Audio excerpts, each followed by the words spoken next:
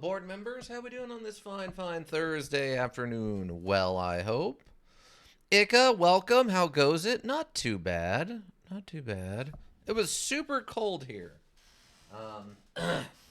Very cold this morning. I think it was 33 degrees or something. I've learned something new in AOD. Oh, see, I got you outside of your comfort zone by playing this non-murder hobo run. And you're learning all kinds of new things, Ika. What did you learn, Ika? Let us know. Also, board members, for everyone else, as it is Tactical Thursday, we are going to be continuing our playthrough of Age of Decadence. Last week, we left, Mazadar? Monadar, or whatever it is. And everything was fine and great, and we decided to make our way over to Ganezzar. Because everything is great, and we were just progressing the story in a natural way, and everyone over there at Monazar was perfectly fine. Don't worry about Monazar. It's fine over there. It's a great place to live. Don't worry about it. Let's see. Merchants have a limit to how much gold is in their shop. If you sell them too much, you'll hit their gold limit. Oh, huh. So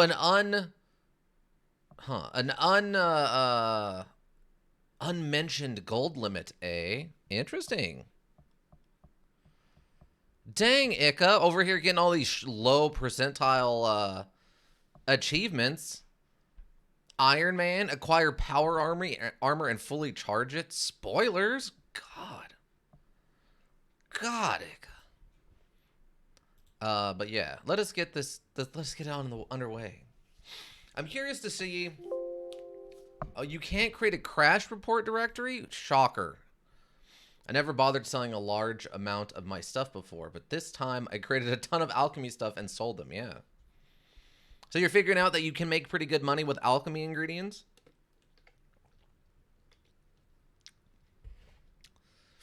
It makes me wonder, like, what the breakdown on that is.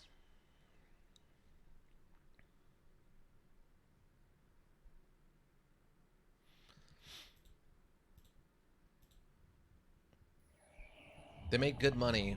With my trading skill, it's a 210 gold for stat healing ointment. Oh, okay. Whoop. And let us continue. Ganezzar, or whatever. Ika, when you look at one of the cities and it has a red outline around it, that means the city's in good shape, right? And not dead or been blown up by like an angry god that you released from a tube, correct? I want to make sure I'm understanding, you know, the maps when I'm looking at them. That's what red outline means, right? I'll keep 3 just in case, but usually if my stats get low... Did it, Patrick! We saved the city! We saved the city! What it means, yes, we saved the city. Got it, right. Usually if my stats get lowered in a fight, then it's a loss anyway. Dang, is this super loud? I feel like I don't remember there being this much noise before. Oh, let me turn this on. Let me grab some of them alchemy bits. It's fairly loud. Okay, let me turn it down real quick. Yeah, that should be better. Hopefully that's better.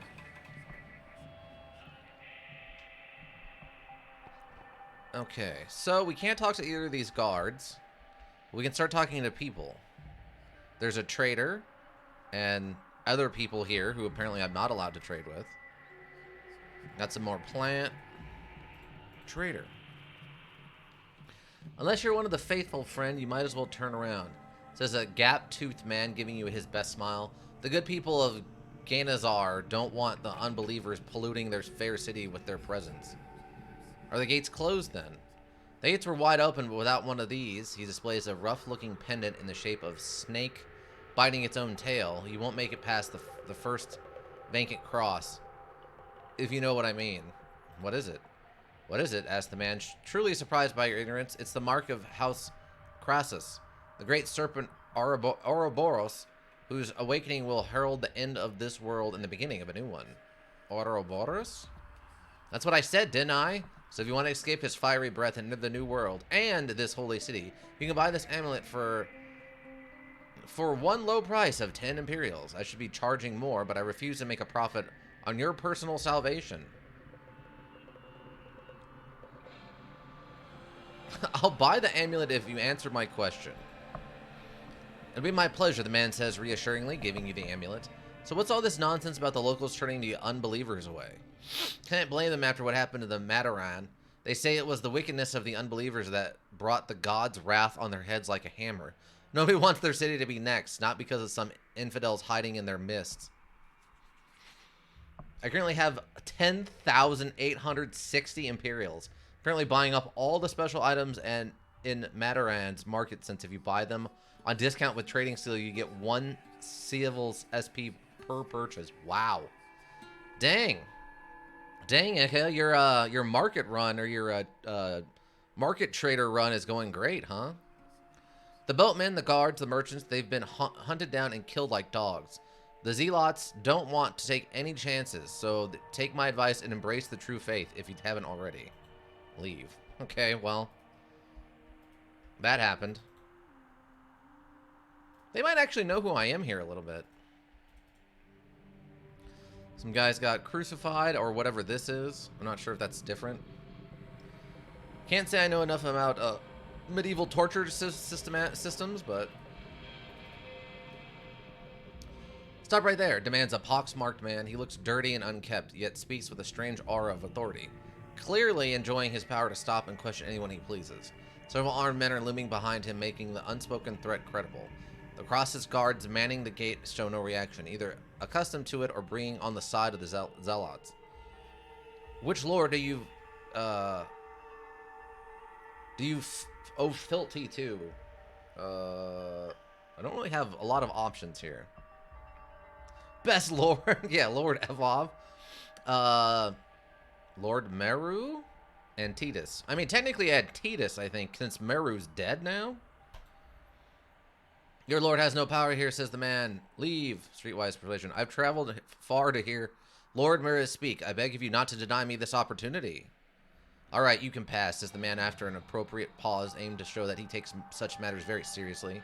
You get a new insight, and we got 1 civil skill point. Leave. Okay, thanks. I love that our character is just inherently fine with lying to people. Oh, Gallus was in charge of Manaron. Oh, got it. Got it. Okay, well, this looks like a thing. Are they? Oh, okay, they're standing up. At this angle, it almost looks like this person is laying down on the ground. And I was like, well, that's kind of odd.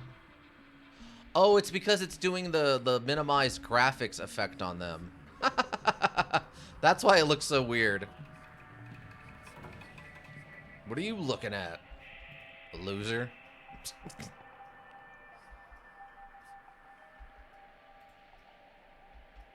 It's loading in very slowly for some reason.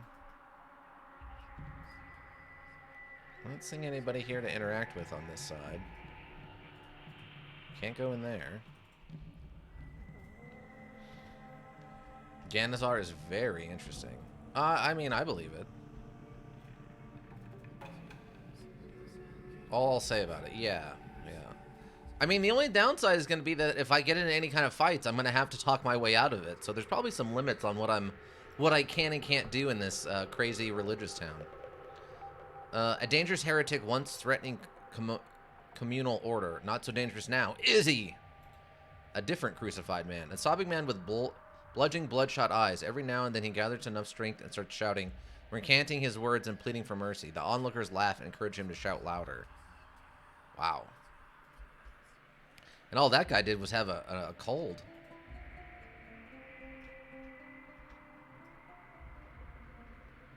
Also, there's a lot of places you can go that's kind of hidden away from your eyes. Ah. Like back here. Back into the secrets. A dwelling. No room, yells a man, throwing a bottle in your direction when you open the door. Keep an eye out for doors and interactables. Okay. Will do. There's a door. Maze of tiny rooms separated from each other by makeshift walls. Each room is its own world. Wait, what? Each room is its own world with its own smell, Spices to cover the taste of meat going bad. Incense to cover the smell of unwashed bodies. Fried fish from the river. Bitter herbs boiling in a pot. Apparently it's like some apartments in New York or something. Like I don't understand. It's not that far-fetched. That exists. We can go see that if we want. And the floor is crowded with straw mattresses. Children sleeping alongside drunk men and ladies of the night. Huh. So they're really just bunking up, huh? Also, is ladies of the night okay here? Like, is that a thing that's all right?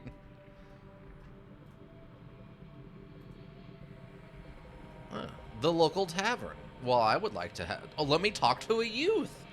It's a youth, everybody. Hello, fellow youth. You see a young man having a heated argument with an old lore master.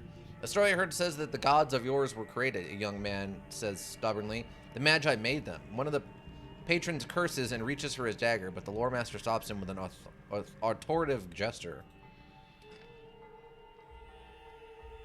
Let's see. Created, asked the lore master with disdain.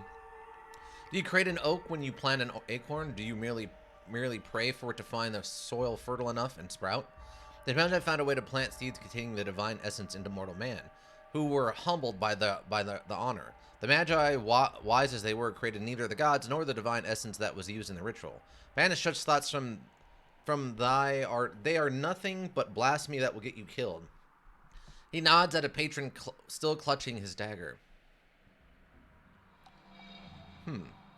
Unlike Mataron, there's a lot of ways to make House Crossus like or dislike you pretty easy. Ah, okay. Huh. Say nothing and live longer. I didn't mean anything, the young man says quickly, taking a step back. I told you what I heard, that's all. That's all, the Lord Master says gravely. You're spreading lies and giving offense to the good people of this city. Giving offense to the gods. Do you know what the punishment for such crimes is? Please, says the young man pleadingly, I'll do anything. Anything, the Lore Master says thoughtfully, as if such an outcome has never occurred to him until the youth mentioned it. In your ignorance, you spread lies and rumors. It's only fitting if you make your amends by spreading the teachings of Brother Meru and bringing light to the hearts of your fellow men. I'll do it, the youth says quickly, as if afraid that the Lore Master will change his mind. Just tell me what to say. Please, the Lore Master tells the young man to follow him and walks away. Wait for them to leave. Okay.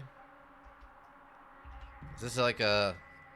That's a weird lore master, but I guess if you're going to try to survive in a hyper-religious town like this, you're going to have to figure out how to turn the lore into what they want, right?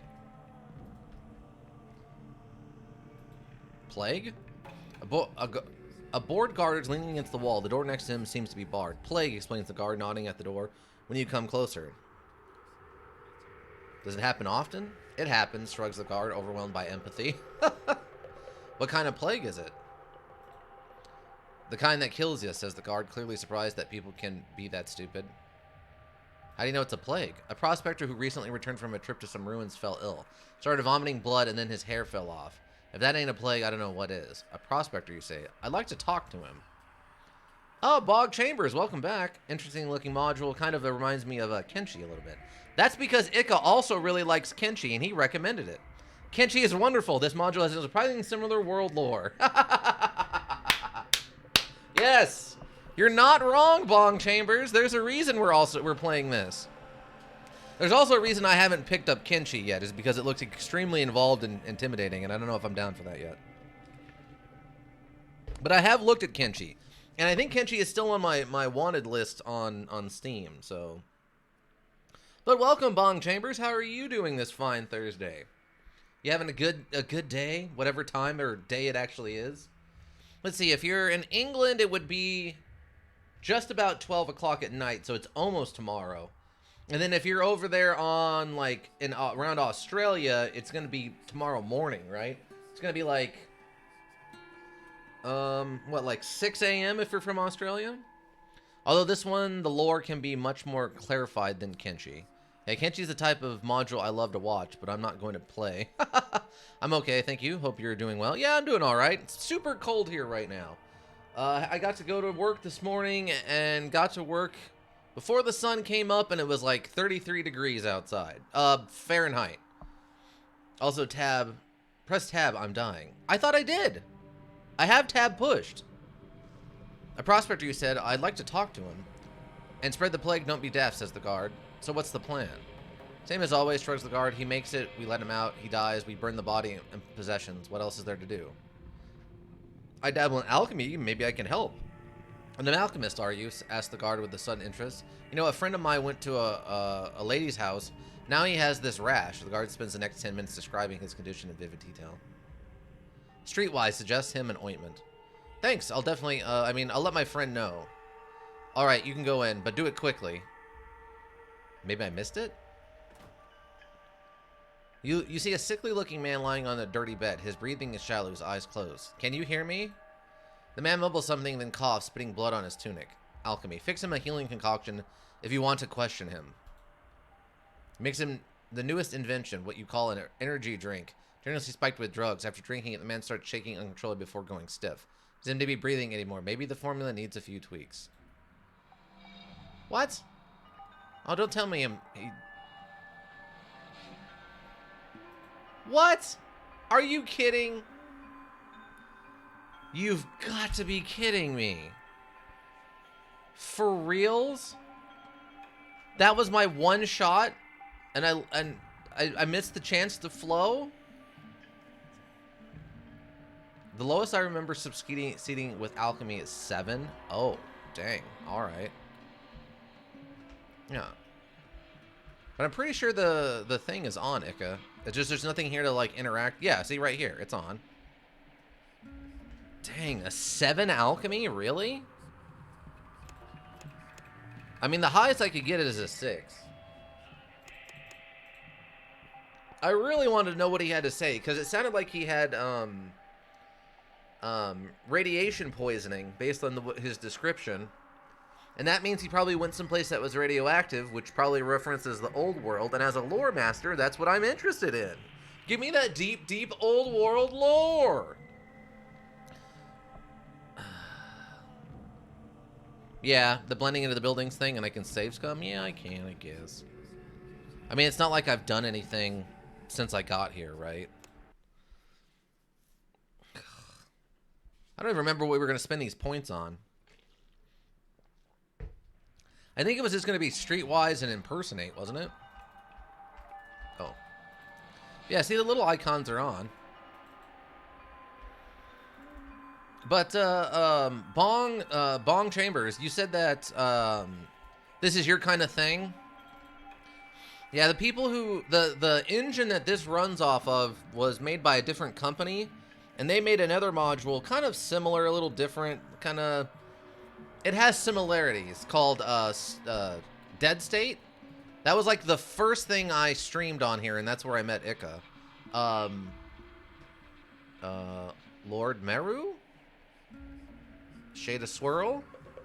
Reputation success. Welcome to the Ganezzar, sister. Haha! Okay, that actually went better. But I didn't get any points for that. I didn't get any points. But... Why? Why is this going so badly? But this is very different in actual general play, but the visuals and graphics and stuff are very similar. Honestly, I like anything that gives you many options and a certain amount of freedom. Oh, okay. Yeah, you'd probably like Dead State. It doesn't have a ton of options, but there's a lot of freedom to explore the map how you want and do stuff. Okay, so I like the other one. This, and then Streetwise. Cool. And then that way I get a civil point. Now I have a free civil point, everybody. Okay, but let's see. What do I want to do for my character? I have 53 points. My lore's at an 8 now. Yeah, I think it was Streetwise and, like, Impersonate, I think is what I wanted to do. This is more of a limited open world thing, meant more to be fully explored in multiple playthroughs. Yeah. Yeah, this is definitely, from what I like, how quickly we're moving from city to city, it very much feels like you're designed to play it through as like 3 or 4 different people. And then, so, like, the first one you play as, like, a lore master and get the world lore. Then you play it through as, like, an assassin and get, like, the assassin lore. Then you play it as, like, a town guard and get the weird, like, stuff going on in the background with that, right? Like, it's definitely meant to play with multiple times with different backgrounds so you get the whole thing. Yeah, multiple paths are great. Yeah, it has like 8 starting classes that all give you a different starting narrative that lets you explore different aspects of the world. So, if that's your thing, it's there in spades.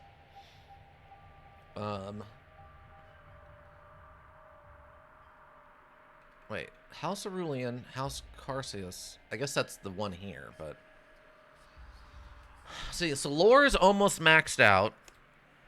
God, we have to 40 to get it up to level 10. Let's see if I do streetwise.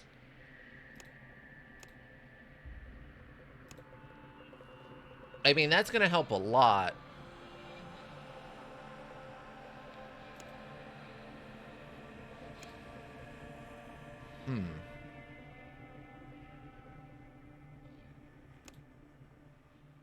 I mean, that leaves me with 16 points.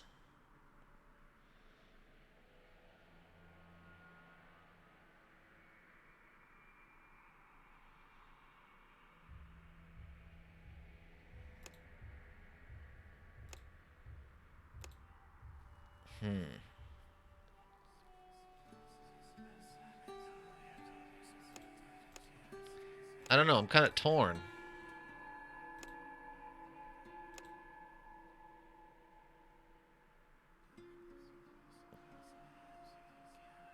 There's 4 guilds with differing paths on each. I'd recommend wait. Okay.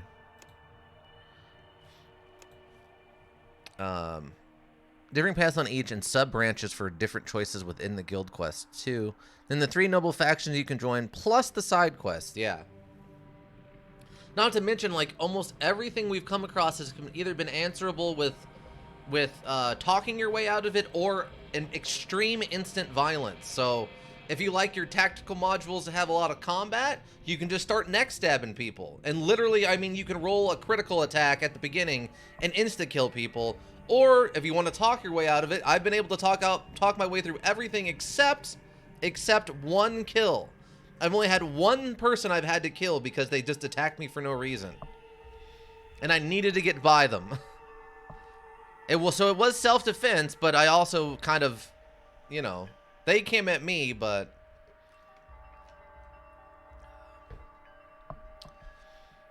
I love it gave me the brawler rank for just talking about fighting in the arena. Oh yeah, we have augmented Farsight and the Mind Shield.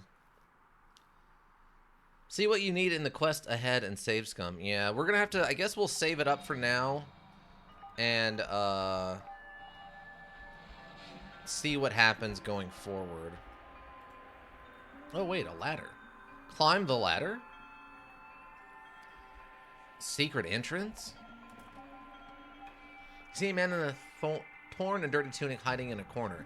He has the desperate look of a concerned animal. Help me, he whispers quietly. You hear shouts coming from the outside before the door flies open. Several armed zealots bursting in. There you are, says their leader, a man with white shaved head and a misshapen nose that's been broken too many times. See, stuff like that ladder, yeah. He poisoned your coffee too. I think most coffee drinkers would consider that to be enough of a murderable sin. I mean, I didn't drink the coffee, so I don't know about that, but yeah, that's pretty messed up. Who are you? We're God-fearing men, says the zealot. And not some thugs, if that's what you're thinking. This man is guilty of heresy, a charge he doesn't deny. What about you? Are you a woman of faith or a godless heathen? No better than a rat. He almost spits the last words in your face. It's not like I can stop them.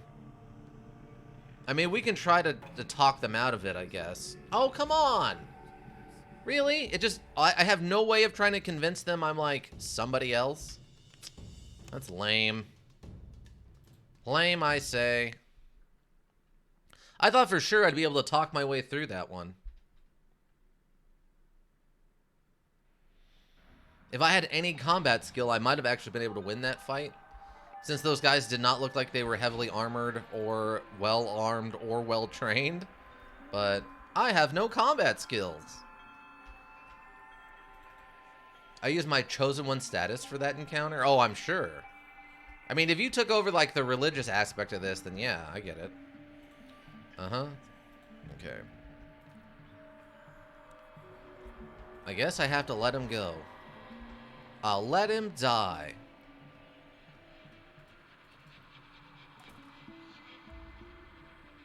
Who are you? I should not suffer a heretic to live. Let Smile takes a step back. Takes a step towards the terrified man and buries his dagger in the man's guts. The man doubles over and collapses, moaning loudly. Pleased to make your acquaintance, sister, says the zealot, offering you his blood-stained hand. We can't make a better world with good intentions, can we? Amen, brother. You seem like a good sort, says the zealot. Instantly warming up to you. Once I introduce you to a friend of mine, he has a vision, you see, and he knows how to get there. It won't be a waste of your time, trust me. Why not? Ah, there's the reputation has gone up. Talk to Hector then. You can find him at the corner near the stairs. Tell him Tycho Tycho sent you, alright? Tycho Brahe? Penny Arcade famous Penny Arcade writer, or Tycho Brahe famous, I think, ancient writer. Either way, I don't think either of those Tycho Brahes are the type to stab people. Oh, a door. A bunch of zealots and a pancretus. You see a vigorous old man surrounded by a score of enthralled zealots. He has an overpowering peasant's presence and a booming voice that carries like that of a strict but fair parent explaining the ways of the world to his obtuse children. He stops when he sees you and beckons you to approach, as if encouraging a shy child.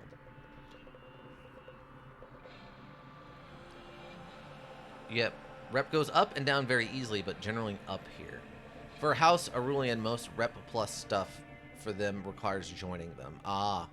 Because I think we were one rep away from being able to get back into that mine and play around with the mine equipment. But I'm not super worried about that because it's at this point it has not been relevant. I'm really hoping it's not the thing I needed to do to be able to get enough power cores to power up this glove and then use the glove and the eye to see that secret place in the tower while I was up there, but we'll have to figure that out maybe a second time. Okay. Shy child. Come join us, sister. -10. Well, there you go. Come join us, sister. I can see that you're haunted by questions nobody can answer. That's why the gods led you here. They want you to find what you seek, and they want me to guide along the way. Should I fail, I'll fail the gods, and I will have to answer for it, says the old man smoothly. So tell me, what ails your soul? What is the god's nature? Or swearing fealty to Antitus? Yeah. I mean, we were thinking about doing that, but I wasn't sure what the full consequences would be, and it turned out so far it's had none, but, you know, what can you do? Some more spoily stuff I won't say. Right. You might as well ask about the nature of the sun, laughs the preacher. His laughter is comforting, as he's clearly laughing with you, finding life's mysteries amusing, not at you. It turns night into day, which is far more important than what it is. Imagine the world without the sun. The world cast in eternal darkness, horrifying, isn't it? Yet that would be the world we live in, only the darkness covers not our eyes, but the hearts and minds. The gods will shine their everlasting light upon us, but only if we let them. The gods demand what? It's because give us very little. Eyes that have, and they see not. Ears they have, and they hear not, laments the preacher, shaking his head. You're lost, sister, and can't find your way home. The gods offer you their hand. They will shine light upon you. They will smite down the false lords, those who kept you in the darkness, and yet you say that they give you little. All they ask in return is your obedience, yet you say they demand too much. I'm not the false lords? No man should raise himself above other men, for only the gods have dominion over men. A man who proclaims himself a lord is a deceiver who wants to subjugate you and keep you in darkness. You owe him neither obedience nor fealty, for he is the enemy of the gods. I'm not sure what to believe. Ah, says the old man, as if the easiest thing in the world to explain. Do you believe that the world around you is fair and just? No. And you believe in the better world, says the preacher, smiling like a proud father at his child's first steps. Now tell me, who's going to give you this world? Can he use denying you an opportunity to say something and embarrass yourself? Is it you? No, for you're just a woman, lost and alone. Is it your lord? No, for he's a false lord who claimed a title that wasn't his to claim. He looks at you expectantly. The gods? The gods, says the preacher, bowing his head and reciting a prayer. You see, sister, while your mind didn't know what to believe, deep in your heart you knew it all along. A better world, just a world without false lords. The kingdom of the gods. Leave. We just leave. We just nope out. Like, okay, that's great. Bye. Bye. Heretics beware. Oh, a different dwelling. A smoke-filled hashish house. Wait, hold on. Yeah, a smoke-filled hashish house for those who can afford more than a filthy straw mattress. Men with empty eyes look through you before returning to their pipes. Also, it's unfortunate that you most likely won't be able to get into Zemede, so much lore in there. It's funny telling him you think the world is fair and just. Well, I told him no, but it would be very funny to tell him yes, given everything we've done and experienced. Okay, we've done that one before. Okay, can't go that way. Okay, so going in and talking to this guy isn't going to do me any good because I don't have any... Oh, there's this guy with the listening. Can I talk to the lore master directly? Oh, okay, no. Okay. You'll live longer, continue, wait for them to leave. Okay. Okay. All mine is being murdered by me is pretty fair and just. The dirtiest brothel you've ever seen. It's a fairly busy place that proves once and for all that beggars can't be choosers. Wow. Oh, so apparently, a street hustler.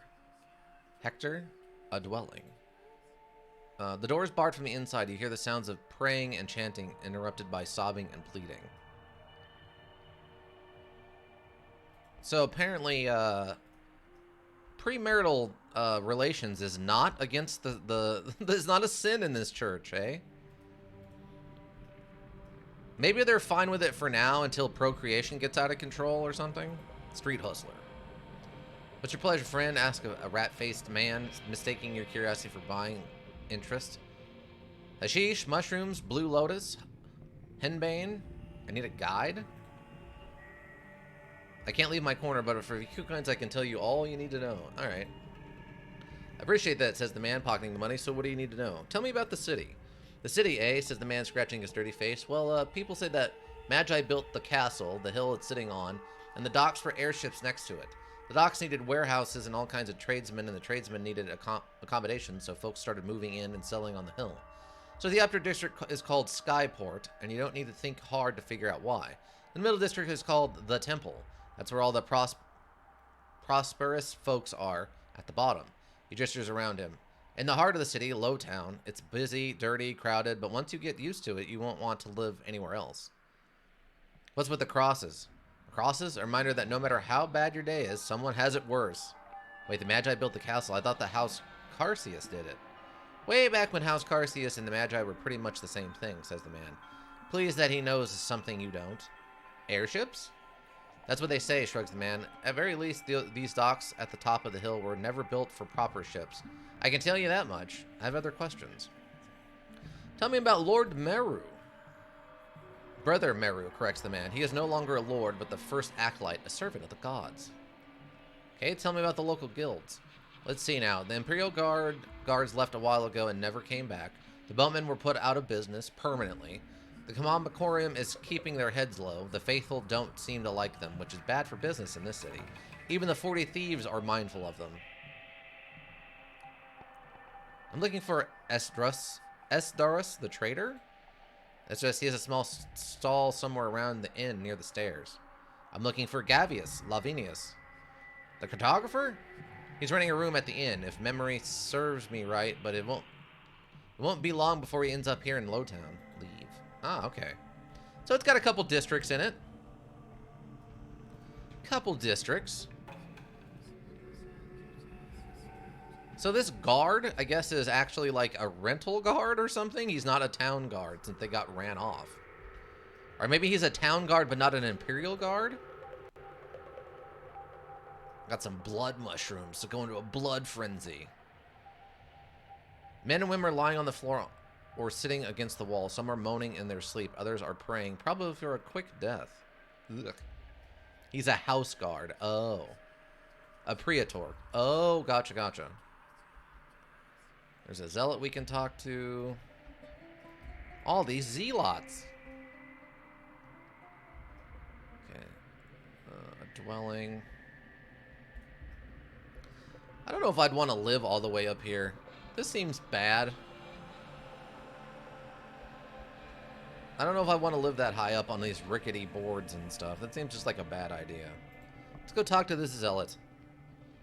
Don't suffer an unbeliever to live, exclaims a man standing in front of the rows of crosses, for he is the enemy of the gods. His very existence is an affront. A breath he draws, an insult from it pollutes the air in this holy city. His wickedness. He notices you and stops mid-sentence.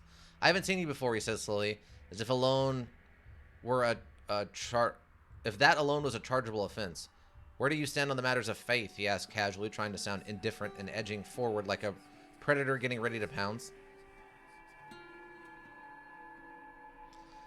I follow the teachings.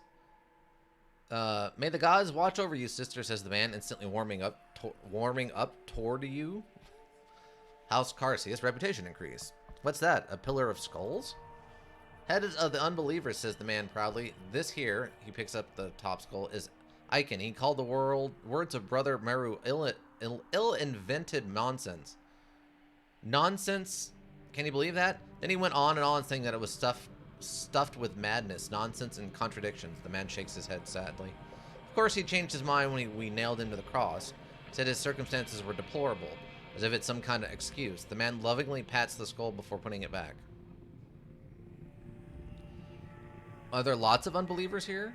Not as many as there used to be, says the man, gesturing at the crosses, but some rot still remains. I can smell it. He taps on his nose for emphasis. How long have you been crucifying the unbelievers?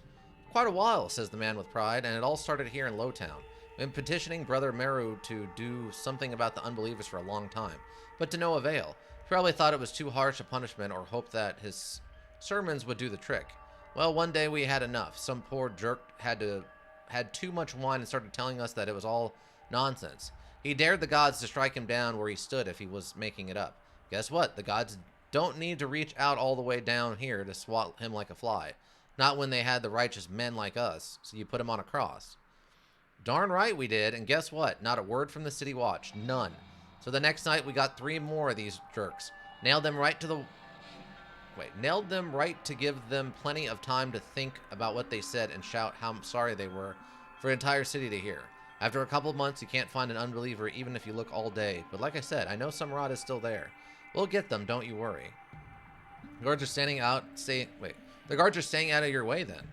You could say that, so maybe Brother Meru did hear our prayers after all. What's he like, Brother Meru?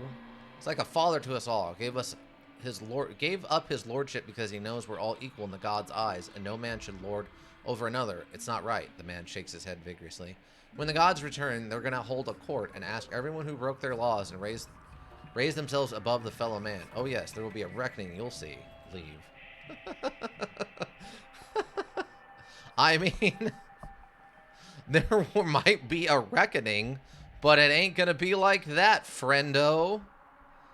Would you like me to show you my bone tattoo gun that was used to make the gods? I can show you that artifact if you'd like to see it. I actively have one on my person in this very moment. Why is that not on? I need to have that on with me, and my knife. It's, where is it? It's right here. Oh, dang, do I still have stuff to sell? Oh, no, I've sold most of the stuff I had to sell. It's got a couple other things still lurking around. Alright. Another guard. Keep moving, says the guard, giving you a quick glance. Expecting trouble? I'm here to make sure that new arrivals understand the boundaries. Just because our gates are open to all faithful doesn't mean that you can go anywhere they please, explains the guard. Of course, men of standing and reputation are welcome anywhere, but those who belong at the bottom should stay at the bottom. I thought we were all brothers and sisters. In God's eyes, we are, nods the guards, ignoring her sarcasm, which doesn't mean we shouldn't have order. If you were dirt poor before, you won't You won't be sleeping on a feather bed when you come here, but you'll pray freely and without fear. What about the crosses? It's the holy city, says the guard, giving you a long, hard look as if finally finding you worthy of his full attention. If you aren't a woman of faith, why are you here? I am, brother. I was merely curious who dispenses justice in Lowtown. The faithful don't need judges to see into the hearts of fellow men. They need guards to keep them from wandering into the upper districts. Is it not said that justice is a joy to the godly, but terror to the evildoers? I was one step away from figuring out a secret of Meru's. Then I found out that the healing machine I thought I couldn't access, I could. Rip. You can get plus rep from this guard too.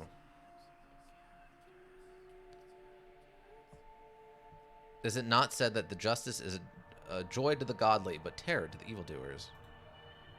Quite so, sister, smiles the guard. The faithful can walk without fear, for they are amongst brothers. What can you tell me about the city? Imagine I built this hill to be closer to heaven, to be able to speak to the gods and ask their favor. Touched by their devotion, one of the gods shed a tear which fell from the sky but didn't hit the ground. It stopped in midair, frozen in time. A symbol of the gods' love and power. They say that Castle Ganezzar was built around this holy tear for to stand next to it is to stand in the presence of the divine. A tear? A tear in the fabric of our world? A god's tear, says the guard. Weren't you listening? Leave.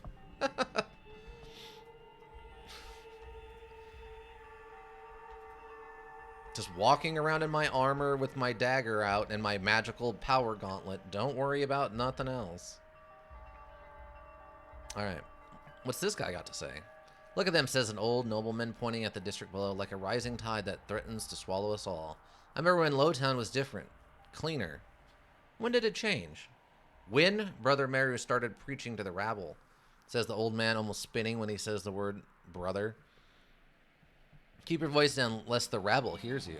My family settled here when Ganezzar was nothing but a castle surrounded by a handful of houses. I'm not afraid of them. What was the city like in those days? It wasn't much of a city back then, just a castle on this darn hill in the middle of nowhere. Many had wondered if House Carsius was banished from the imperial court. My family was always loyal to the Carsius lord, so my ancestors left Ilium and settled on this hill. Of course, had they known that a lord of the greatest of the great houses would end up wearing robes and courting the rabble, they would have stayed in Illyrium until the bitter end. Ilium? The capital of the old empire. The lore masters say the fighting was so fierce the land itself was split asunder, and the city sunk beneath the waves. That was the turning point. We stopped the jerks dead and won the war, but the cost was too great to bear. Why did the old empire collapse? Why? Imagine the old empire as a mighty chariot with 7 horses. The horses were yoked to the chariot and follow the command of the charioteer. The war killed the charioteers and broke the chariot. The horses, the noble houses, started pulling what's left of the chariot in different directions, thus tearing it apart. So when did Ganezzar become a city? My take on it is that at first Carsius lords didn't want a city. They wanted a remote castle reachable only by air, but at some point, supplying the castle and the growing number of retainers had become too expensive. That's when they built the cascading levels and the first stairways, and opened the lands around the hill for farming. When the farmers came, they settled at the foot of the hill, so the noble families were near the castle at the top where they belong, the plebs at the bottom, and the equestrians in the middle, a perfect natural order. And now? And now? Asked the old nobleman with a scoff, now that the first amongst a nobleman has renounced his lordship and calls himself a brother to his rabble. I understand that we're weak and our enemies are many, but Lord Meru's going way too far. What's he doing? What has he already done can't be easily undone. They won't go back into the cages once they serve their purpose. Mark my words.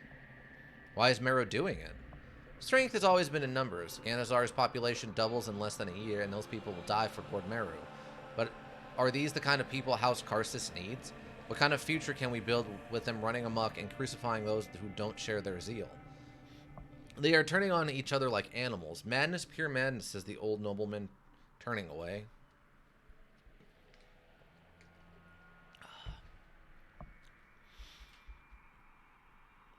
Slave. Not a slave. Oh, we can harvest a plant. Excuse me, good God, I must harvest this plant. We got 3 golden berries. If I acquire 7 gold berries, and 8 bear hearts, I can turn them in at the guild master, who will reward me with some gold XP and this dagger I don't actually need.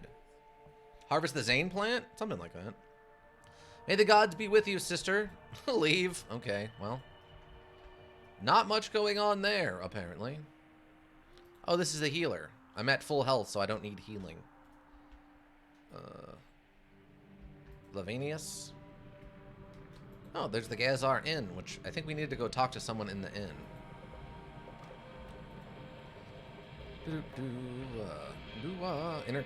Innkeeper. May the gods' blessing be upon you, stranger. Maybe later. Leave. Pretty sure I need to talk to someone here. Slow day, says the roof. Lockpick the door or lockpick the door, which I'm not good at.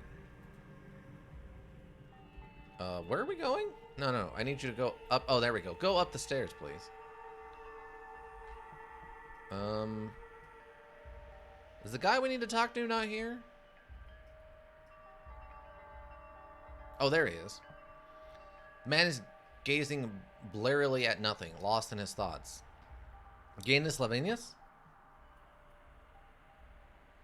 Oh, maybe it did. Oh, maybe when I restarted it. He blinks as he returns to reality, then turns to look at you and says, I don't know you. He says after a moment, Dominus Ulpius sent me. I told Dominus to leave me alone, says the man angrily, and I'll tell his lackeys to do the same. I've got nothing to say to you. I was asked to find the temple. Any help? I don't see a crossbow pointed at your head, he says, interrupting. Tell them you didn't find it. Everyone will be better off. You can thank me later for living a long life, or a longer one at any rate. You found something... You have some strong opinions considering you've never even seen the temple. Demetrius said you've never found it. That's right. We didn't find the darned temple, says the man, staring at his cup for a while. We didn't have to. He takes a deep breath and, as if against his will, continues. We've all heard the tales of an all-powerful magi, pacts with the demons, betrayals, destruction, the stories from before history. The Lord Master spelled it all out for us, but we didn't really listen. And why would we? It happened centuries ago. The tales were outrageous. Legends. The war, the gods, the Quantari, they're all gone, like all the great works of the past. No more than dust and rubble, right? He smiles nervously. That's what we all thought until one day we stopped under the merciless desert sun to wipe the sweat from our eyes. Looked about ourselves and found we had walked straight into those tales and discovered just how real they are. So now you drink all day? I drink because nothing makes sense anymore.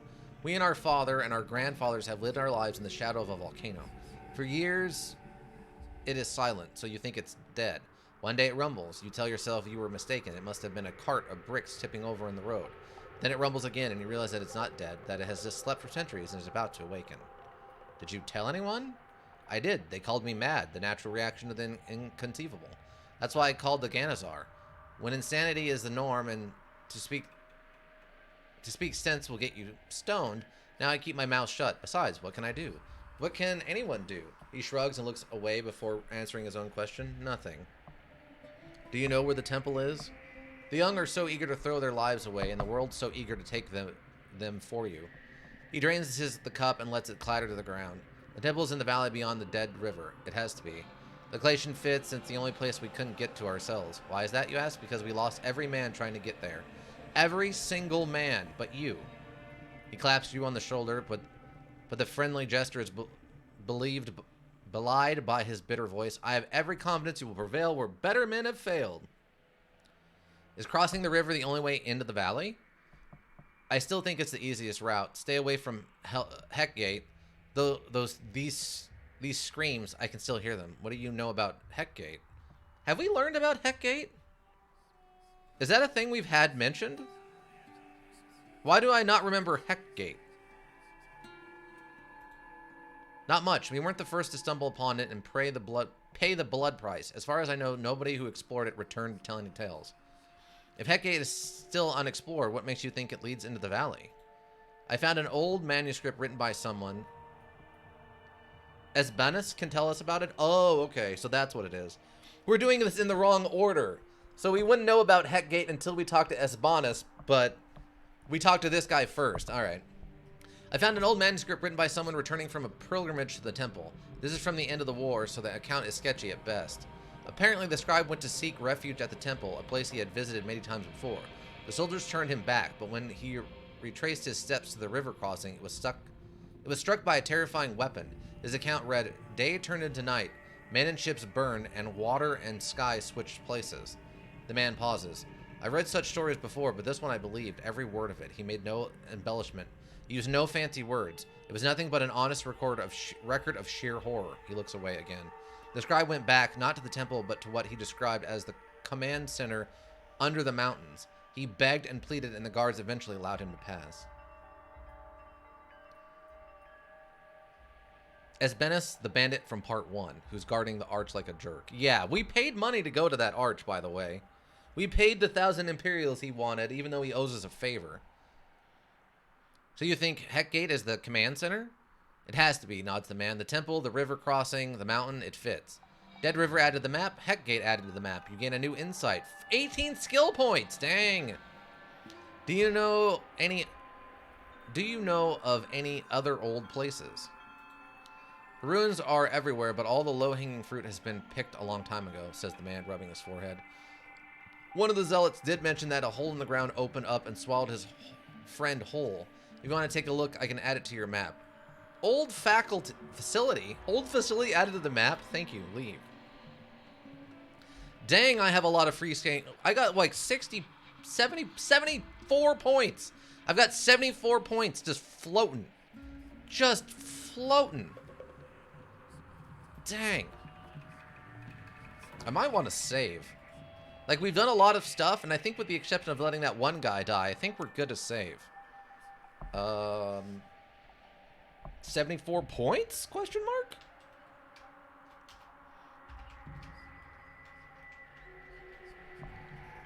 Save.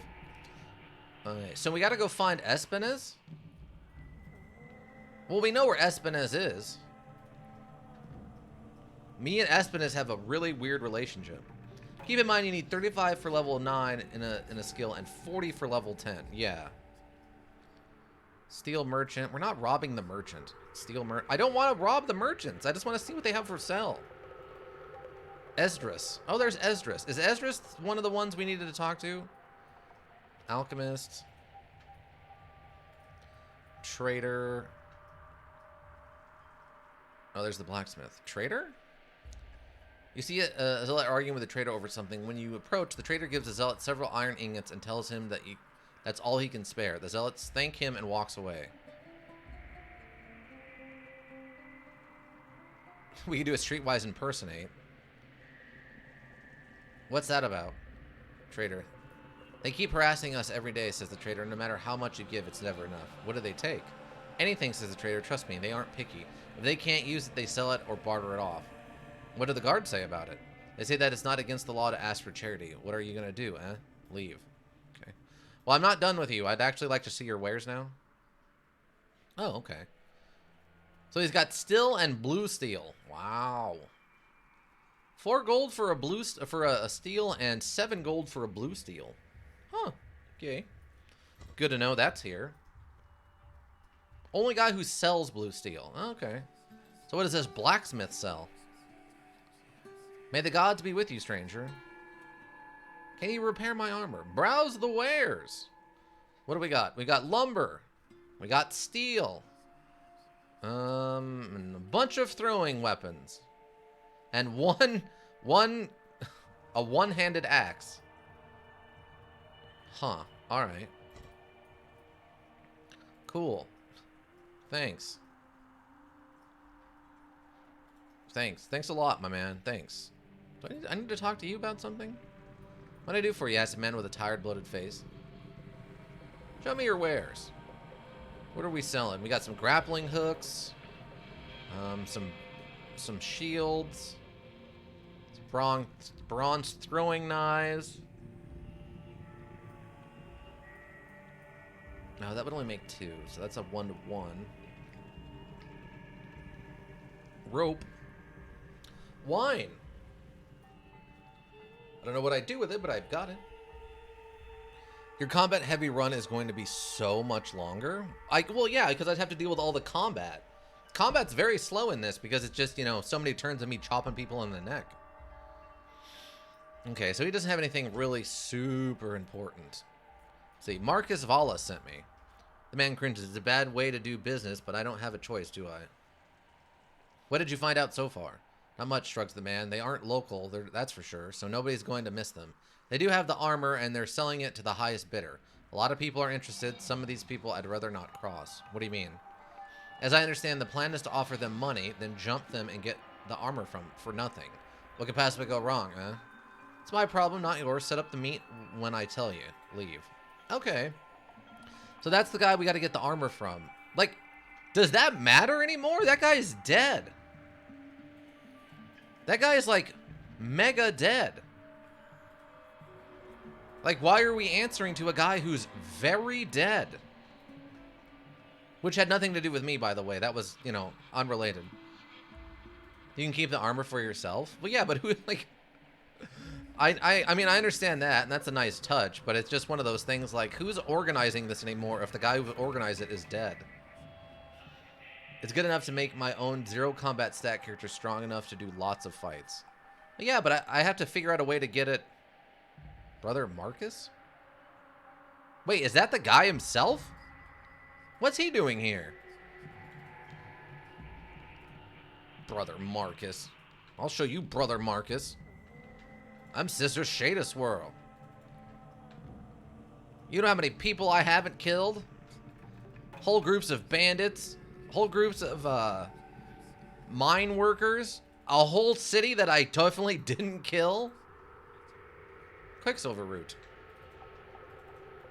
And I can't go up the stairs. Alright, I guess let's talk to Brother Marcus. My door is always open to the faithful, says a nobleman wearing a robe and a turban. The robe is lavishly decorated with golden embroidery and probably worth a small fortune. I'm Marcus Sidnoius Fabinos, the second acolyte, but you can call me Brother Marcus. The second acolyte? Brother Meru is the first acolyte, says the nobleman, his facial expression inviting you to connect the dots.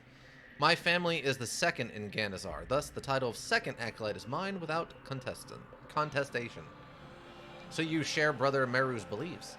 My family has sworn an oath to serve House Karasis hundreds of years ago. Lord Meru's creed is my creed, says the nobleman proudly. When he fights, I fight. When he kneels, I kneel. Where he goes, I follow. What does the responsibility of the second light entail? When the gods return to establish their kingdom, Brother Meru will be elevated above all men and granted kingship. As the second acolyte, I will stand a step behind him and assist him in carrying out his duties. It is the highest honor, adds the nobleman, as if unsure that you can grasp such an important detail. What makes you think the gods will make Meru a king? The true kingship comes from heaven, says the nobleman, raising his finger. Much like a lord can't attend to every detail and needs trusted servants to do his will and looked after his domain, the gods will need men pure of heart and blood, of course, to do their will and administer their king. Oh my God, administer their kingdom. There is no other way, adds the nobleman with certainty. Ah, and blood, huh? What happened to we're all brothers and sisters? We are. Nobleman gives you a fake smile, but even amongst brothers and sisters, those who are born first, whose destiny is to lead and inherit, and those who are born last, whose destiny is to serve the firstborn and follow their lead. So your birth determines your station? The gods determine your station, says the nobleman, saddened by your ignorance. If one's meant to plow soil, one is born to a farmer. Brother Meru has been chosen to herald the gods' return. Do you think he could have done it had he been born a farmer? So all these people in Lowtown are misguided. The nobleman says quickly, their hearts are in the right place, of course, but due to their low birth, they aren't equipped to understand matters of philosophical nature. They speak of freedom, but spread chaos. He shakes his head. Leave. Wow! Everything about this offends me. Every aspect of this upsets me so much. I mean, Manadar or whatever was a bad place, but I would much rather have definitely not burnt down Manadar, but definitely would be much more okay with burning down Ganezzar if given the choice, but I didn't have to burn down Manadar at all. Manadar is perfectly fine, everybody. Take it from me, the person who didn't burn down Manadar. But yeah, everything about this town upsets me a lot. Like a lot. Like way too much. I don't know if it's better or worse that we, this is a family-friendly stream and I don't curse. Sometimes I want to. Sometimes I really want to yell very, very loudly. You'll probably enjoy a lot of the guild quest lines then. Well, the problem, Ika, is that I haven't been able to do anything with any of the guilds in any of the other towns because no one's willing to talk to me because apparently I lack the raw skill to get in with a guild. The first 2 towns of the 3 towns their guilds want nothing to do with me. You see a blind man sitting on a bench. He appears to be oblivious to everything, simply enjoying the warm day. Beautiful day, isn't it? Says the blind, turning his head in your direction when you approach. First time in Ganezzar? How can you tell? Who else would approach a blind man to ask for directions? The locals leave you alone? I'm an analyst. Was an analyst, says the man, before I lost my sight. Fortunately, I don't have to earn my meals telling stories in taverns, so I just sit outside and enjoy the warm breeze. I didn't have time for such things before, but now all I have is time in the world. What'd you work on before you lost your sight? I tried to trace the history of House Karsus, which proved to be a daunting task. They say the old empire had 3 pillars, and House Karsus was one of them. None of the other houses can claim this honor. You could have joined the Kamakurian, although I didn't tell you about that option. Well, I mean, I never ran into anybody to talk to about it. Let's put it that way. You can see that better on the Merchant Run. Well, you can see that on Merchant Run better anyway. Oh, okay. Do you know the house's origins? I know what the story says, which is as good as it gets these days. Of course, most of these stories come from House Karsus archives, so you make what you will of them. So what does these stories say? They say that House Karsus was founded by Gavus Valorous Karsus, a military tribune with counselor powers and unparalleled vision. It was him who turned the Magi into a powerful order, and it was that order that turned an upstart kingdom into a mighty empire. So this Karsus character created the Magi and the old empire.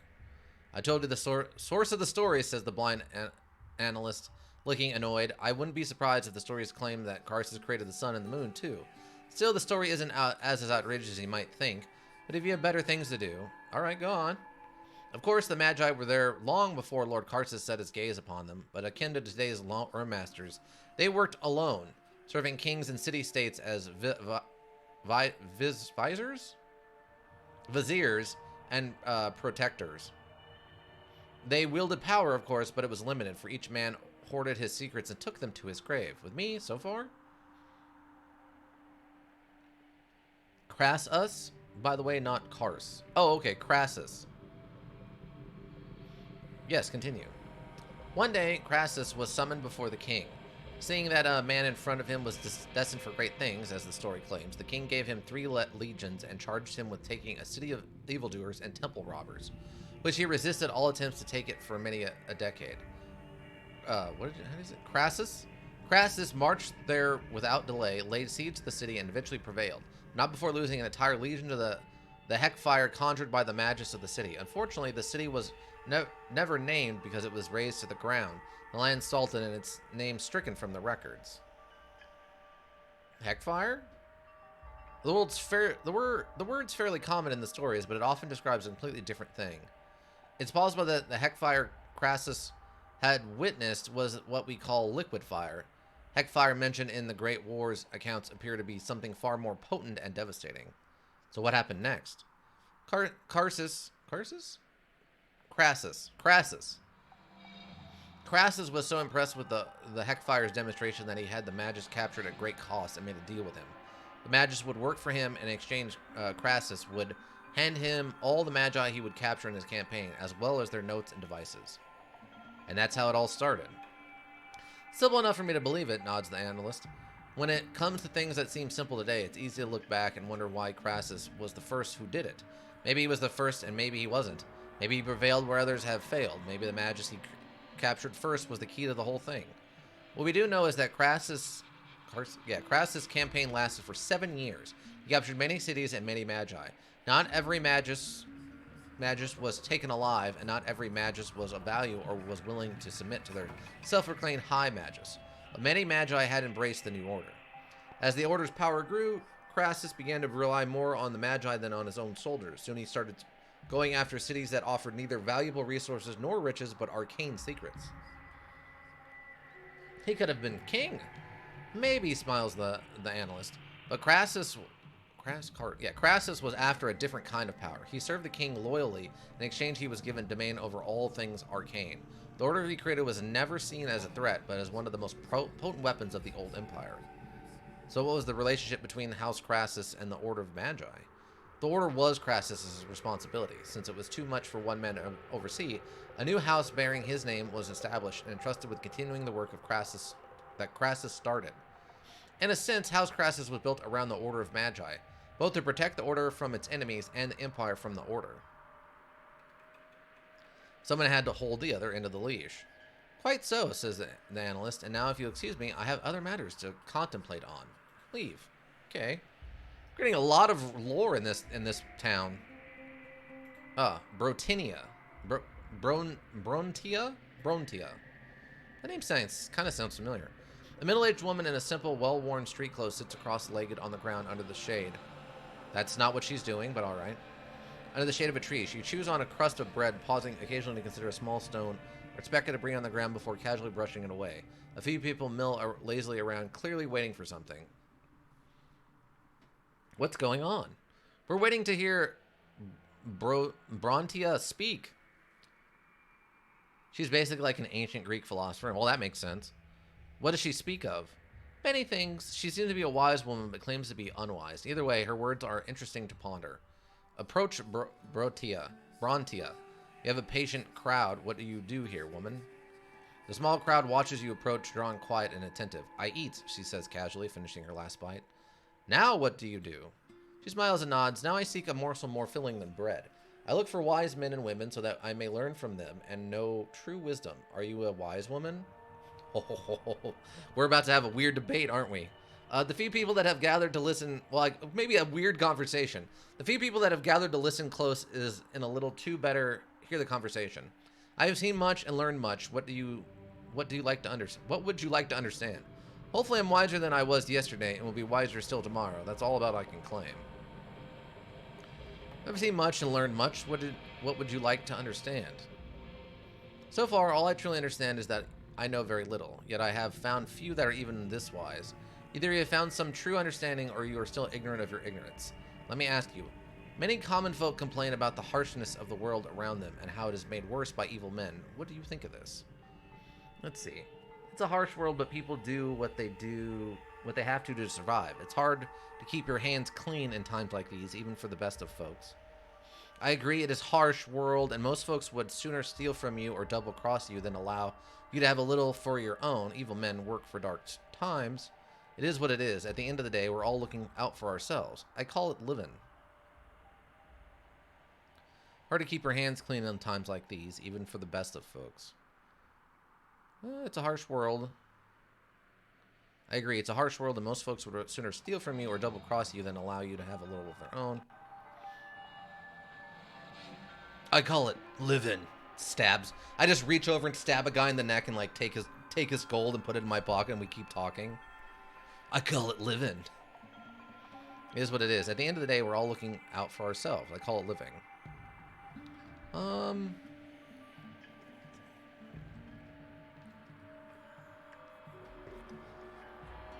Have to survive. It's hard to keep your hands clean in times like these, even for the best of folks. I'm gonna go with this one, I think. She stands and begins to address the group as a whole. We do what we have to survive.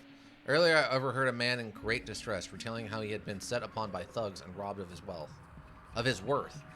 He too claimed that our world was an evil place, filled with evil men. He certainly was not relieved that the thugs would be eating well that evening. But I have since some thought on this notion of an evil man. I ask, is a man evil because he takes from another? Consider the wolf and the hawk.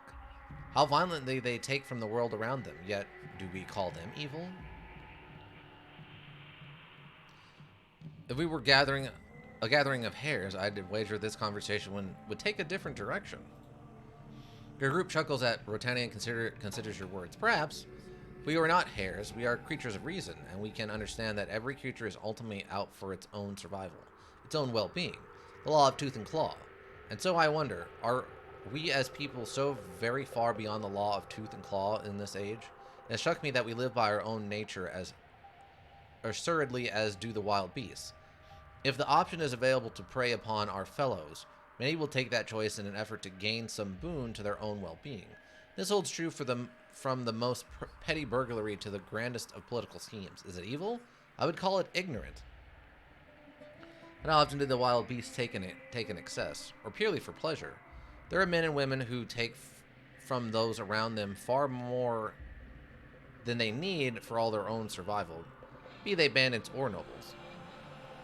What about acts of selflessness, generosity? Not everyone always acts in their own self-interest. It holds true from the most pretty evil. I would call it ignorant. Why ignorant? Because they fail to see that by prying upon those around them, they are more likely to have the same done to them at some point. A wise people would understand that our nature is to self-serve, but with reflection understand that if we all seek to help ourselves, even at the expense of those around us, we all stand to suffer at the hands of each other. And not wanting to suffer, we can as a whole be more prudent in the way we live our lives. We can choose not to inflict suffering, knowing that those around us also forgo this course. We are not a wise people. It's an interesting philosophy, but it can never work, but requires too much mutual trust. It only takes one jerk to break it all. It's best to just go ahead and be the jerk. I mean, no, but we are not wise people. Britannia nods grimly. I agree, and it may be unrealistic, but I wonder if strong leadership could bring that to us. But for now, Tooth and Claw is in a time of ignorance. May you all come to live as I do, like a dog in the streets, for there is no happiness in the sorting of the wolves and hares. In the shorting of the wolves and the hares. She returns to the shade of a tree and settles into a napping position. Leave. Okay. That was interesting. A little, yeah, that's basically an old Greek philosopher type, for the most part. I mean, I'm not oh, I didn't, okay, we're starting a thing. But yeah, I mean, I'm not like a Greek philosopher major or something, but what little I know of Greek philosophy, that sounds about like what the kind of stuff they would talk about. You step into an old crumbling temple, open to the elements and passerby, putting a crowd waiting for today's sermon. The preacher, a bearded man with their fiery eyes, of a true believer and the mannerisms of a escort master, appears shortly after. He parts the crowd. Are they saying he's like a pimp? Is that what they're saying? Mannerisms of a pimp? Is that what I'm understanding? I want to make sure I'm understanding this word and that maybe the more modern connotation of it. Yes? Okay, so he's walking around like a pimp. Got it. Appears shortly after. He pats the crowd with a practiced ease, making his way to the podium. Wait. It's humbling to see so many people, says the preacher, his voice smooth and secure. Smooth and sincere. So let's speak of humility today. I'm often asked why Brother Muru has renounced his lordship. What is the significance of this act? Why was it even necessary when we all wholeheartedly accepted Brother Muru as our shepherd? Keep listening. It is said, says the preacher, his voice flowing like water, humble yourself in the sight of the gods, and they shall lift you up. They shall lift you up, says the preacher, as if stating something profoundly obvious. A man who lifts himself up, any man who puts a crown on his head, any man who raises himself above others is putting himself above the gods. For he says that he doesn't need the gods. He says that he knows better. And that's why the gods left us to our fate. Ignorant in their pride, in their arrogance, our forefathers told the gods that they knew better. The gods could have chosen to smite them all, but they didn't. Had they done it, we'd all be living in the kingdom of the gods now, but we had to learn this lesson, no matter how painful it's proven to be. Keep listening. The path of the gods' kingdom lies in submission. We must submit to the will of the gods, for this humble act is the very foundation of it. Brother Meru proved it when he renounced his earthly title and removed his crown made of gold, for neither was given to him by the gods. He kneeled in front of the divine and submitted himself to the gods' will, begging to be judged, for no man is above the gods. No man can rule others because the kingship can only come from the gods. Keep listening. When the gods return, it will be too late to beg for forgiveness and make amends. When the gods return, we'll be judged. The wheat will be separated from the chaff. The false lords and false prophets will be held accountable, but so will those who followed them, out of fear or ignorance. Discard your pride, brothers and sisters. Have faith in the gods. Submit to their will and show them that you're worthy of being admitted into the gods' kingdom. Time is running out. Don't waste even an hour that can be dedicated to earning your salvation. The preacher walks away before you can ask him any questions. House of Crassus, Crassus? Carsus. Crassus. Reputation has increased. Okay, well, sure. That sounds right to me. Mercenary and a mercenary, and the door is barred. Another one of these barred doors, you say? Ooh. We got some Kadura leaves. I'm looking for secrets. Ika warned us about secret. Wait. Oh, is that a cat? It's a cat. Look, it's a cat, everybody. Is this like the first animal we've seen that wasn't like a bird, I think? It's the honest to God orange cat. Yeah, it's that cat right there without the sunglasses. They hadn't invented sunglasses at this point, so he can't be wearing the cool sunglasses, but... There's a chicken here, but it's a bird. Well, yes. I think scientifically, Eka, you are correct. I agree with your assessment.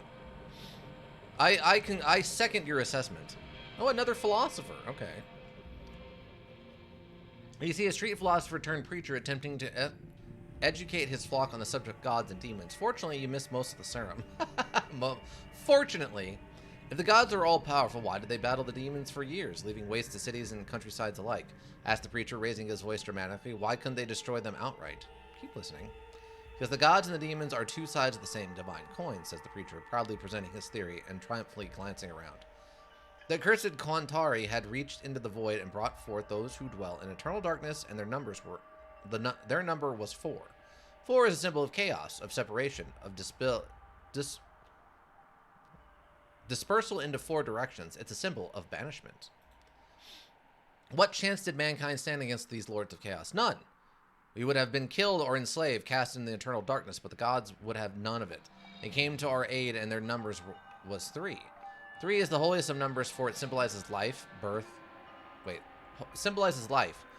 life, and death, body, mind, and spirit, creation, destruction, and preservation. It symbolizes unity, for the 3 gods united were infinitely more powerful than the 4 demons, whose numbers symbolize separation. Thus, in the end, each demon stood alone, and that was their downfall. They said that gods and demons were 2 sides of the same coin. What did you mean by that? The origin was the same, and their numbers was 7, the number of the universe and a symbol of the completeness. There are 7 days in a week, 7 rays of the sun. What? 7 pillars of wisdom, okay, and 7 musical notes. Maybe? 7 divine beings representing the trinity of all things and the 4 elements. Clearly you know your numbers. What did you know about the gods and demons that isn't common knowledge? I know a plenty, says a philosopher defensively, but my knowledge isn't for the likes of you. What do you know about the one called Balazar? Baal-Zarath? According to the stories, he is the chief of the demons. 7 colors, light is split into through a prism, I think. Oh, okay. Or maybe just colors. Yeah, I'm not sure what he means there. Like, you're talking about if you split a light with a prism, it turns into a rainbow, and then that assortment of colors is 7? Something along those lines? What makes him the chief if the demons were divided and represented different directions? Well, the numbers say one thing, the story is another, but the numerology is the exact science, whereas stories are nothing but hearsay. So believe what you will. What about the artificer? He was the cleverest amongst the gods. Some stories say that Baal-Zarath was the first to enter our realm, and the first to rebel against the Magi, challenging the first of the Magi himself. Other stories say that it was the artificer who rebelled against Baal-Zarath and brought his downfall. And then you wonder why I don't put much stock in stories. Alright, so what do the numbers tell you? The numbers don't lie, says the philosopher, excited by the prospect of educating you. 3 and 4 don't make 6 or 8, no matter how many times the equation is repeated. They always make 7.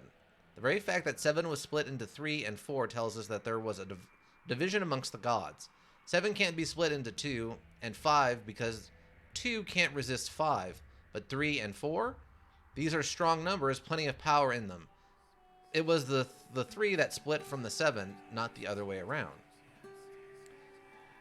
Red, orange, yellow, green, blue, indigo, and violet? Well, I mean, that would be 7. Why did they split?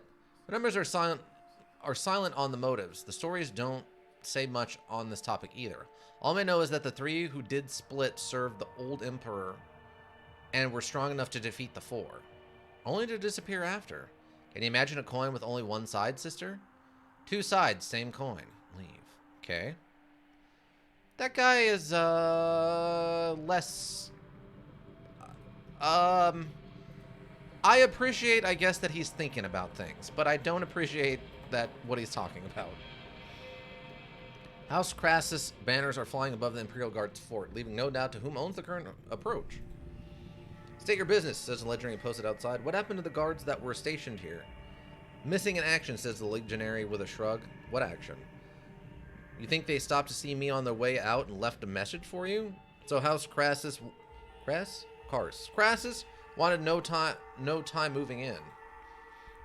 Looks this way, doesn't it, says the legionary. Anything else I can help you with? Leave. No, thank you. No, thank you. Okay, I'm not seeing any doors. Oh, wait. Something happened? Something happened there for a second. What was that? Oh. Just what is this? Berigarius's gems. There's a guard in here. There's two guards in here. And Berigarius.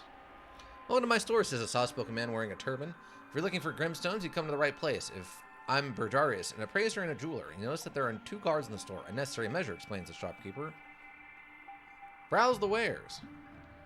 What do we got? Okay, just some basic gems and stuff. Nothing too special. I could probably sell this while I'm here. Wow, he's getting 5 times the value selling them? God. Actively being ripped off. Okay.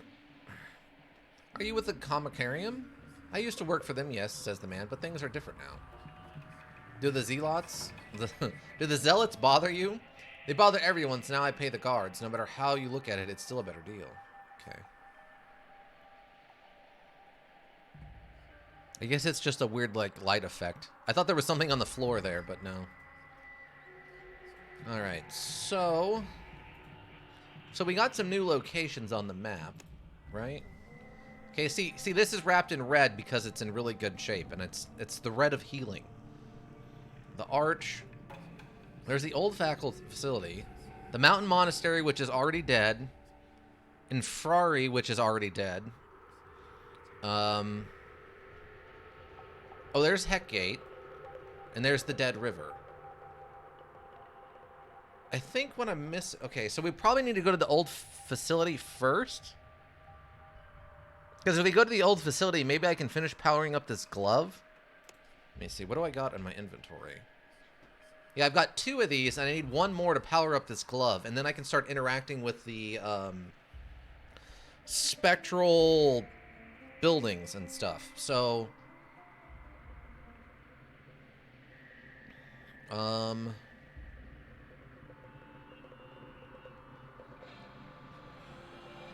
got so much stuff to make for alchemy.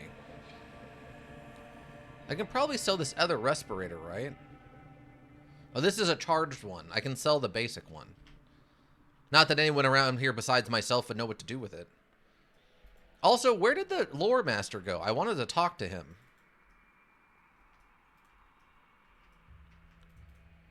Because he was over here in this inn, but he said he went out to the alley to talk, and I don't see him anywhere. So that curio trader sells a power module.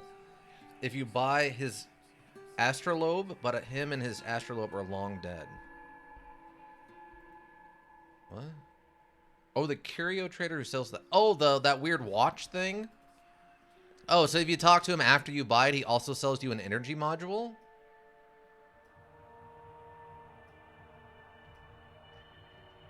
Yeah, but I really wanted to talk to the lore master guy. What happened to him? I don't see him anymore. It said he went out to the alley to talk to the kid, but I don't see him anywhere to be talked to.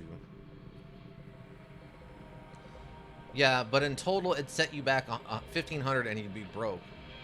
Oh, he's just vanished. Yeah, he's not here. He's not in this alley or in this other alley, I don't think. Not that I see, anyway. There's people there, but not the one I'm looking for. Or not the one I can talk to, I guess. Gone from the module. Really? He's just... The lore master is just gone, huh? Alright, well. That happened, I guess. Alright, so... I mean, what do we got for quests right now? Let's see, we got Reach the Temple, Find the Gold, which is never going to happen, Explore the Ruins. Explore the Ruins of Zamedi. Let's see, deal with Esbenus. You arrived at the site and ran into your old friend, Esbenus. We already did that, though. We already paid him off. Talk to Lord Meru and tell him what happened in Madaran. Oh, I got to figure out a way to get in there and talk to him. All right. Talk to Heder, a man of certain influence in Lowtown. Oh, this probably sets up this, right? Oh, he's not the lore master. He's just a lore master. Oh, I thought they were implying that that was like the city's lore master. If he is not like an important one, then yeah, never mind. I was thinking it was going to be the city's lore master, not just a random lore master. All right, well, let's okay, well, let's go investigate some of these places, shall we? Let's go to the old facility first. I'm gonna save though.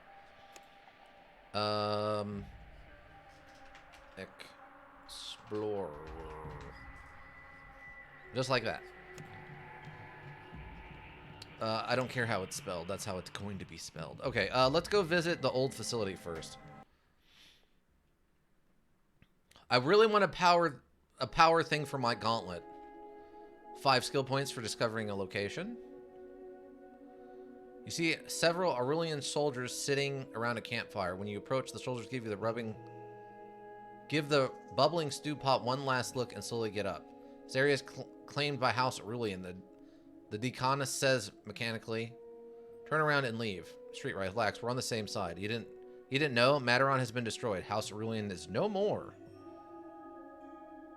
Relax. We're on the same side. Success, really? And who are you? The Domestic asked cautiously, his hand on the sword, streetwise impersonating. I was sent to assess the situation. Words don't come out right. The Nakins give you a hard look and tells you to get out. Leave. Oh, man. Can I try again? I can't? Strawberry Jesus 11 with the hats off to you. Okay. Hats off to you? No, I left this one on the desk, but we gotta get something else. I feel like I haven't been an astronaut in a while. Let's be an astronaut. Ugh. But welcome, Strawberry Jesus 11. This thing barely fits, by the way. But yeah, we're going into space, everybody. We're going to become a god and ascend into space. Nice one, thank you. Alright, so that didn't work. We're going to have to load back and then try again. See, this has the added effect of keeping my head warm. It's always cold in the office. Alright, let's try this again. You didn't know Madaron has been destroyed. House Aurelian is no more. Yeah, right, laughs the... Get out of here. Leave. Okay. So we're going to need to at least bump up our impersonate a little bit. Okay, well, we got the save. Let's try... Oh, I got to unload first. I got to load first. Hangar exterior? But Strawberry Jesus, how you doing? Welcome back. How's your day going? I'm not sure where you're from exactly, but I don't know if it's Thursday or Friday where you're at, but welcome. Oh, no. Wait, leave? Okay, great. Okay, so if I put 1 point into impersonate, what happens?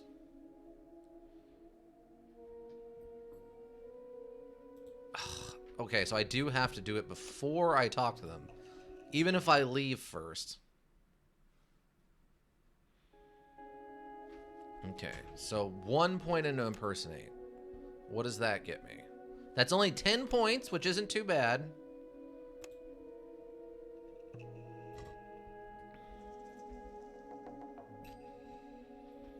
Streetwise and impersonate. Okay, that's a success. And we get one of those skill points back. That's nice. You've seen plenty of bureaucrats to get the mannerisms right. In a few simple words, you manage to show both the disdain and power of the pencil pushers over soldiers. Nickens almost chokes with rage. We need engineers to steal this, not assessors. You need new insight in the liberal arts and trade, 1 skill point. All good, no blackouts in the last few days. I'm from Ukraine. Oh, really? Well, welcome. Wish you the best of luck. Yeah. I mean, it's a whole thing, ain't it?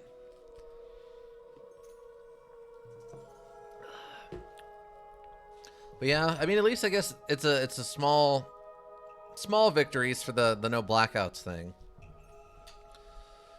Oh. Okay. Now, what do I need to talk these guys into? Engineers? Son, House Ruin can't dispatch troops and engineers every time some Decana starts panicking. That's why I'm here, to verify you're fine. If it's real, you'll get engineers. If not, you'll be guarding latrines tomorrow. If it's real, it's the biggest effing door you've ever seen. At least 1,000 pounds of real steel. That's some serious stuff, I tell you. The sooner the engineers steal it, the better. I'll be the judge of that. Climb down into the hole.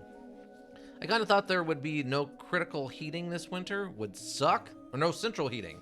Would suck, but there is, so it's nice. Wow, that's a small miracle in and of itself. I have to imagine a Ukrainian winter is probably pretty brutal. As someone who lives in a desert in the States, I can only imagine how brutal a Ukrainian winter has to be.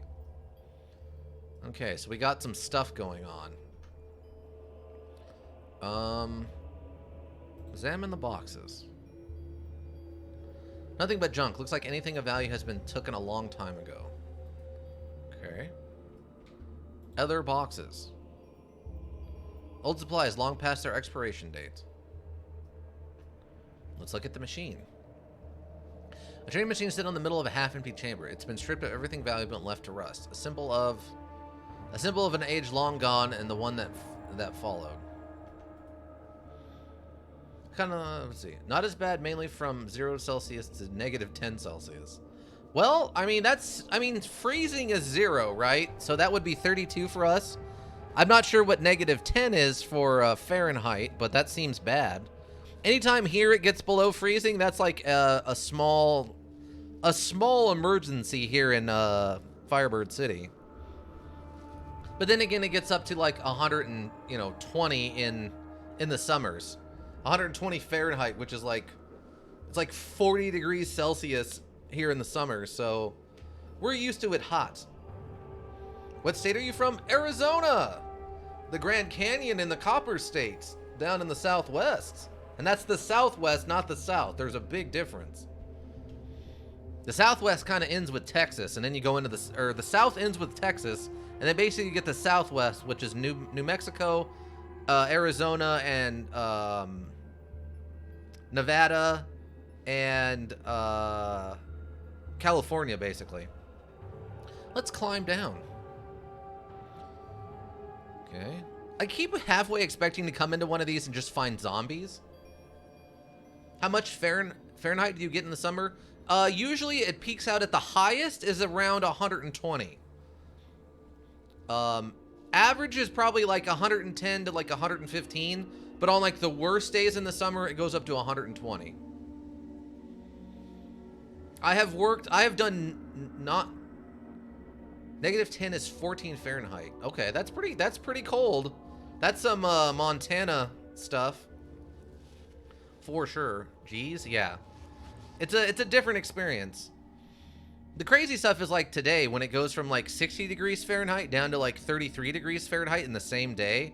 So you're having to wear like a light jacket and then you need to put a heavy jacket on later. It's kind of obnoxious. My temperature range here can be like 40 degrees Celsius at worst of summer and negative 15 degrees Celsius at worst of winter. Yeah, I mean, Kansas is known for having some pretty swingy weather throughout the year. At least if the podcasts I listen to are to be believed about it. Examine the boxes. Strained tools, broken gauges, discarded parts, and one petrified scorpion. Nice. Examine the pipes. Old pipes that haven't seen any action in centuries. They are covered with rust and black residue. Odd. We had like a negative 20 degrees Celsius sometimes for a short time. Yeah, that sounds brutal. Let's see, what do we got here? Examine the barrels. 2 barrels containing foul-smelling, dark, viscous liquid. Sounds like crude oil almost.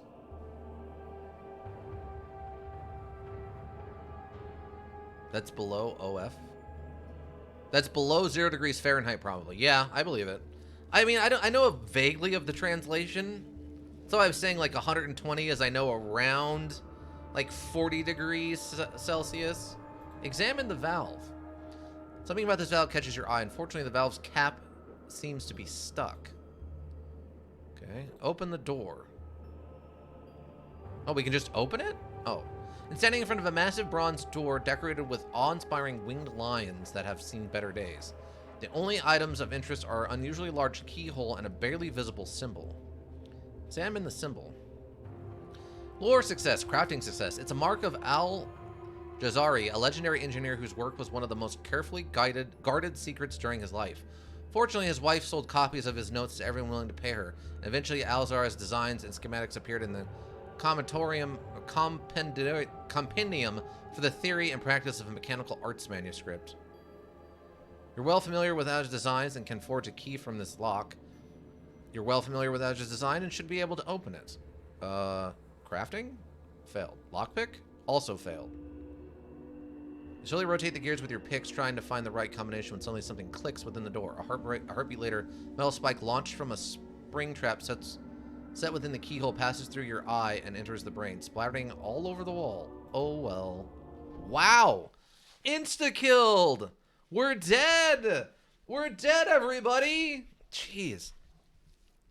Being close to the sea makes the climate mildish. That's true. It's kind of weird how that works out. You would think with that much moisture in the air, it would be naturally very cold, but I know there's been days here where I've woken up and it's raining, and then once the rain stops, it actually gets colder than when the rain was going. It's very weird. Yeah, unfortunately, it also makes Russia want your land too, unfortunately. Wow, Ika, just kick him while he's down. Rip indeed. Okay, load.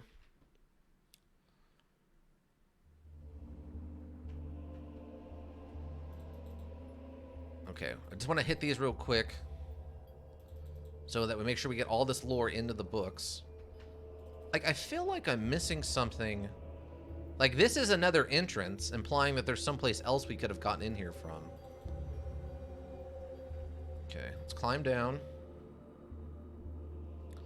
Okay, so hit this, we hit this, go hit this. We don't have a tool we can use. We don't have a crowbar or something. We have no tool in our inventory that we can use to pry that thing open. A shovel, maybe. We have this climbing hook. You're telling me we can't use one of these grappling hooks mixed with like a wedge and like pull that bad boy open? Is this the old facility? Yes. Yes, it is. Okay, let's look at this door again. Let's see. Examine the keyhole. Lockpick success. Looks like a very clever lock. The keyhole goes through a series of gears. The right gear should move the hidden pins, which should move the bolts and unlock the door. Try to open the lock. Alchemy crafting. Door is rock solid, but you're willing to bet you can blow it off its hinges with a couple of shaped charges. Examine the symbol. Crafting? Crafting. You shape a piece of metal into a crank that Alchemist himself would be proud and insert into the keyhole. Sadly, it doesn't fit. Okay, leave it alone. Try something else. My merchant just hit 10 lore. Wow. Do you have good perception? I do have a pretty good... I think it's a 7? Yeah, oh no, it's an 8. My perception is an 8. My constitution, perception, and intelligence are an 8. So we can see good, we're very smart, and we're pretty tough. But our dexterity is average, and our strength is actually a little weak, and we're not very charismatic. In retrospect, I think I would have changed things maybe a little bit and dropped our charisma another point and maybe put another point into dexterity, but overall, I think I'm okay with the way things are going. I only needed to get it to Monastery Interior from an alternate route because the well was too beyond his physical capabilities. Otherwise, I'd probably stop at 9. Oh, okay. Huh. Monastery Interior. Fair. Alright, so we either need more lockpick or we need more, crafting? Right? Is that what it was telling us? Let me see. Examine the symbol. Yeah, crafting, or examine the keyhole. Try to open a lock. Alchemy and crafting, which I don't think is going to work. I don't really want to blow the hinges off the door either. Let me save, and then we can try blowing the hinges off.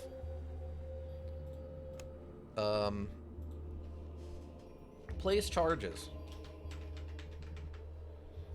Place the charges, please.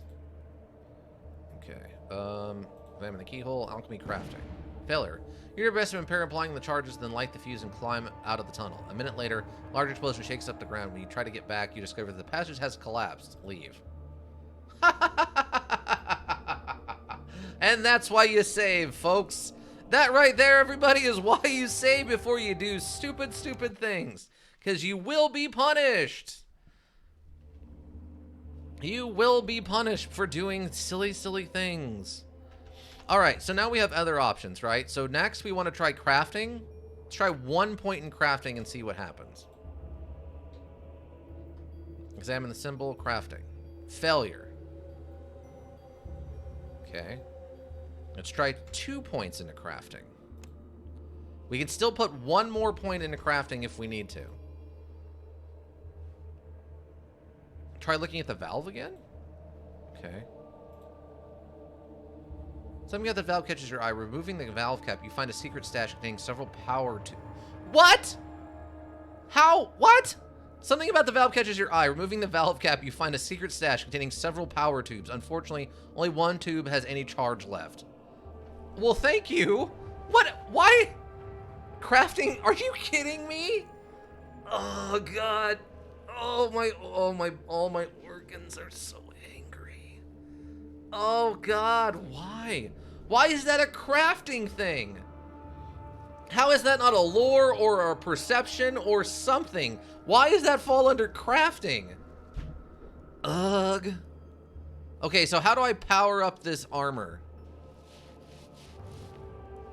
I want this thing powered up. I didn't know that was a crafting check, but my crafting is always super high. That's fine, Eka. Perception to spot, crafting to get out. Oh. Weird. Okay. So do I just, like, apply it? Achievement unlocked. Collector of rarities. Okay, well, that's not working. Can I combine? Interact. Examine it. Oh, okay, here we go. Said that some machines could never function in this world for they require different laws of physics. Thus, the Magi had built them in the realms that exist elsewhere. They called them the Ghost Worlds and used devices such as this one to bridge the gap between these worlds and ours. It needs 3 power tubes to function properly, which we've got now. Insert the power tubes! You put on the ghost hand glove, flex your fingers, and insert the tubes one by one. Your fingers feel a bit strange, as if we were moving them underwater. But other than that, there is no noticeable effect. Leave it alone. Awesome. Check the stash again to make sure you didn't miss anything. Okay. Open the door. Examine the symbol. But our crafting is still not high enough, right? Okay, so we can throw 1 more point at it. Do you need any more power tubes? Not yet. We have the 3 for the glove. But who knows? Maybe there's something else I should have saved those for. But right now, the glove seems like the most important thing. We've got at least 1 place we need to go use the glove for sure. I have my own affinity gauntlet? Yeah, kinda. Alright, so what happens if I throw 1 more point at this? They'll lose all of our points to get crafting up. But seems like getting in here is very important. Crafting? Oh, come on! How high a crafting do you need? Okay, leave it alone. That's fine. Okay.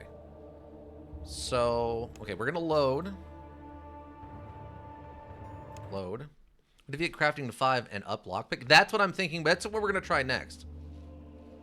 I always have crafting by 8 by this point. Well, that's because you're murdering everyone and you got all this money and stuff. You don't have to rub it in. You're better at this than me, Ika. Come on now. You have to be rude. Let's see. Lockpick. Okay, so we can get that up to a 6. So what does this look like? Okay, found the secret thing. Okay. Do this. And examine the keyhole. Try to open the lock. Trying to find the right combination when suddenly something clicks within the door, a heartbeat later, a metal... Yeah. Okay, so we don't have high enough for either yet. I need to craft my weapons of murder. Yeah, so either way, this isn't going to work just yet.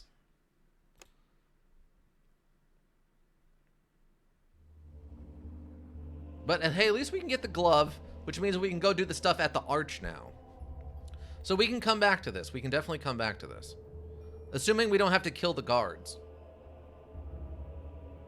It was a traps check, not a lockpick. Wait. Is it doing one of those things where it's telling me the wrong skill? Because it says lockpick. Because if it's doing that, I'm going to be very upset. Try again? Okay.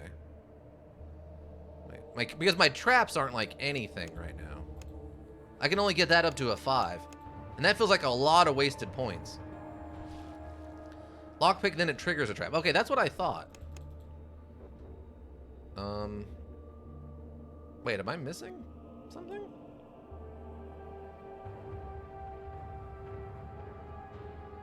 You know, I don't think we've made a single etiquette check this whole time. Okay, so I can get it up to a 6 and the crafting at a 5. So we can get that.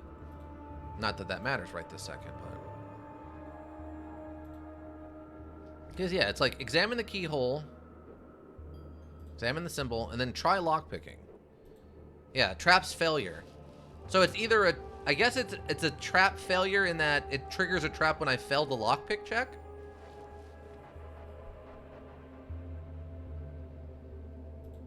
Oh, well. Okay, so yeah. Either it's lying to me about it, or it's just a different consequence than what they're saying.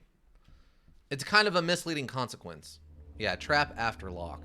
I assume if I had my trap skill high enough, I would realize what's about to happen and get out of the way. But that's not going to happen, so. Alright, but we're at least going to get crafting up to 5 so we can get this other sweet item. How much alchemy? My alchemy is a 3.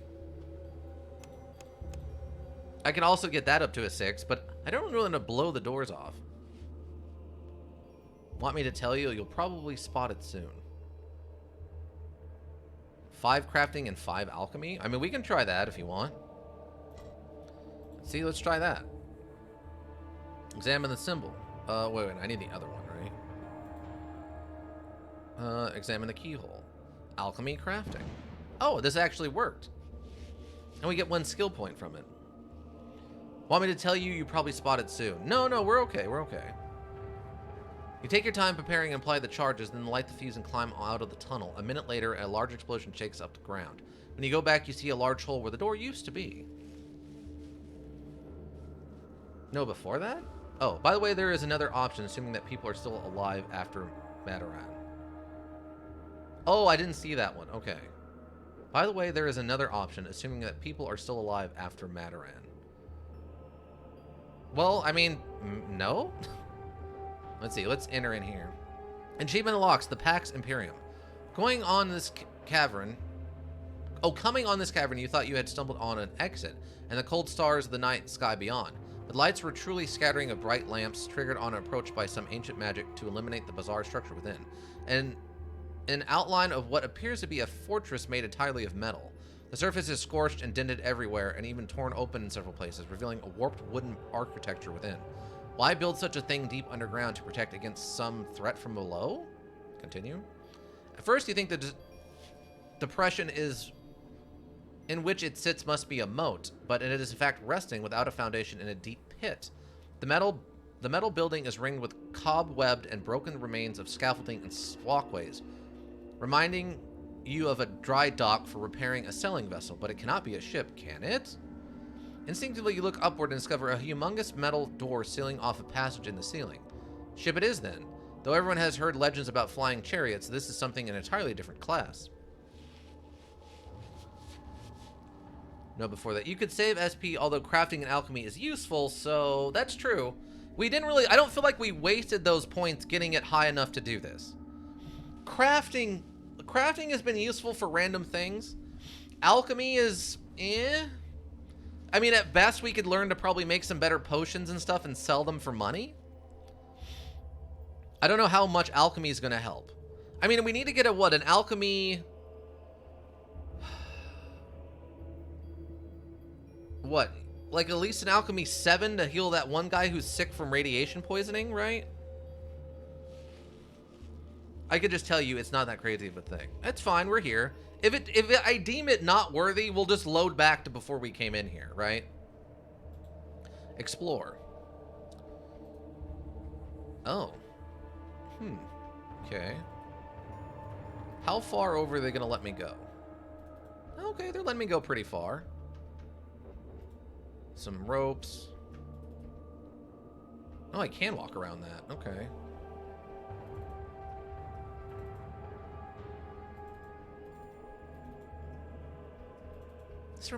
The more I play this, it reminds me of something else, but I can't put my like finger on what it is. Use the console. Okay, we got whatever that is. Boxes, I guess? Then we're working to the ship. Strange machines and pipes running under wooden walkways. Everything laid bare to provide fast and easy access to repair damage and replace parts. Okay. The post-apocalyptic vibe location. Yeah, I mean... something more specific than that, though. I can't remember, like, off the top of my head, I don't remember what it is. Really? There's nothing over here that we can interact with? None of this is important or significant. That's got to be a perception check that I'm failing. Dead state? No. Not dead state. Examine the control mechanism. A strange system. Damage beyond recovery. But let's go upstairs. What do we got? Ooh, we got some, like, examine the ballista. Looks like a ballista armed with a bronze bolt as thick as your arm. The bolt is perfectly machined. It's as smooth as the surface of a still water, except for a single row of magical characters engraved along the length of the shaft. Wow. That sounds intense. Nothing else here. Okay. Go upstairs. Oh, another. Examine the ballista. Looks like the ballista armed with the bronze bolt that thick as your arm. A surface still... Okay, so there's nothing special about that one. Is there something special about this one?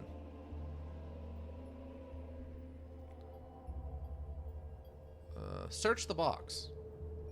The box contains what used to be personal effects. The only object of interest is a tightly rolled old scroll. I think it has faded a long time ago, but you can still read it. I promised myself I would write this down one day, and today, with the aid of a bottle of fortified wine, is that day. I called myself a strong man before, even a brave man, and not because I'm a braggart, but it was the first time I had seen one in person. When the Triarch first told us that we were going to bag one of the Quintari devils, we cheered. The tides of war were about to turn, and we would all live to see it. The first of them had been ambushed and killed less than a month before, and after all of a squad of Fusiliers could do it, how hard could it be? A living thing can survive heckfire. Even though Legatus visited the hangar before the assault, he didn't address the rank. File in person, of course. Lonely gunners don't merit such an honor anyway. Continue. We all had heard stories, but the stories don't do these. What should I call them? Creatures? Things? Justice. I didn't even recognize it as our target until it moved, uncoiling itself too many times, in the end looking straight at me. Supposedly it was human once. Human? That thing was the size of an elephant. The first volley we launched at full power, an assault usually reserved for an enemy carrier, or if we were bored and wished to rearrange the horizon. Day turned into night, and the ship gave a gentle roll in our own blast wave. We all waited, hushed no matter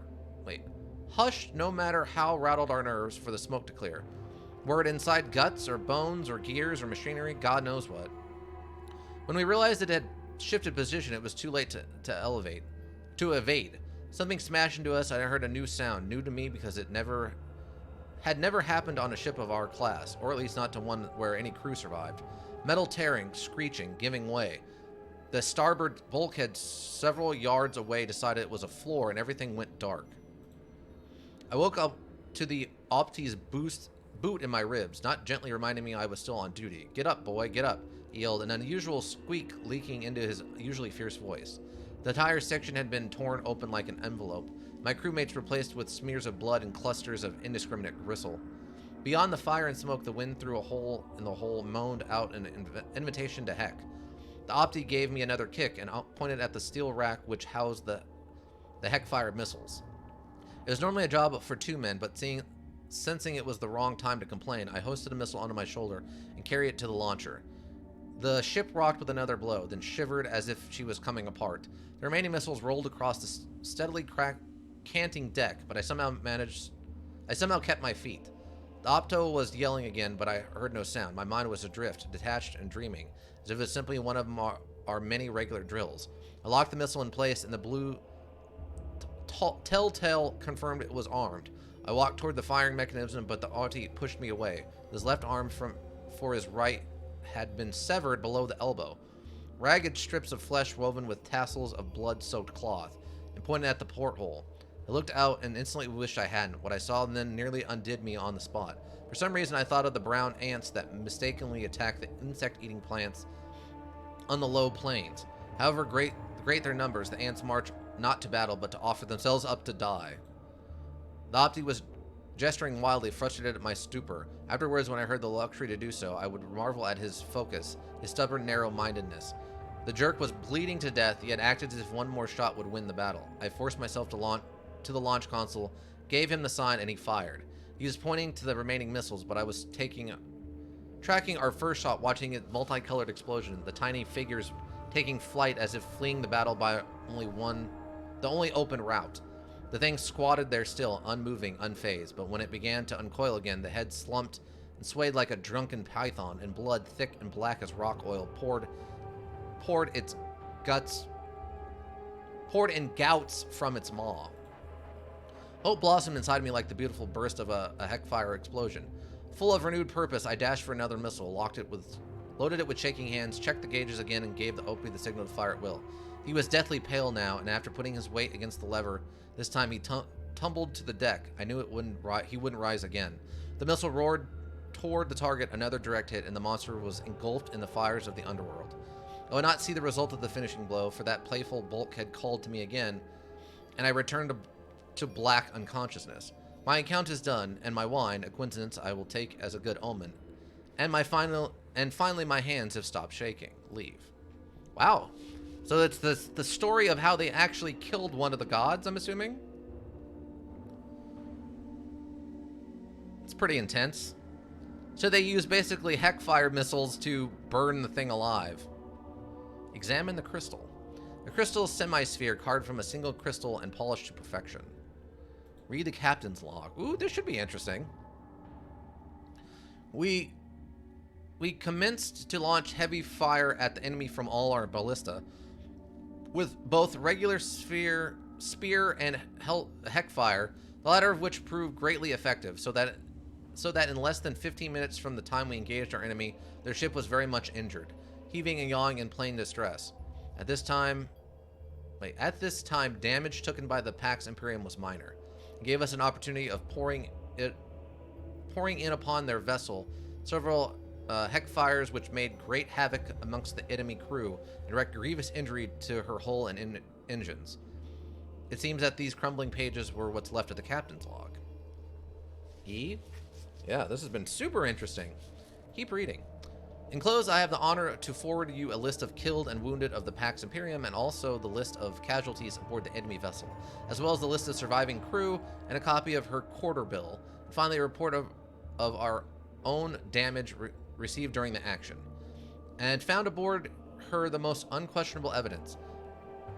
Obliged, therefore, to investigate the matter, I have set the engines to full speed. Upon sighting our quarry, I made a decision to land Pax Imperium in the midst of the enemy forces and project shields, allowing our troops to disembark and engage the enemy infantry. Keep reading. I wish to convoy to you the bravery of the officers and the crew under my command during the recent action. I assure you that so well directed and so relentless was the fiery of Pax Imperium that in less than 3 hours the accursed one sustained grave injuries, compelling the remainder of the Quantari forces to disengage and flee. You will no doubt hear from many quarters of the bravery and exemplary conduct of these engaged in this conflict, and I must again state that these accounts are in no way exaggerated. To haul off and repair our damages and return again to the action, not knowing whether the enemy had survived or not. The rest is indecipherable. Okay. That's a lot. So they came back for repairs, but apparently it was too late. You're standing in front of the ship's control system. Levers, tumblers, gauges, crystals, semi-spheres, and half a dozen of small holes in a circular pattern. You don't need to be a lore master to figure out that you need to insert something here. A missing part? Leave it alone. Okay, so we're missing the part we need for doing this, but apparently there is an option where we come back here and we get this ship potentially flying? That sounds insane to me, but, you know, lots of insane things. Wait, no, go downstairs. No, downstairs. I'm like going in circles because it's being weird. Go downstairs. Thank you, God. Spent power tube already? No, I haven't actually. I still have the 2. Or do you mean one of the big ones? Because I have the large module. Or rather, you need one to open the hatch?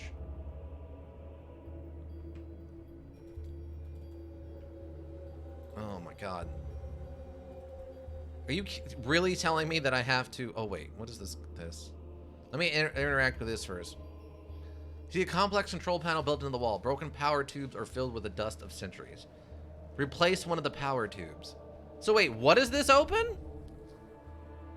You need one to open the hatch. What hatch? Is it worth it? I've been waiting so long to have the power tube we need for this gauntlet. Try it? I guess we can load back. Okay, replace the power tube. Open the hatch door. You can carefully remove one of the broken tubes and replace it with a new one. The panel lights up, awaiting your command. Open the hatch door. The floor trembles as if hit by an earthquake. The tremors increase. Ceiling cracks open and streams of sand pour from above. Slowly, the enormous double doors retreat into the rock, flooding the chamber with light. Leave? The gauntlet has more lore. Oh, so we just opened the hatch at the top of the roof? Is that all we did? Like the entranceway?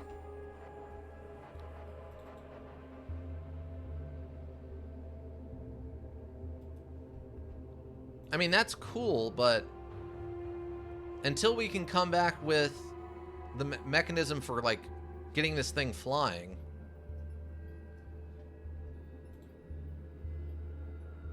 Okay, so we can't do anything with that. Okay, we don't have that. Did something change about the captain's log?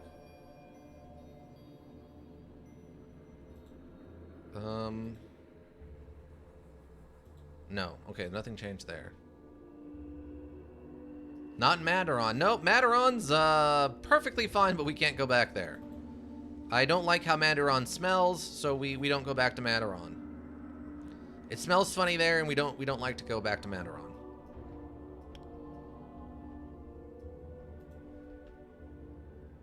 Use the console on top? I did.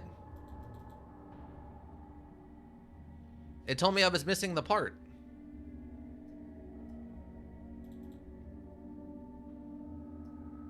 This one? Standing in front of the ship's control system, lever. You don't need to be a lore master to figure out you need to insert something here. A missing part? Leave it alone. You have the jellyfish, right? The jellyfish? No.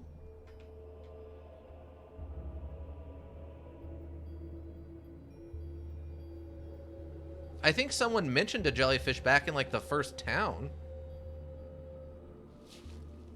I do not have a jellyfish. Yeah, I think back in the first town someone mentioned something about a jellyfish.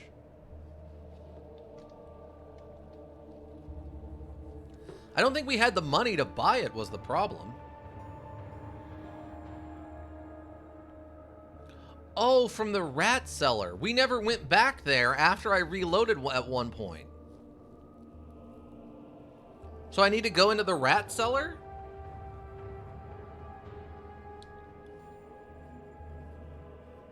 Oh, can I not get in there anymore?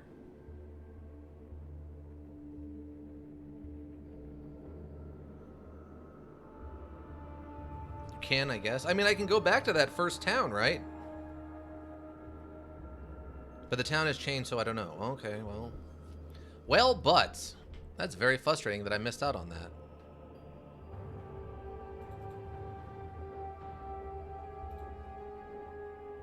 Didn't you blow up the first city, didn't you? I did not blow up a city. No, I did not blow up the first city, no. My body count is 1. I don't know what you're all talking about with all this murdering you keep talking about. No murdering here.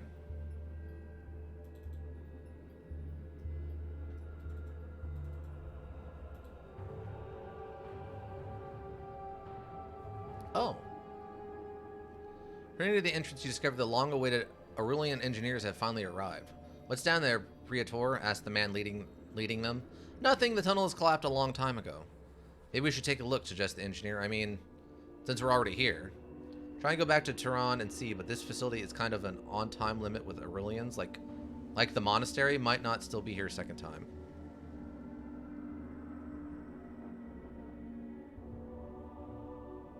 Streetwise. What's that supposed to mean? I'm just told you that there's nothing down there. Yet you look me in the eyes and tell me you should take another look because apparently your opinion means more. Is that it? Streetwise and trading. They could open the door for you? Oh. Well, I mean, I did blow that door open, right? Yeah, because, I mean, the door is blown open, so they can't actually close it, right? Streetwise trading. I mean, streetwise and trading? Oh, okay. Trading is low, yeah.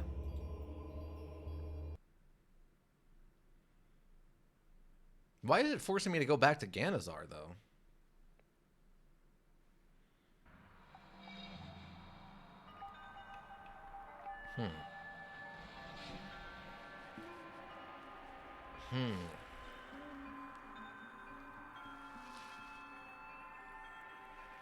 Because they are armed men forcing you out of the camp. Check the map. Oh. Oh, is it just gone now?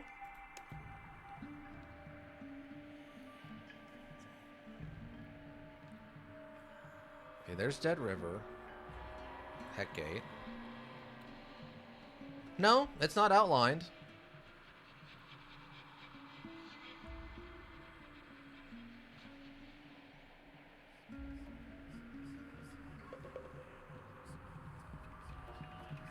Oh, it might still be locked off. Well, should I go get the, Well, you know what we could do? Hold on. Because we've still got,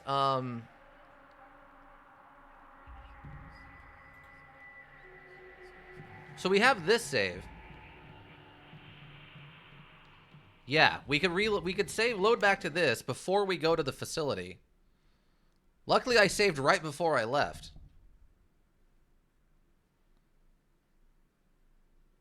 And hope to God we can get into that tower where the homeless people live.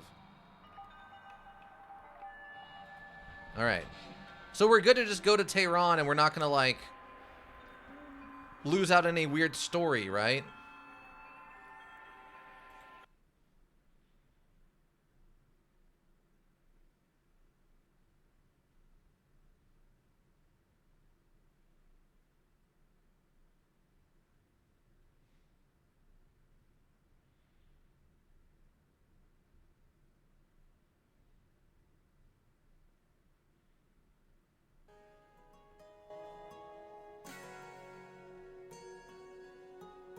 Much has changed in Tehran during your absence. The horde of beggars and their derelict houses are gone, replaced by ever-expanding circle of campfires and tents. At first, the mercenaries made their camps outside the crumbling walls, uncertain how far the welcome extended. But as new companies arrived, the old pushed in. Realizing that the state put they would relinquish their claim on the best territory, the Commercium's trading plaza and the Daratarian compound remain off limits, but everywhere else they're pretty brawling and resource. Ruckus cries fill the streets. Okay. That's cool. They're not stopping me from going in. Okay,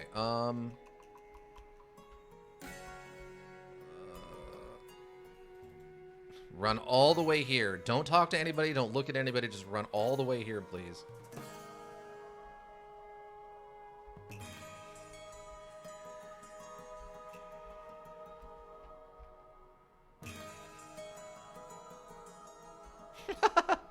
Oh my god, is this gonna work?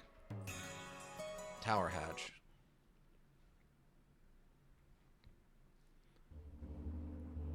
Okay. And leave the cellar. We've got this. Examine the drain. Remember, failed to reach the bottom. Okay.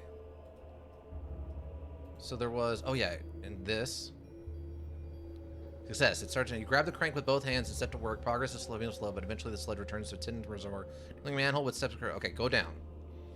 Still open. Some things get closed off, like windows you could burglar through. Okay. This is cramped. Okay.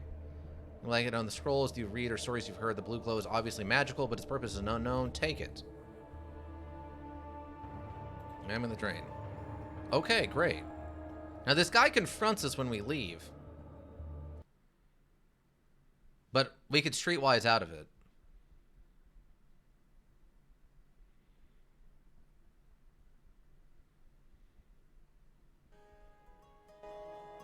I wonder if he still remembers us after it's been like a year. Wait, there, where are you going? Uh-huh. Don't you see? It's the curse of the tower. To touch it is to die. Maybe I should leave it here. Disturbing a curse can bring one of all kinds of misfortune. I feel weaker already. 20 Imperials, it's worth at least 50. I don't have that much. I don't have the stone, but it's worth a lot more than 50. I'm risking my life to save you.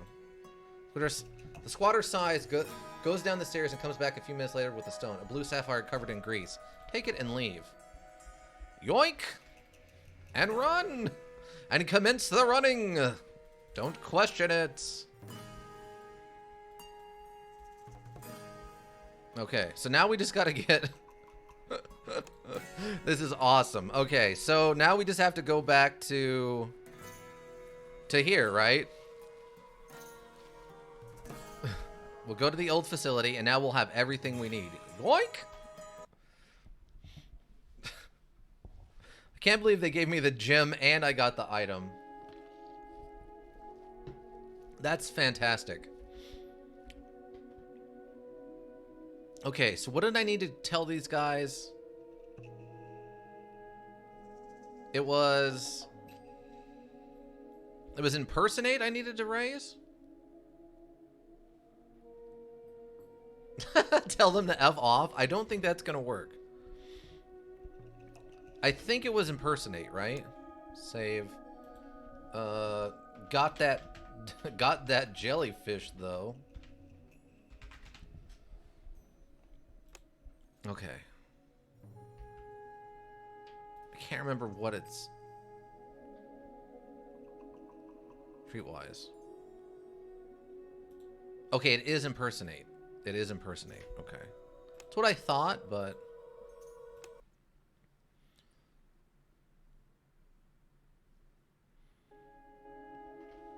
all right. So 1 point into impersonate, which is fine. I think that was enough. I think it was just 1 point. Streetwise, impersonate. Perfect. There we go. Climb down into the hole. What if you tell them Matadorian is no more? They laugh at you and tell you, yeah, sure, and then they tell you to leave. I tried that earlier, unfortunately. Okay, I think we don't have anything we need to get out of any of this. Okay. Okay, we climb down. We'll check all this just in case.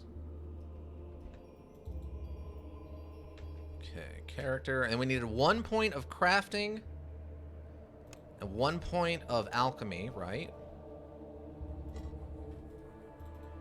And then we can just blow the door off the place.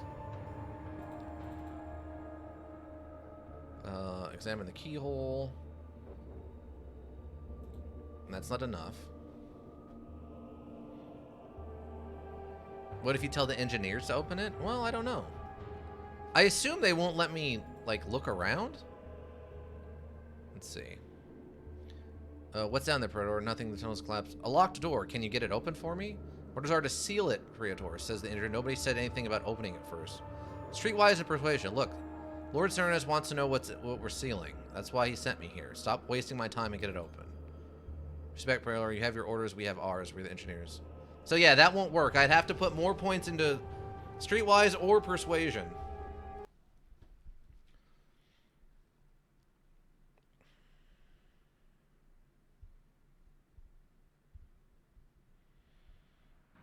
I mean, throwing points into craft and engineer isn't the worst thing.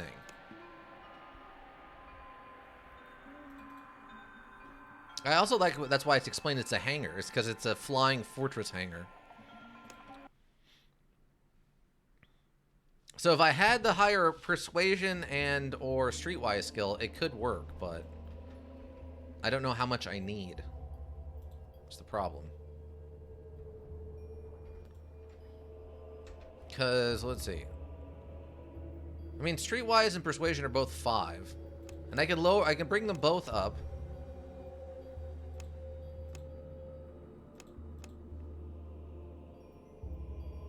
Alchemy, crafting, 5/5. Yeah. I think that's going to be the better bet.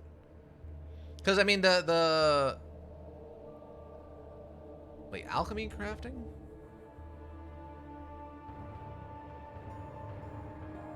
No, it's is it 5/5? Or 5/4? Hold on. As I thought it was just 1 point in each. I thought it was like this. Yeah, 5/5. Okay. Let me see. We do this. Examine the keyhole, alchemy, crafting. Oh, okay. So yeah, we're gonna have to do it up to a 5/5. That's unfortunate. It's a lot of points I have to put into alchemy.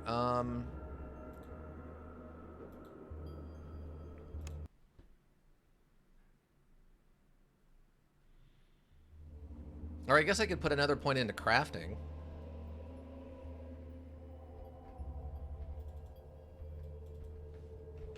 Let me see.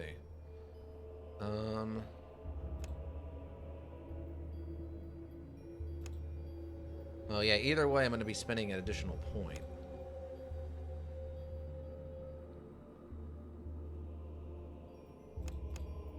So we have to do it on a 5/5, huh? It's unfortunate. Examine the keyhole, alchemy, crafting, which is a success. Well, I mean, if I'm doing 20 either way, maybe crafting would be the better option. Hold on. Okay, it's fine. Hold on. I think I like that a little bit better. We do 1 point in, or 2 points in crafting, and then 1 point in alchemy.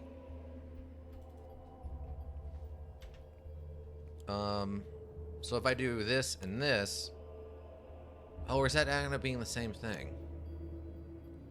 Well, I like this point spread better. Let's try that instead. Okay, we do this. Examine the keyhole, alchemy, crafting.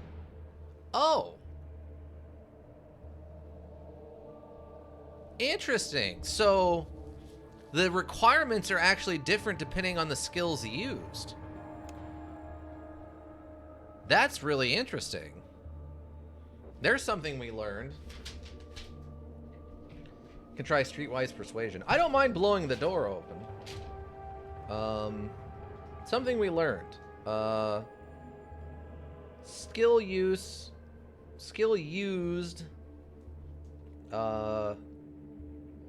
Skill used value is different per skill. Per skill. Yeah, sometimes it's X plus Y, sometimes it's not. Yeah, clearly there's like an additional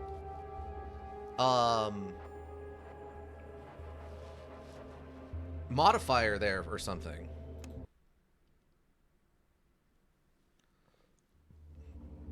Because I think, let me see, what do I got on Streetwise or Persuade? Because if I do this, crafting alchemy, crafting 1, so that's 20, 30, 50. Whereas that's only 40. That's not it's crafting plus alchemy equals 10, or it's crafting 5 and alchemy 5. Oh, okay. So it might have a dual requirement, and at other times it's a combination. It's an added requirement. All right. Well, I mean, this gives me better streetwise and persuasion, and I use less points. Let's see if I can convince the engineers with this to open the door for me.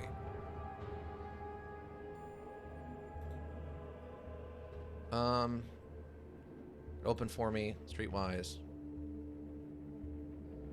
The engineer salutes and gives the order. Nice! You gain new insights, and we get 1. The ancient door resists the efforts for almost an hour before giving up and sliding into the rock. We'll wait for you here, Praetor, says the engineer. Go in. Okay, that's actually not a bad outcome, I think. I need to examine this. Oh, right, we're going to need that at least a 5 anyway, though. Oh, but then we're lower. That's probably fine. Streetwise persuasion is more of your core skills, yeah.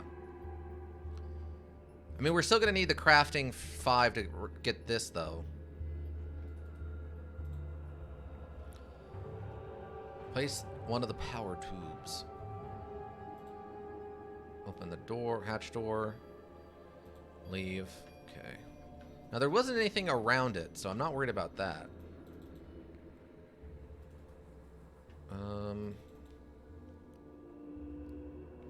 Damage recovery. There wasn't anything over there. Nothing over there. We go upstairs. Check the ballista just to get that little lore note. Go upstairs. Upstairs again.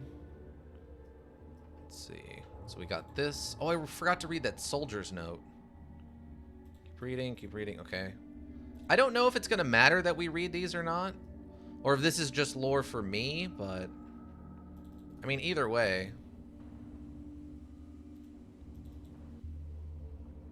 Because there has been lore references to stuff we've found. So I'll be curious to see if this comes back up. But... So our we ended up spending points in streetwise persuasion and a point into crafting. Okay, so we checked this. We checked the captain's note. Let's check this then. Yes, okay. You don't seem to be a lore master. Figure out there's something missing. A missing part. Use the jellyfish artifact. Lore success.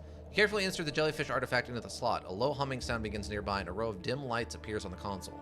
You have a start as several flickering ghost-like images leap up from the console. One by one, the bluish light of the figures turns red. The ship's hull and systems are badly damaged. The weapons array is unsalvageable. With a little luck and hard work, you might get her up in the air one last time. Use the prayer to air elementals mantra to take the ship up into the air. Doesn't seem to have this particular mantra in your collections of oddities. Search your memory. After all, you're not the wisest of men? Nope, nothing. Want to wing it? Or as the old saying goes, if you can ride a horse, you can pilot an ancient flying battleship or something? I seriously don't have enough lore at 8 lore? Oh, that's super frustrating. Oh my god. Okay. You need 9. Of course I do. Do you want to wing it?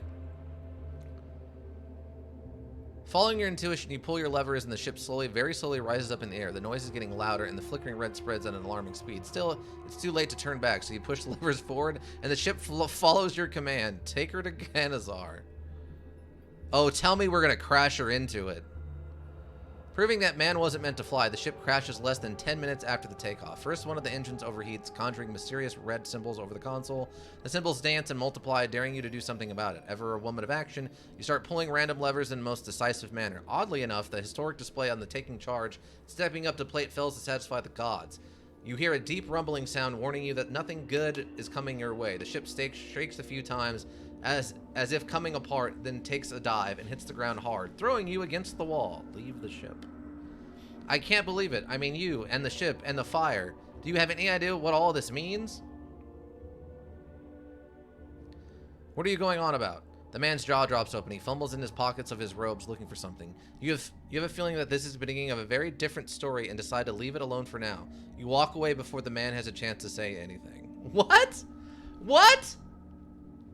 Oh my god. Bong Chambers, welcome back. Oh my god. They don't let me go down this route?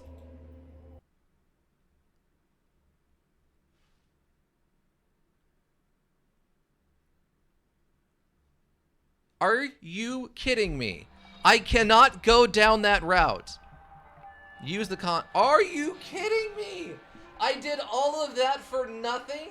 I get all of that way just for them to say no at the last second. Oh my god. I've been here lurking, just had to laugh at that? Oh, okay. So, let me... oh god, all my organs are mad again, everybody. It really sucks. Alright, alright. How much for one more lore point? I think it's 30? 35 right now. Ugh. Okay. Okay.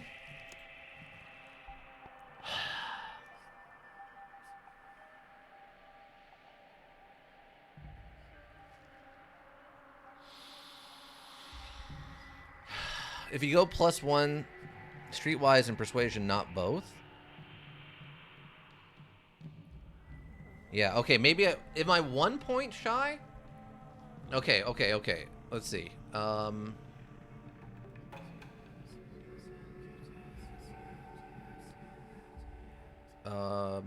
It's gonna be this one, I think. I cannot believe, after all of the stuff I've had to do, that's what gets me. Okay, so if we do a lore up to 9, that leaves us with 38 points.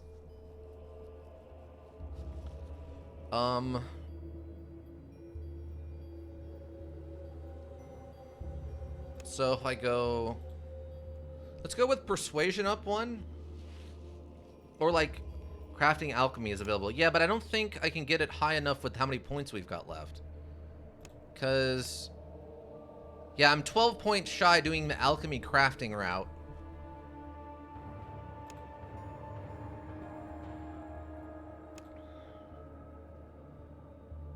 So if it'll let me pull it off with an extra point in persuasion, we'll be okay. But otherwise, I'm 2 points shy of being able to do a streetwise improvement also. Also, my crafting is going to be too low to find that extra power core.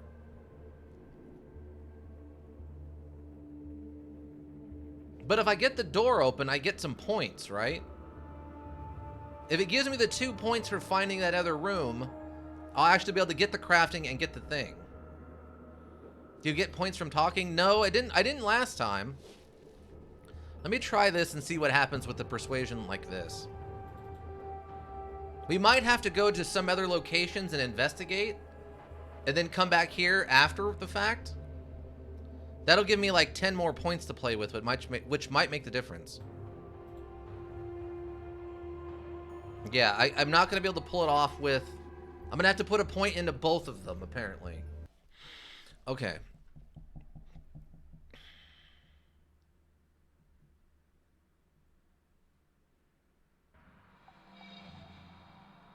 Okay, so this is doable. We're just going to have to really min-max it.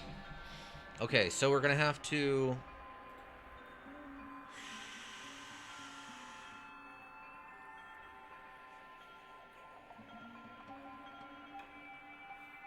Okay, so we're gonna have to do this in a different way.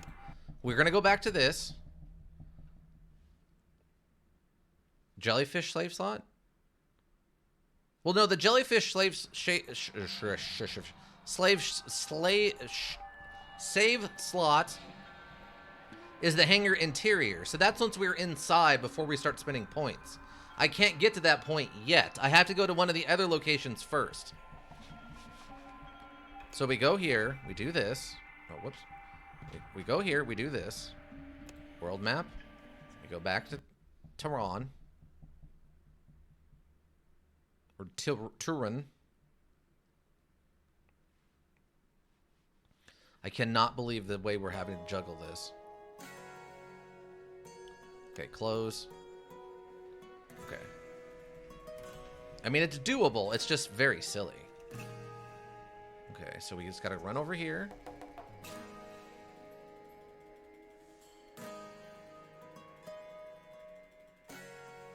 Please run, Shada Swirl.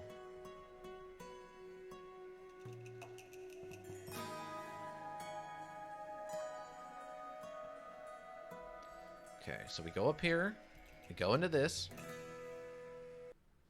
We easily handle this and get the jellyfish.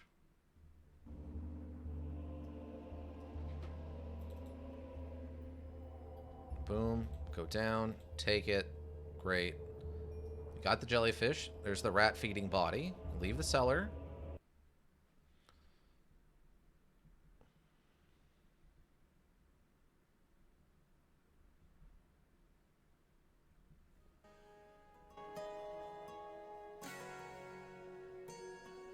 Pay them, kill them all. Streetwise, streetwise, trading.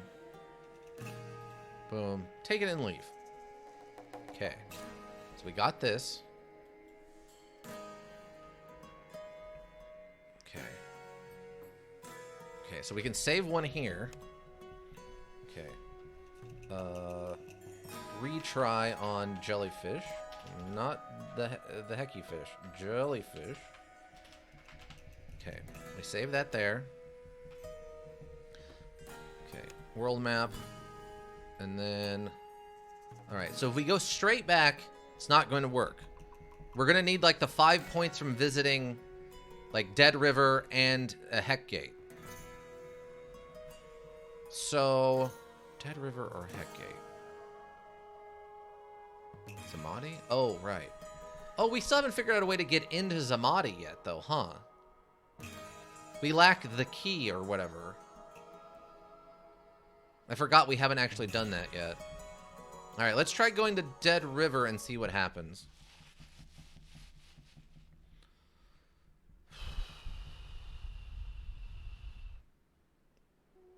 I got a new ending. Congratulations. Achievement unlocked, Dead River. Now the question becomes, are we going to instantly be mugged by somebody? Yes? Young man, what's the scrolls called? A dazzling river port is now no more than a crumbling stones parched at the edge of a dry riverbed. The only other details of note is an agglomeration of unusually dense fumes hanging over the dusty gulch.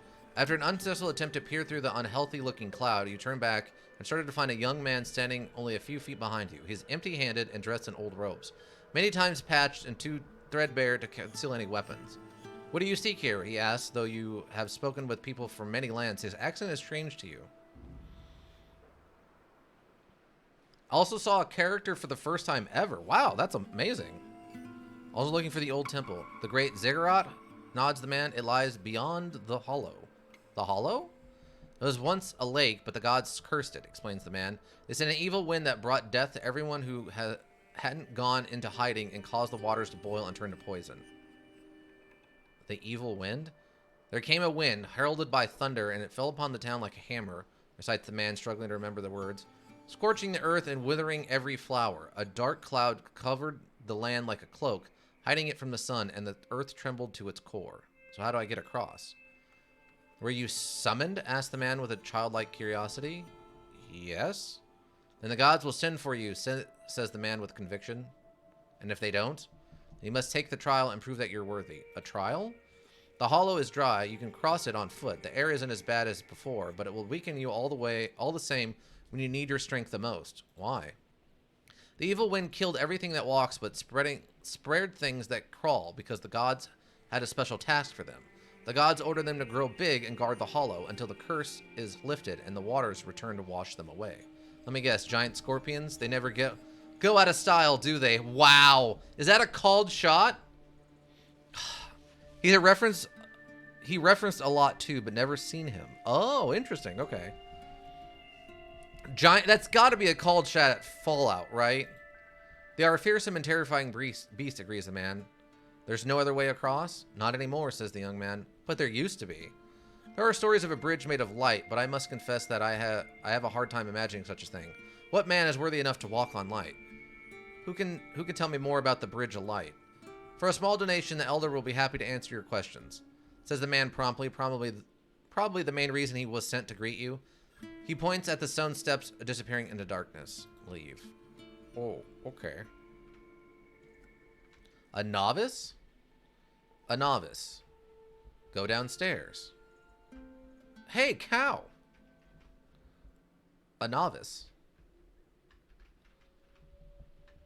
But yeah, we actually found some cows. Those are actual regular creatures. Cow parking lot? Yeah.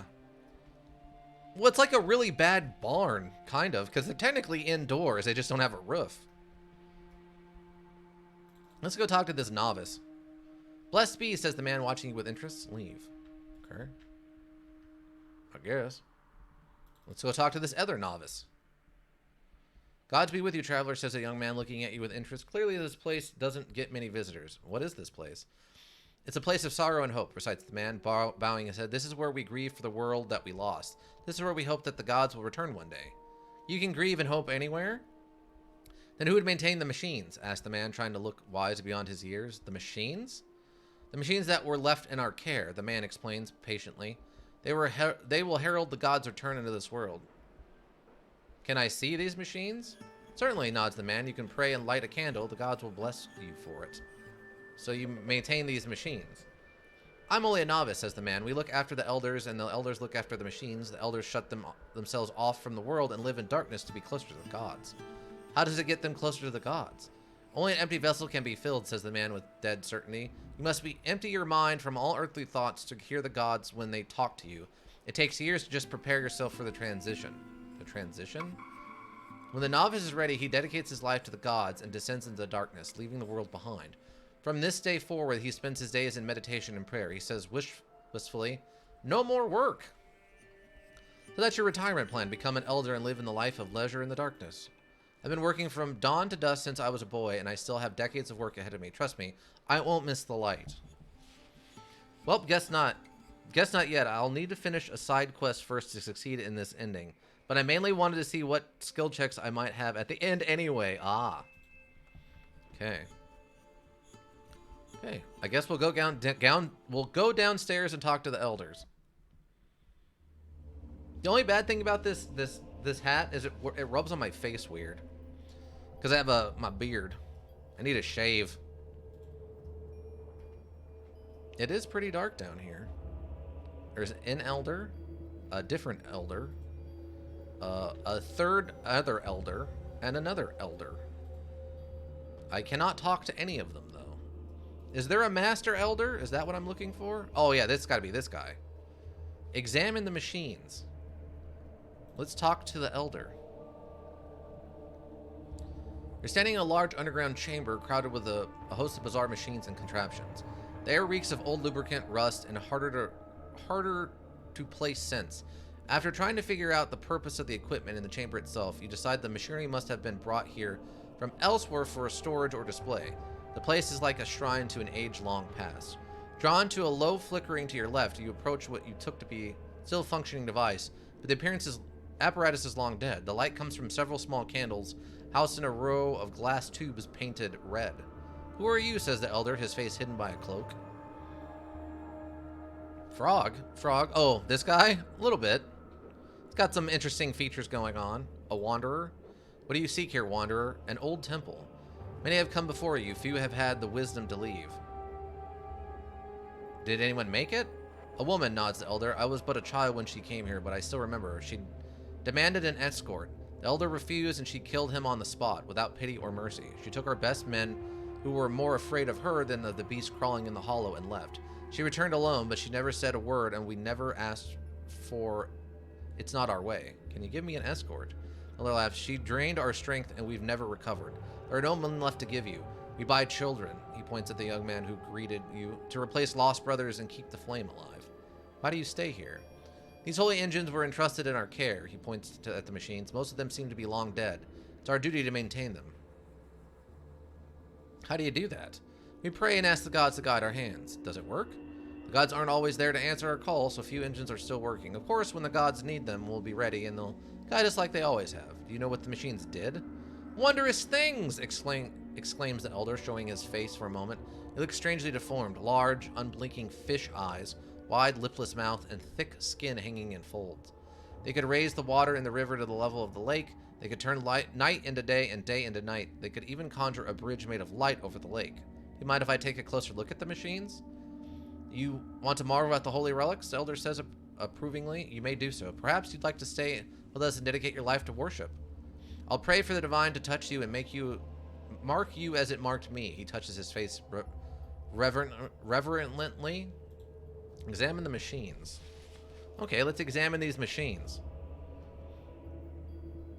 You're standing in front of a makeshift altar covered with candles. Examine. By sorting through a tangled array of cables, you determine the machine was once connected to a bank of power generators. Generators themselves were gutted long ago, and their shells converted by some ancient devotee into small shrines. This is problem number 1. Lore crafting, restore power. Hey, we did it. By kicking apart the mechanical abominations left by the locals and drifting through the detritus, you managed to scramble together enough to repair one generator. It's less than you need, but it will have to do. Sweeping the candles and stubs and mouse skulls aside, you start rebuilding the generator. It's not your best work. In fact, from a distance of 5 paces, your creation is distinguishably from its mutilated brethren, but when you throw the lever, it gives an almost human wheeze and reluctantly comes to life.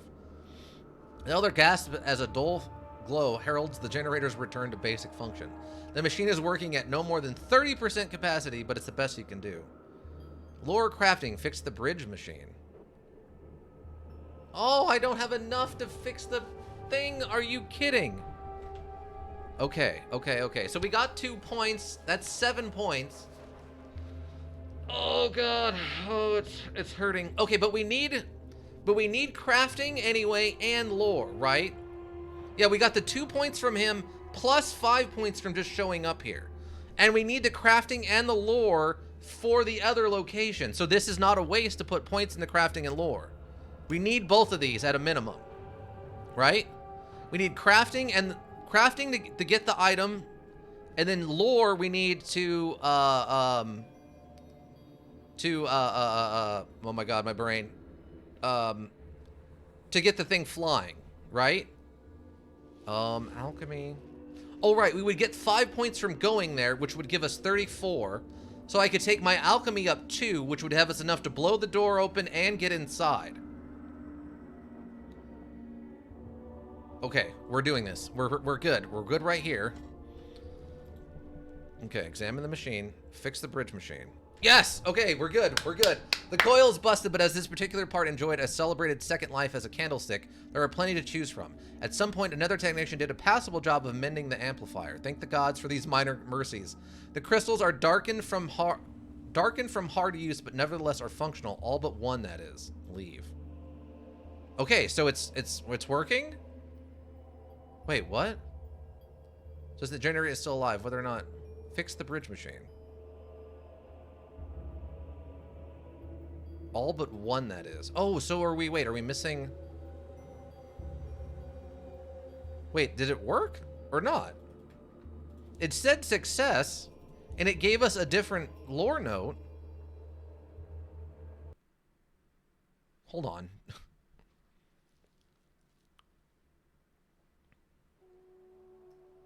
Yes, we're outside. You need one lore item to... Oh, you gotta be kidding me. Oh, God. Oh. We need another item to activate it? Really? Really, Reels? For realsy reels, though. Like, not for play? For real? Oh. I think it's not included in the Lore Master run? What? How? How could they rob me at the last second?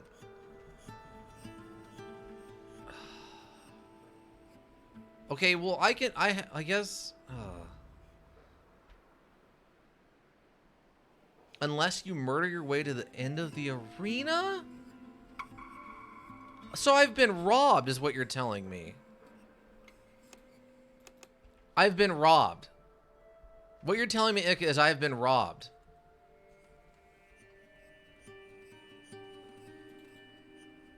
For the second time this evening, and the second time of this stream, just tonight, I have actively been robbed. Didn't you get it from Fang?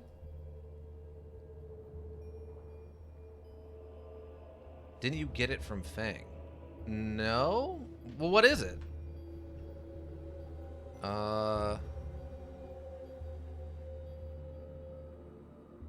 What is it?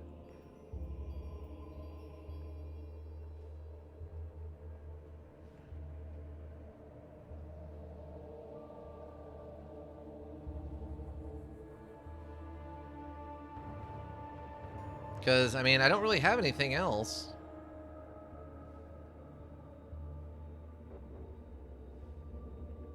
I still have this weird iron balls thing. But that's a reagent, it says, so. Because you might still be able to get it. What?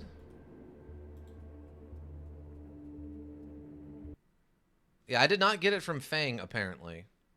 Maybe because he got turned in because I didn't kill that guy? When you show Fang the map, he normally goes into a con and sells you a necklace.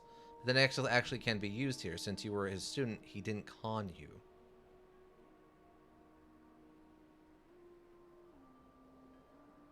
What? Are you serious? You gotta be kidding me. Are you What kind of flawed logic is that? Oh my God. Let me talk to this elder guy. For the love of God, tell me that this guy's got like a repair tool or something.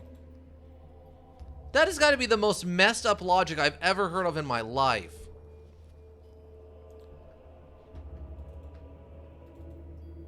How? How would they... Why would they rob you of that?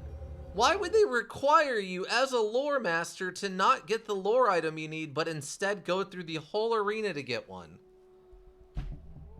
I mean, you could always fight your way to the end of the arena. Yeah, that's going to go great in my 0 combat skill run. Oh my God. And my only other option is to go into the thing and fight giant scorpions. Are you kidding me?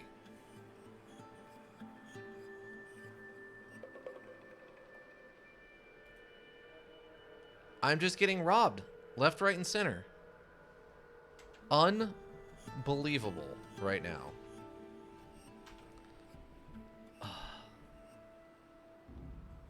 Can you go in regardless? I don't know. It talked about there being scorpions or whatever. But I don't know how to even go into that next area. Because I think I was talking to this kid. Yeah, I don't think I can. He mentioned going in, but I didn't see an option to actually do that.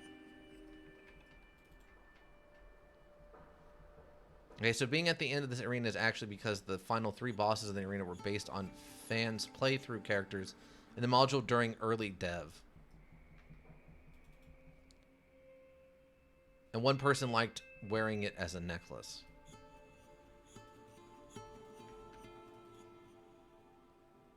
So it's not even part of their plan. It was some... Do you have a rope? Yes. I should. Oh, I don't have rope. I have a grappling hook. Is that what I need? Do I just need a rope?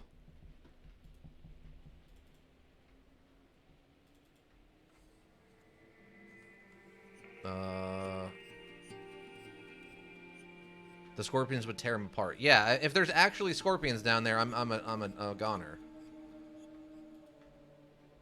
Plus, I don't know, how do I apply the rope? Do I have to, like...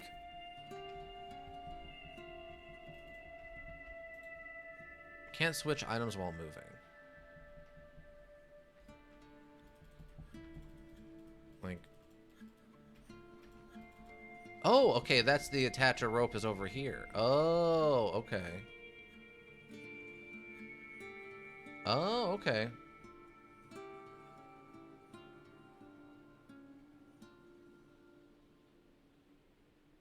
Interesting. Okay. So we have that. Well, let's go to Heckgate, I guess.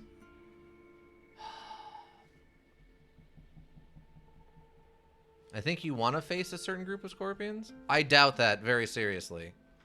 With 0 combat skill, unless these are like death claws that are sentient, I don't think I'm going to stand a chance against giant scorpions. Bombs? I mean, I could try to go alchemy and make a bunch of bombs, I guess. And I doubt that would count as a body count thing, right? Long ago, a hunting party from a desert tribe pursued a strange triple-horned beast into the mountains and discovered a towering metal door. But I could make bombs. And I'm not that broke. I've got $400. They later revisited the site. Let's see. Discovered a towering metal door set into a stone cliffside. They later revisited the site with a wise man and tools for breaking the rock. With no idea how to open the door itself, the desert folk chiseled through stone job and inside. A great treasure of ancient weapons, magic charms, and precious metals awaited them. While looting the complex, another hidden door, this one in the floor, was revealed quite by accident. It accessed the lower levels. The shaman decreed that the greatest treasure was a ruse, a distraction to placate fools. As their tribe was clearly not compromised to fools, it only made sense to send a scouting party to explore further. The scouts descended into the blackness, and the others waited. Waking from dark dreams of weirdly angled corridors and chambers, indistinctive shapes, always at the edge of his vision, the shaman heard a low moaning from the doorway, like a wind from the bowels of the earth. The scout party did not return. The shaman was angered and held the hidden folk beneath the mountain responsible for this turn of events. He gathered the strongest among the tribe to form a war party. They prayed and fasted through a long night, making shallow cuts in their flesh, as was the custom, and smearing red clay on their faces. At dawn, the war party descended with the shaman's strongest blessings. The war party did not return. Bombs are a bit out of his price range, even with buying the powder. Oh, okay. Giving up on whatever secrets lay buried below the mountain, the tribe set its artisans to carve the ornate facade of a temple into the mountain, a shrine to the brave warriors whose spirits were trapped forever in the underworld. For the first and only sacrifice of the temple, they performed a ritual called the Implement of the Three Suns, passed down from their ancestors at the dawn of the world. The name descended both the 3 bright red wounds of 3 stakes in flesh, and the number of sunrises he who was offered could expect to see before enjoying the merciful embrace of death. The shaman protested at length that this ancient tradition did him too much honor, but his modesty was regarded and roundly ignored. So there's a tribe here? No, it's just the location. Okay. Weird. Oh, wait. Well, that's a lot of extra map for places I don't need to go. That's kind of weird.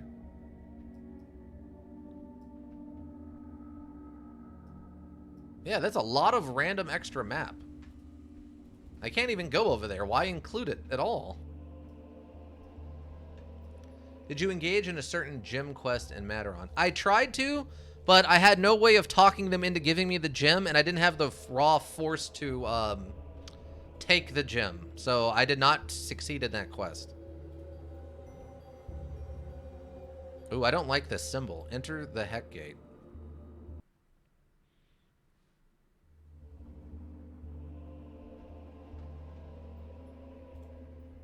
So it sounds like this top row should be fine. It shows there's something here. Oh, there we go. Okay. Let's see. The scrolls are falling apart in your hands, leaving nothing but fragments. A list of visitors, supply requisitions, reports, orders. Try to piece the fragments together. Success. It seems the last few months were spent in preparation of an unspecified but important event. The access to the ziggurat was restricted, and the facility received a shipment of mechanized units. On the last day, all personnel were ordered to abandon the facility and render the port inoperable. Leave. Okay. I think you can steal it with Sneak 5 and Lockpick 5. I forgot that gem is also the same as the necklace. But I forgot. Madaran is ripped. Are you kidding me? Oh my god. Ugh. The scrolls are falling apart in your hands. Perception. Seems the last few months were spent in preparation. Okay.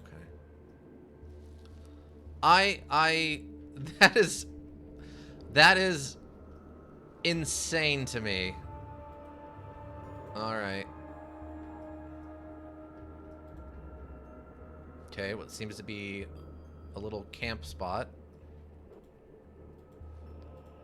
I am just being robbed upwards and downwards, eh? Alright.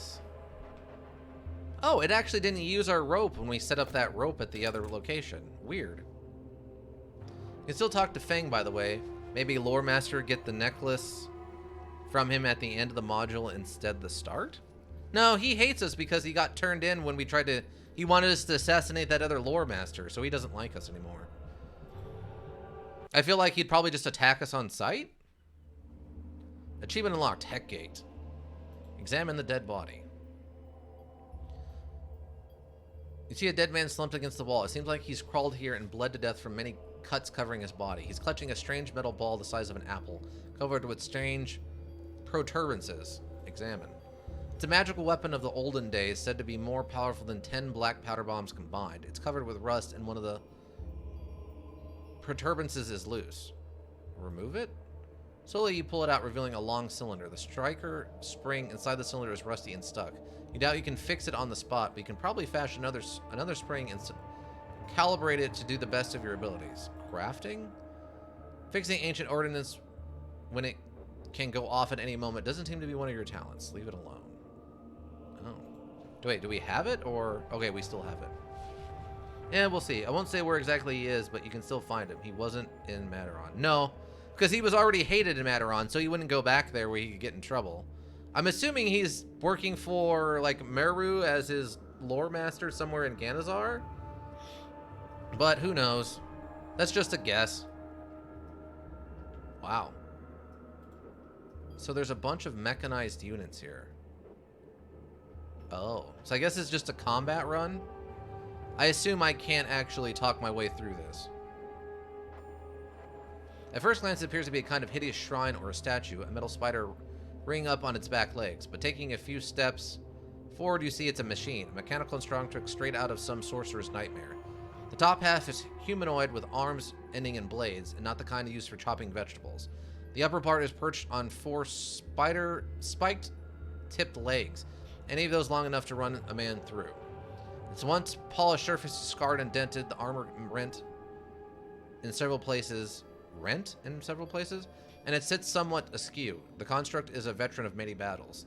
The head pivots ever so slightly in your direction. It sees you, but makes no move towards the doorway. You can go through here, no combat, kind of. Okay, step back. You step back, ready to turn around and run, but the construct stays in place, tracking your movements. Clearly, it won't attack unless you cross the doorway. One way or another, you get past the construct. If you aren't eager to meet face to face, perhaps you can acquire a few black powder bombs or talk one of the zealots into fighting this thing for you. Leave. Oh, okay, so I can maybe fix this bomb and then... It was what, a crafting check?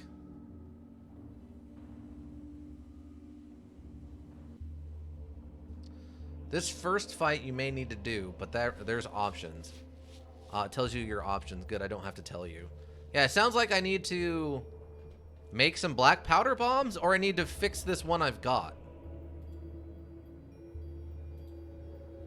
Okay, it was a crafting check. Fix it?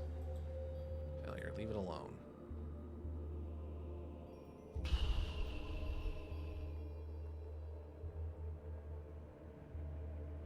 You can hire a merc too, but you're broke, yeah. I mean, there was that one merc I saw back in Ganezzar we could hire, I guess, for this. But is he going to be able to take this thing down by himself when it's, like, slaughtered all these other people?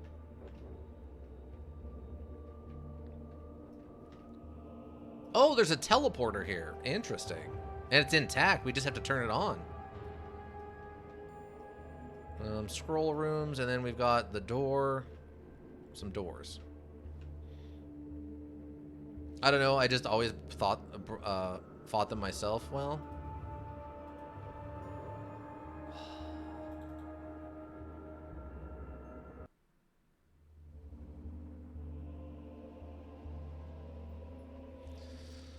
Alright, well at least this doesn't seem like it's on a timer, so we can come back to this, I guess. I feel like we're missing a secret, like, door or something, but... Like, there should be something else in this room to interact with.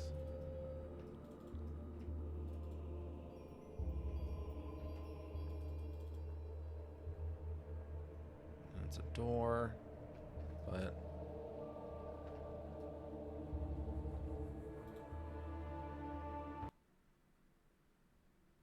You can try Merc. I mean, I guess, but... That seems odd. Alright, so... I mean, we have enough points to go steal the flying airship thing now. So...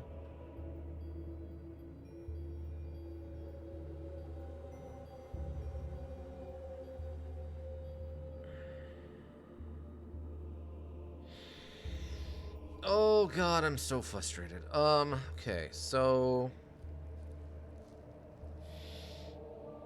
Do you have ingredients for bombs? Yeah, I'm pretty sure I do. Let's see. Alchemy. Black powder? I need one more point in it. Otherwise... Well, I have 3. Or no, I have 1. I have 1, but I have... So would I just throw that into that?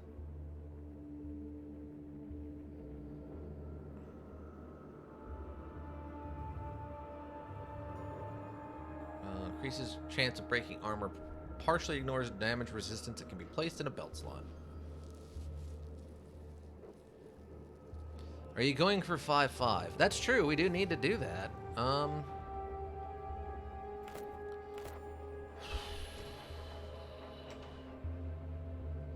I think that's going to be our best bet.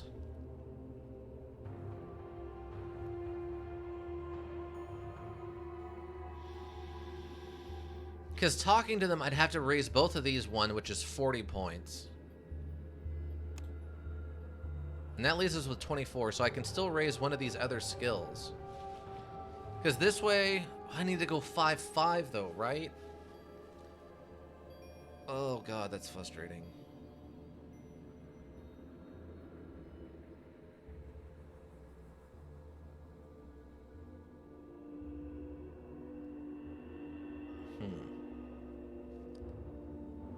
Because we need 5-5 to get through the door. And this will let me make bombs.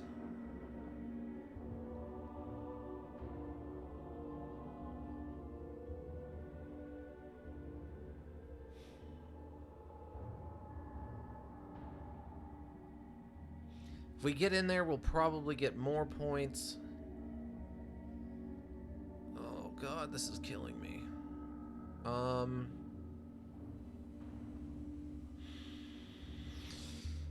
We'll probably have to do this one way or the other, right? Going for the 5-5, yeah.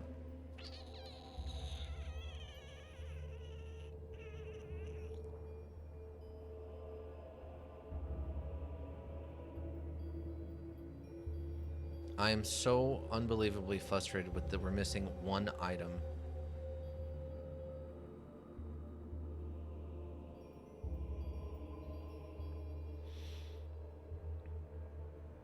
Try Heckgate a bit later.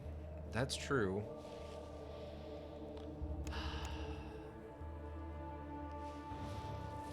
Because, okay, so...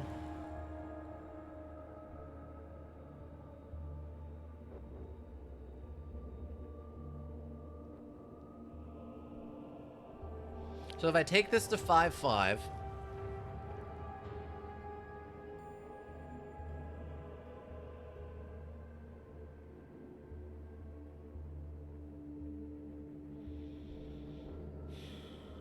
I'm gonna need this at 5, 5, and 9 to be able to fly the attack base, right? And not have it crash.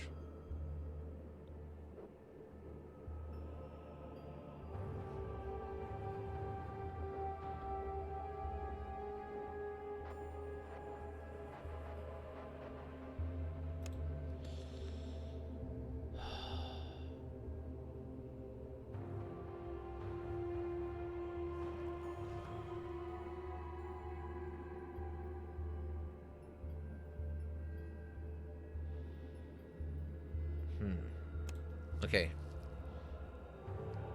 I think we're going to try this. I've got that one other save we can go back to. I'm going to try this. We're here. I'm going to make a couple of bombs. Is 4 bombs enough, or do I need 5? Alchemy. Because if we put this on it, I can't make it, right? That requires 6 points in alchemy. Right.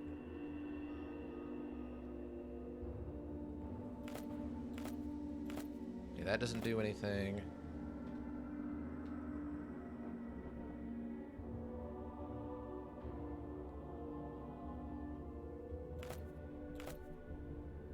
Wow, that makes it black powder bomb strong. Okay, we need an 8 in alchemy for that.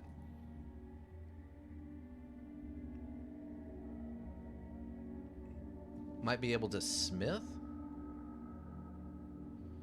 I don't know. For scorpions or Heckgate, I don't know either way. Well, something.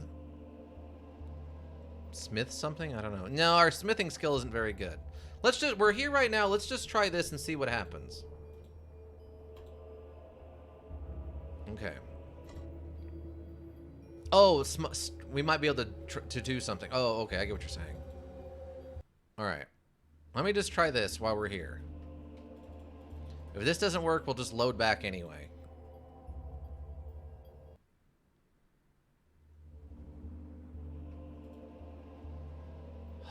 Okay.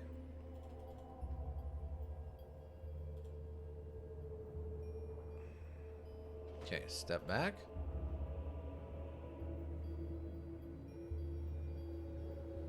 If you had a guild, I'd say do the main quests first, but alas, you don't. No, I actually don't.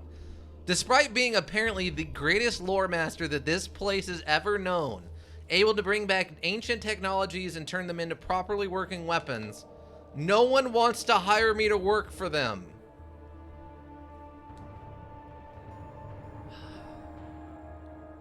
It's like an evil villain from like a 90s cartoon. Probably because he blew them all up. They don't know that. But it's like an evil villain from the 90s, like a 90s cartoon where it's like, no one would hire me despite my great genius, so I just started making robots to take over the world. Like, it's almost like that. So, a few black powder bombs or talk one of the zealots into fighting this thing for you.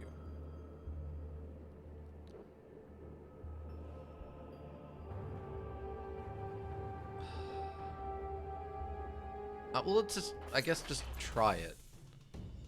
I don't know what I need to do, though. Like, I don't know anything about this. Where are the bombs? I guess this? Okay. Inventory during combat. We've never done this before. Different items have different AP costs to equip during combat. In your belt can be removed without any cost. Armor cannot be changed during combat or the right side of the screen. Okay, cool.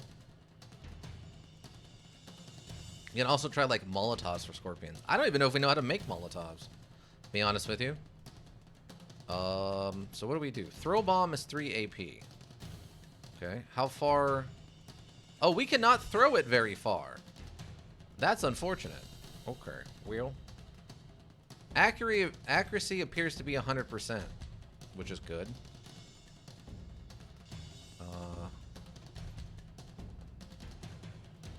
How do I cancel?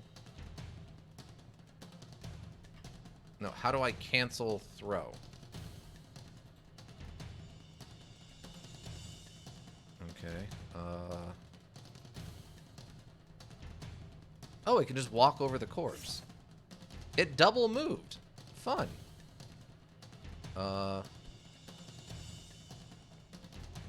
Luckily, it seems to do very little damage.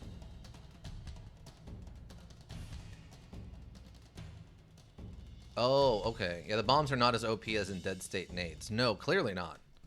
T is wait your turn, but only works if you start before your opponent in the combat round.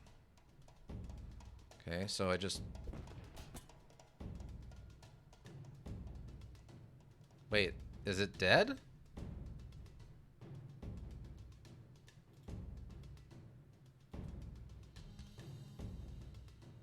Kill it? Is it not dead? Oh, it's not dead. Oh.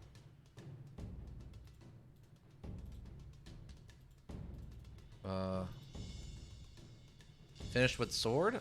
I guess? I can't move forward. I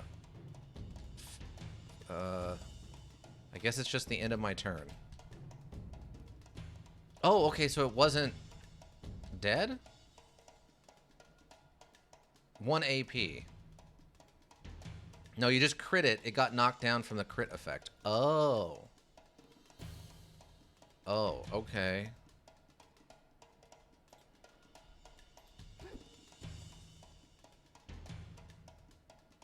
Huh.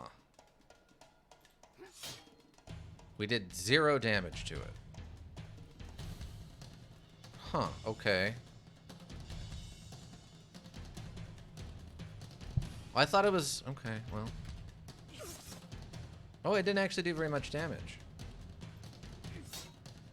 But we're not doing any damage to it either, is the problem. Better off just bombing it? Okay. Huh, I didn't get an opportunity attack there. Okay, it's dead.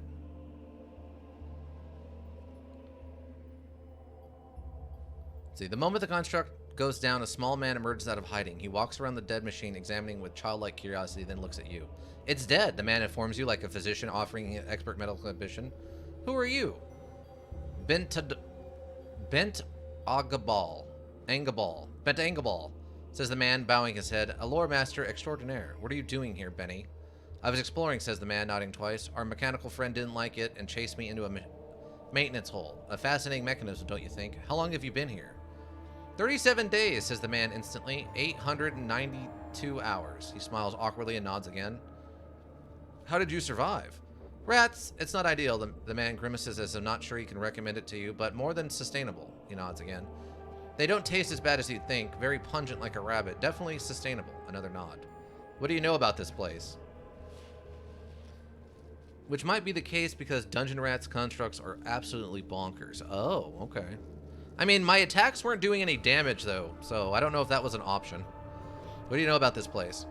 This place? I didn't get very far. He shakes his head for emphasis. Why did you come here in the first place? What do you seek here? A spear, the man says reluctantly, to reclaim my father's throne.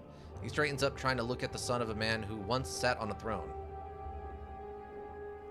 Must be some kind of spear, eh, Benny? It's called the Divine Spear. It is said that whoever wields it will not be denied. I need it, he says simply, as if he's explaining everything. Where are you from? East, says the man, suddenly tight-lipped. Months of travel. So you're going to grab the spear, march back home, and demand what's rightfully yours? The man looks down again, then nods. I have to. You don't strike me as a fighting man. That's why I need the spear. Nothing can stand against it. He hesitates and says, if you promise to help me find the spear, I'll help you get past these constructs. There is more than one? A lot more, says the man, nodding several times. It's hard to say if he's exaggerating or not. If you know a way to get past them, why did you spend a month eating rats in a maintenance hole? Ah, says the man, looking smug for the change. These constructs don't attack each other. Why? Because they know that another construct isn't a threat.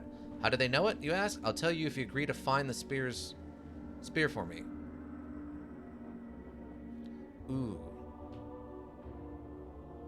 Do I want a magic spear, though? Do I care? Okay, you don't have to tell me exactly what it does, but is it relevant for my lore mastering stuff? Is this one of those things where, like, it turns out I need this stupid magic spear at, like, the end, and then like I need to put it into a mechanism, and it's actually a giant powered like activations like lever, and it turns on the thing. And no, you want him to give you the thing though. I guess that's true. Okay. I mean, I could probably figure it out. I'm a level 9 lore master. Only if you get very deep into Meru's circle. Well, that's probably not going to happen. All right, word of honor. Man smells like a child who has promised a toy, then looks at you with suspicion. How do I know I can trust you? It's persuasion. I did come here for the spear, so I gladly trade it for the help. This place is dangerous. I need all the ally I can trust more than I need another weapon. I saved your life, you ungrateful jerk. If not for me, you'd have died in that hole, so give me a break here. Persuasion. I don't trust you. He says stubbornly, walk away. What? Alright. Streetwise. He doesn't trust either of those things. Whatever. Oh, we got a bunch of sky metal. Okay. Take all the sky metal.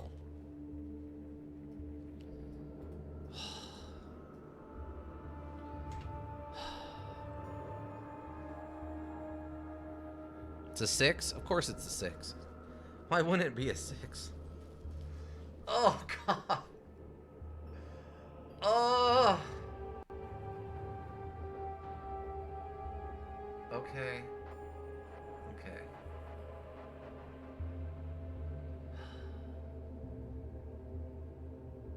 Alright, so we roll it back.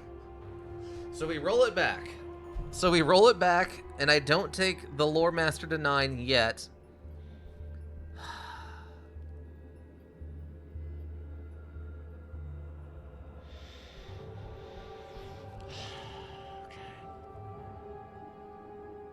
And we put like an extra point into persuasion.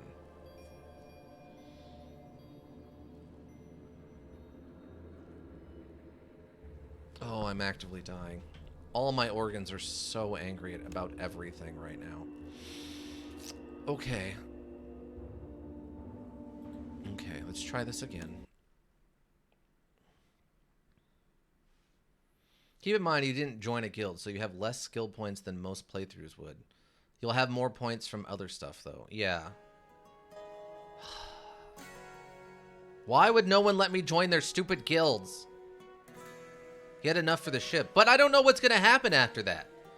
For all I know, that's going to be the end of the module. I'm going to start it up. Someone's going to get angry. I'm going to have to fight a whole city. And then I'm going to end up blowing up a Ganezzar.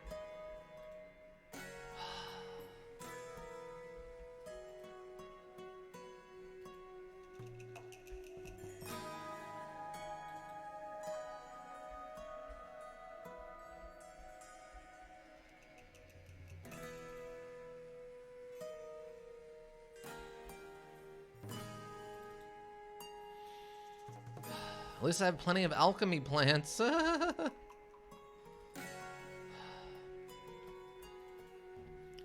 Okay, so I have to ask some of the experts here. We've got 2 experts. I need to know. You can also try fighting scorpions. That's not gonna work. That's never gonna work. It's never gonna happen. I mean, what do I got? Okay, let me see what's in my inventory. Oh God, I'm actively dying right now. It's just bad. See, this makes liquid fire. I don't have any more anything else. I don't have any more rock oil.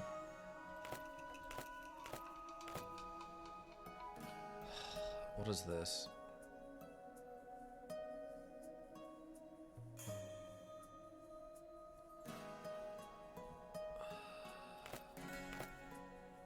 I need 8 alchemy to make a... I just feel like it's messing with me at this point. I feel like I'm being actively trolled. Try talking to a merc about acid flask. It just removes armor off of armored targets. At best, it would just make the scorpions have less armor. Wait, is Fang still here? Did he come back after the... You need a key to open it. Oh, okay. Wait, isn't there a way... A dex check to get up? Wait, did the dex check go away for getting up here? You won't be able to do anything on your first run. Don't overstress it so much. There was. I guess it's gone now. When they cleaned up the city, they got rid of the vines that let me climb up there, I guess.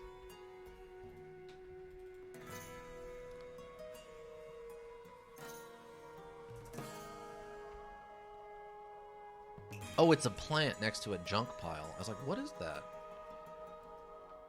Okay. All right. Okay. Okay. So we can get 10 more points. We can have up to 87 points.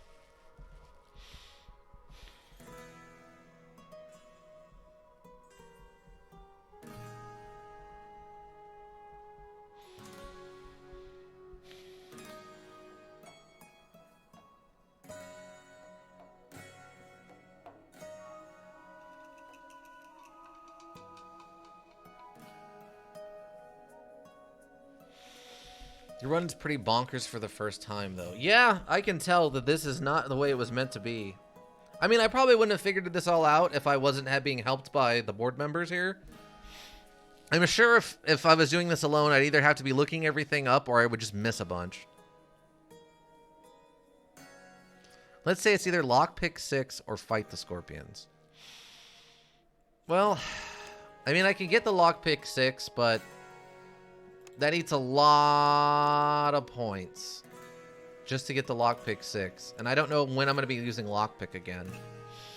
At least with crafting and alchemy, the crafting I know I'm going to be using for fixing stuff. The alchemy has come up a few times. I don't know how relevant it is. Also, you don't do any of the stuff you could do after buying rooms in the inns, which let you gain a few more skill points for your lockpick skill. Oh, I guess. Am I just supposed to be breaking into rooms in the inn?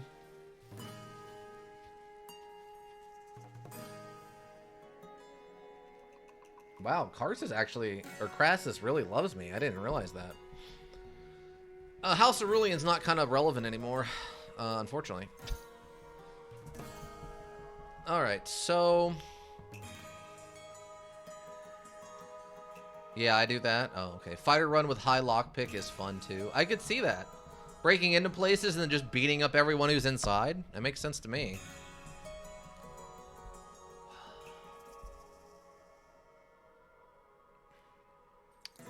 Persuasion, streetwise, alchemy. Okay, so the module doesn't end if I finish the flying fortress thing, right? There's still stuff to do? Is that one of the weird endings? Yes? Guess what? That is no ending. Okay, there is no ending. No ending. Okay, so the flying fortress thing is the only thing we know for sure we can do. Right now. So...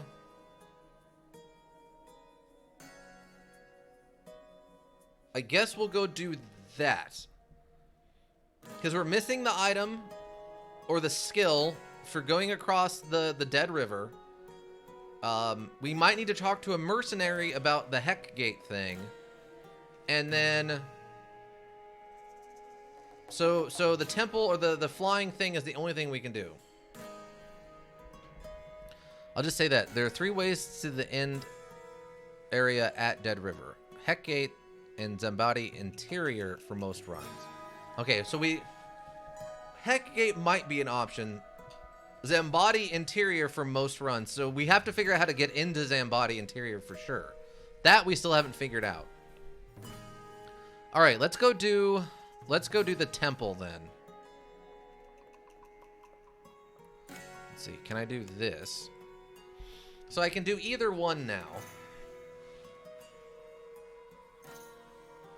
You can't on this run, but I won't spoil the lie. Well, I mean, I blew up a city, so Don't think you'll be able to enter Zambadi this run. Oh, okay. Well, you could have. Yeah, I'm pretty sure I blew up a city. So if it was any way involved with that city, that's not an option anymore. The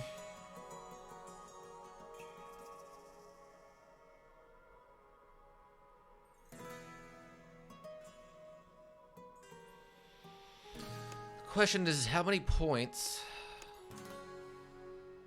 Oh, I won't actually have enough points to level this up to do alchemy. So...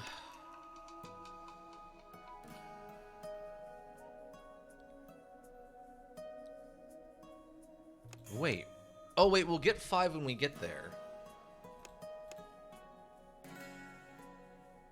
Well, we could go and get the points from the other 2 places.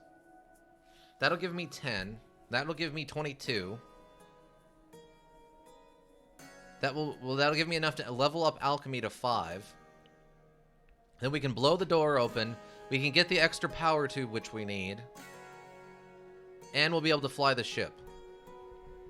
Because otherwise I have to do persuasion, but I'll miss out on the 1 power tube. And I don't think I'm going to be able to go back. Yeah, I'll get 5 points at Dead River. So if we do this, I'll get 5 points at Dead River, and then I can go to Heckgate and get 5 points. That'll give me 10. That'll give me enough to level this up 1 more time.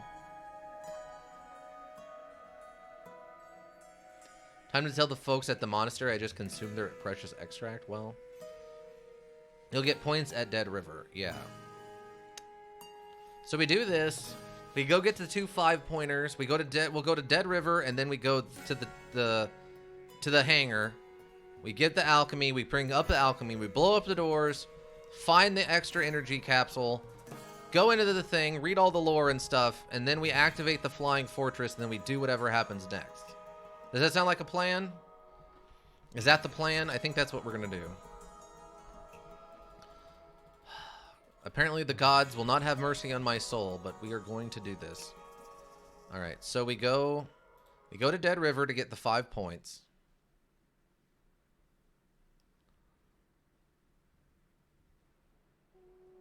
Okay, there's 5 points for that. Then we go to the world map. And then we go here.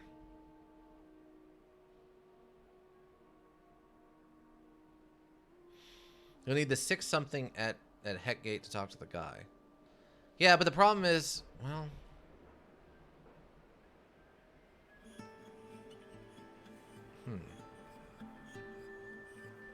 Okay, let me see. Let's do the math on this a different way. So...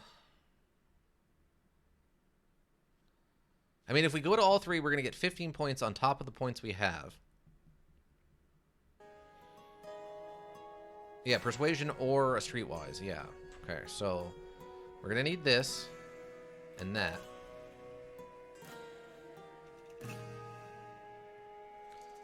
Then I guess what I can do is I can take up my persuasion.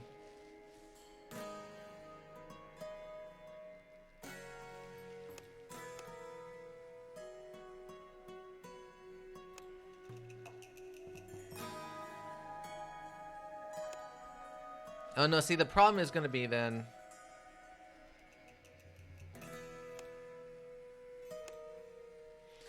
Yeah, I'm not going to have enough civil points then.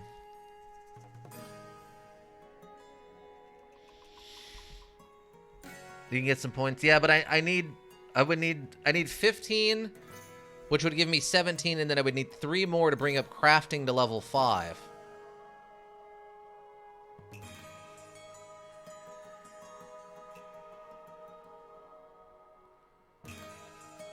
Did we get any extra points in there?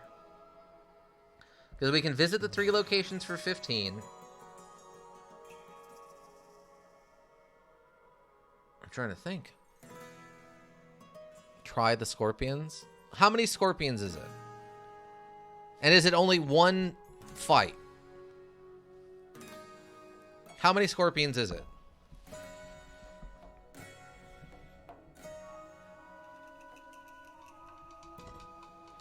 Okay, let me see if I do this. So we do this. Go to the world map. It's like one group, but I don't know if you can get to it right away. Oh. Okay, so we do that. We can go here. We'll get the points for going here. We can... Okay. We get this. Okay, that's 5 points.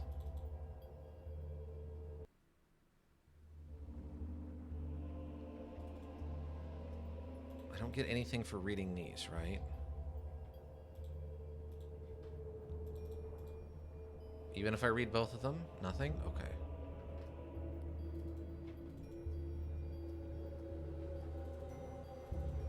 There's no weird secrets left in this room that I'd miss. Even though it feels like there should be. Apparently I did not. Okay. So if we go down here... We can get the bomb.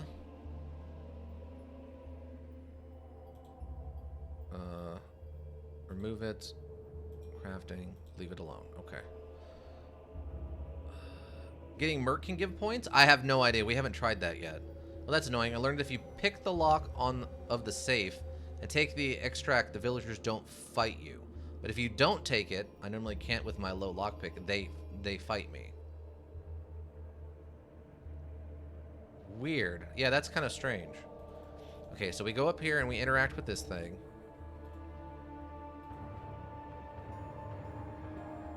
Okay, step back. And then we leave. Okay, we don't get anything from that. I wanted combat SP? Oh, gotcha. It's still weird, but yeah, that's kind of strange.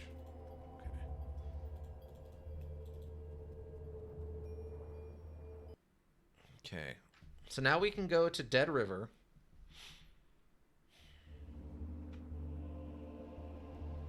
So we go to Dead River. We'll get 5 points for showing up. Okay. We can go talk to the kid. For an old temple, the Hollow. The Evil Wind. Go across. Yes. And if they don't, a trial. And why? Giant scorpions. There's no other way across, but they used to be. Bridge light. Leave. Okay. We do that. We go down here.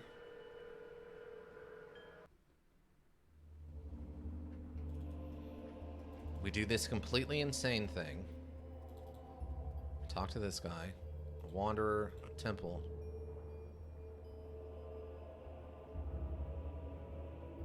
Anyone make it? Can you give me an escort? Why did they stay here? Does it work? Did. Machines. Examine the machines. Okay. Okay, we examine the machines. Lore. Okay, there's 2 points. Okay, finish. Okay, we don't have enough to finish it yet.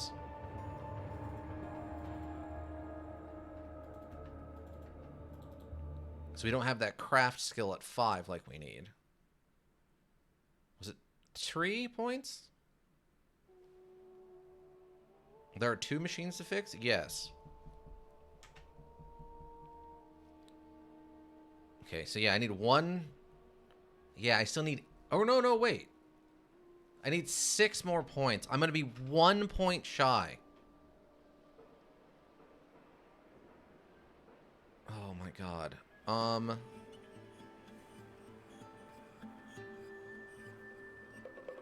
Wait, does... No, it's not going to work.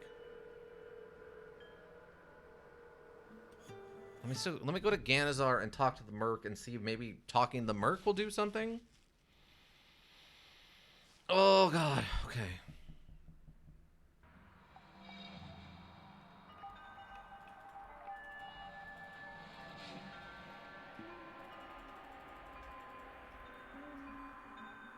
Mercenary? What are you looking at, demands? I haven't seen many mercenaries around here. So, I was just wondering what brought you here. I came to fight, says the man, to offer my sword in defense of the holy city. What made you a believer? The raider ran me through with a spear. I raised my shield in time, but the spear went through it like it wasn't there. I thought I was a goner for sure, but the caravan master dropped me off at some village, and this wise woman managed to bring me back with her herbs and potions. She was the one who told me about the brother Meru and his teaching. It took me weeks to recover, so I just lay there and listened, thinking to myself that if the gods give me a second chance, I'll go to Ganezzar and pledge my sword to Meru. Well, here I am. I didn't see Meru yet, but I guess he's just busy. What did she tell you? What everyone said. No, what everyone knows, says the man looking surprised, that brother Meru used to be a lord of the city, but he was a kind and just lord. He saw much suffering around him, and he wanted to make people's lives better. He prayed for guidance, and the gods answered. They told him what he needs to do to bring them back. Brother Meru renounced his title and started teaching people devotion towards the gods. When he was ready, the gods will return and establish their own kingdom and will live by their laws. Amen, brother. Gods be with you, sister. Streetwise success. Your faith is strong, brother. That's why the gods have chosen you above all others. What are you talking about? The mercenary asked suspiciously. The gods came to me in a dream, brother. They told me to find you. Me? Interrupts the mercenary, his mouth agape. You, brother. Or is there anyone else here whose faith is as strong as yours? No, the mercenary says quickly, as if afraid that you'd reconsider. The gods see all, brother. They came to me in a dream and told me to bring you to them. But what? Asked the mercenary, instantly suspicious again. If you want money, you can forget about it. Streetwise persuasion. I don't want your money, brother. The gods want to test you. That's all. It's easy to talk the talk. Much harder to walk the walk, if you know what I mean. Then test me, cries the mercenary, his eyes burning with zeal. Not here, brother. Come with me. Take him to Heckgate? Are we just gonna feed him to the machine? Okay, so now what? Test your brother. This is your test, brother. God's loving embrace awaits you if your faith is strong enough. So he's still there, waiting, hesitating. The zealot stops. Are you sure? He asked, looking at this construct. We got 2 points for that. The zealot nods, murmuring prayers under his breath, his eyes locked on the construct standing between him and the gods' favor. He takes a step forward, then another, then leaps forward, bringing his axe down. Unfazed, the construct attacks, his blades moving faster and faster. In the moments, the zealot's blood is bleeding from a dozen shallow wounds, but his face shields him from pain. Shouting like a madman, he presses forward, hacking at the construct as if it were a tree. One leg gives, the construct blades flash one last time, and both the man and the machine go down for good. I cannot. You gain a new insight in the liberal arts and trades, which increases your non-combat skills. You get 2 civil skill points for this. I want to know what my body count is after that. I fed that man to a machine to kill it. You've got to give me a body count point for that. I have to have a 2 body count now. I have to. If I do not, this whole system is bonkus. It's completely broken if I do not have a second body count point. I fed that living man to a machine for my own devices. That has to be a body count point. It's okay. Yeah. Who are you doing here, Benny? Come in here in the first place. What happened to your father? They killed him, says the man, looking down as if ashamed. My brothers too. They killed everyone but me, and now I have to find the spear. Tell me about this spear. It's called the Divine Spear. It is said whoever wields it will not be denied. I need it, he says as he implies everything. Where are you from? East, says the man, suddenly mouths. Okay, we're going to grab the spear. That means a fighting man. This is more than this one. You know, to get past them, why did you spend a month eating rats in a maintenance hole? Words of honor. Come here for the spear, so I gladly trade it for your help. This place is dangerous. I need an ally I can trust more than I need another weapon. Success! And we got a skill point from that, too. The man stares at you for a moment, looking for any signs of dishonorable intentions, then gives up and nods. He kneels next to the vanquished construct and goes through his innards in a surprisingly efficient way. He pulls out different parts, commenting on their design and praising the ingenuity of the ancients until he finds what he's looking for. It's a strange-looking, oil-dripping thingamajig with loose wires. The man wipes out the grease and the oil, ties the wires together, turning into a handy protection amulet. Put it around your neck where they can see it, he says, looking very pleased with himself. We gain a skill point. Explore the facility. Okay, we'll take all of this. This is... Okay. We better have a second body count. We do not have a second body count. This whole system is a joke. Everything in this is a complete joke. Any man loot? Let's find out. Unbelievable that our body count is still 1. It doesn't make any sense. It should be higher. Yeah, we can take the mercenary's axe, which is a bronze axe, by the way, and his armor. Okay, take all. Dang, that's a heavy armor. Oh, this is the protection amulet. Unbelievable. Completely insane. Saltier, that's a light armor, actually. I didn't say it wasn't light. I'm just saying it weighs a lot. It's 14 pounds. It's twice as much as what we're wearing now.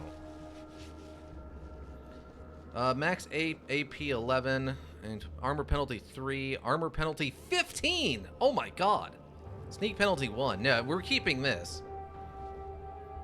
You're not killing anyone with your hands, though. The second lightest metal armor? Really? That's a metal armor? I guess it's bronze, yeah.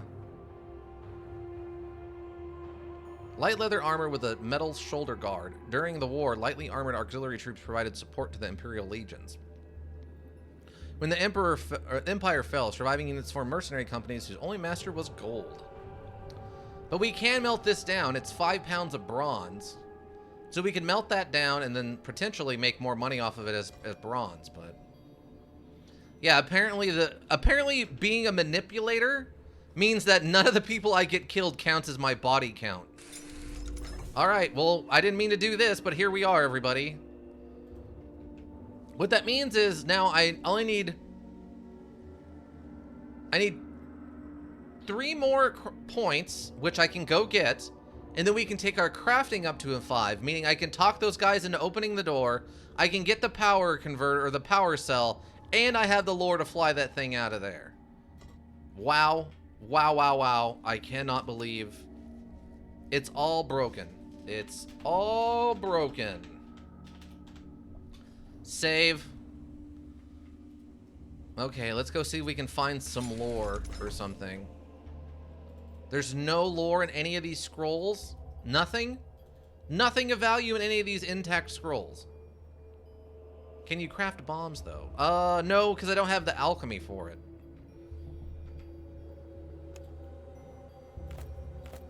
Yeah, I need an alchemy, at least 1 more point in alchemy to make bombs. Okay. Oh, wait, there was some other rooms over here. Let's go check these other rooms. Nothing? None of these unopened crates have anything of value in them? That's basically impossible. Wait, I cannot interact with the transport door? What?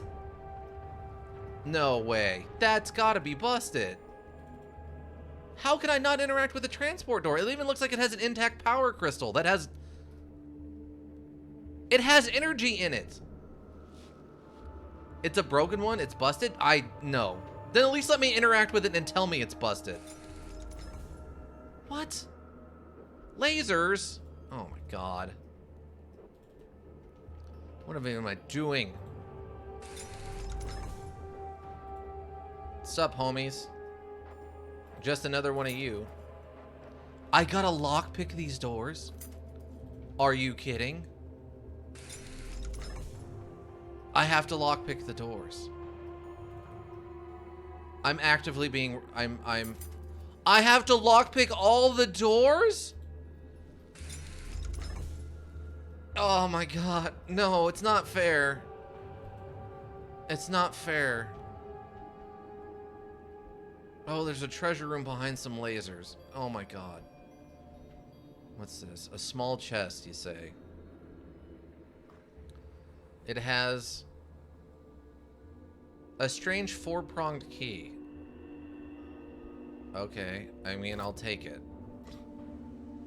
Use the console. As far as you can tell, the semi-sphere is carved from a single crystal and polished to perfection. It's framed in a large metal band covered with dimly glowing symbols. You touch one of the symbols and the crystal surfaces change almost instantly. Tiny fracture lines appear, rearrange themselves, and disappear as quickly as they come. Access the databank.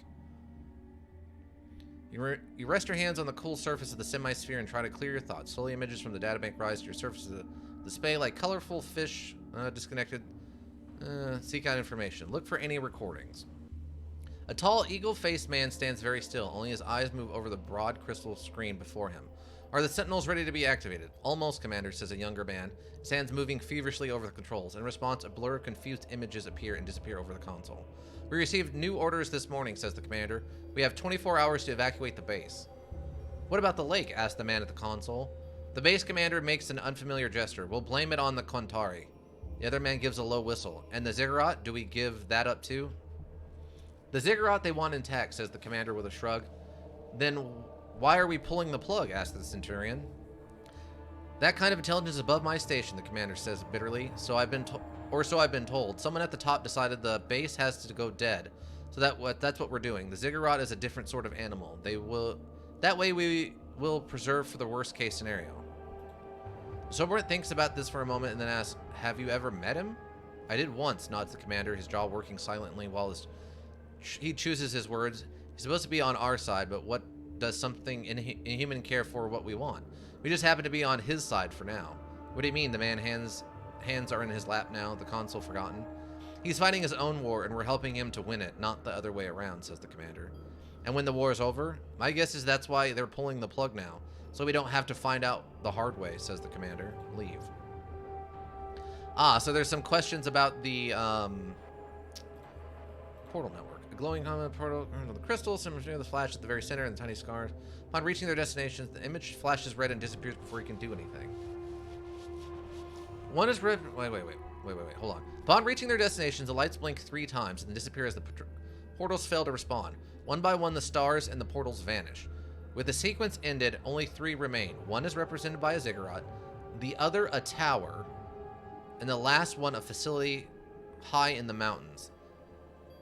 Okay, look for any recordings. We did this. Okay. Okay, and this whole treasure was just that key. Okay. Okay, well we have this. So is this the key for these doors, or am I going to have to continue trying to lockpick? Oh, thank God I can unlock the door. And it's guarded by lasers. I'm guessing if I go through the lasers, it doesn't matter that I'm carrying the...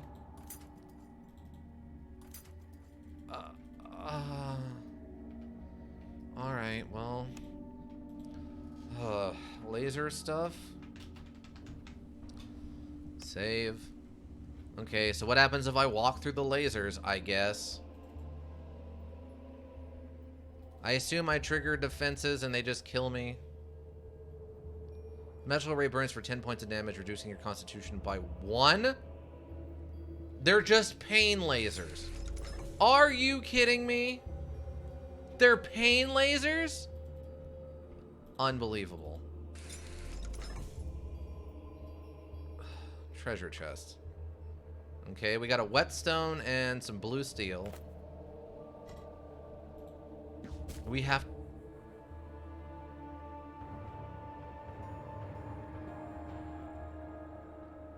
Okay, apparently we got killed by a trap. We got killed by a trap. Use the stat healing ornament to get past it all. Okay, well, that's true, I guess. Oh God, okay. Well, oh God, all of the organs, all my organs hurt. They hurt as much as when you got shot with that crossbow bolt, apparently. Okay, take all of it. We got more sky metal. Take all of it. Okay. Take all of it. No, don't do that. Open the chest. What is that thing? Oh, okay, it's the Divine Spear. If the Divine Spear is really a spear, it's the strangest weapon you've ever seen. Too thick and too heavy, it wasn't made for human hands. Only a giant would be able to hurl this thing at its enemies. Take the spear. Not all locked chests are trapped. Alright, well, let's try one. Okay, well, that one's still trapped. So that's 2 of those that will kill me. I appreciate all your guys' feedback. I really appreciate everything you're doing here. Forgot my perception is maxed. Oh, yeah. Mine's not maxed out. It's only at 8. I really appreciate all you're doing for me, though. Really, I am. Okay, that one's not trapped. Okay.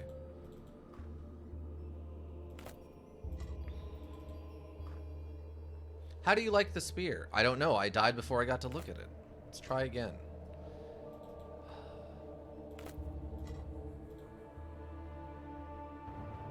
Take the spear. Alright, what is this spear? Divine Spear is really a spear. Okay. It's nothing? It's not even a weapon. It's just a random object. It's 15 pounds. Pretty heavy, though.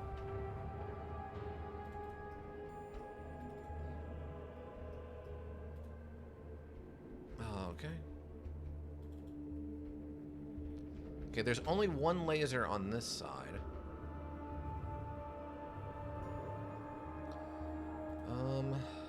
Let's see. So, no, not that. I need to craft.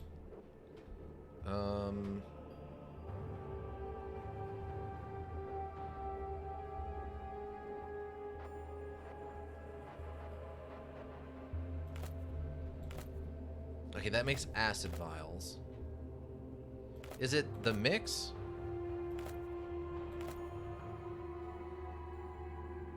Oh, it requires 4 in alchemy to create.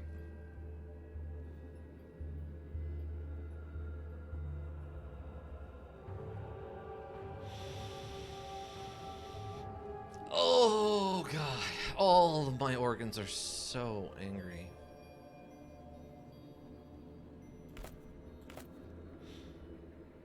You can get for the bombs also. Yeah, but then I won't have the points for the crafting I need. Because I need the points for crafting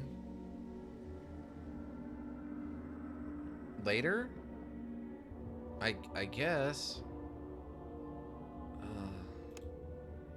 So I'm going to need 13 points now for crafting to be able to get into that thing to get that extra power unit. Oh, God. Okay. I mean, we're in on this now, and we have a save, so we're good. We're gonna play it this way and see what happens. We'll play this out and see what happens. Oh my God! But all my organs, honestly, are just very frustrated. Okay, craft, and then I guess craft.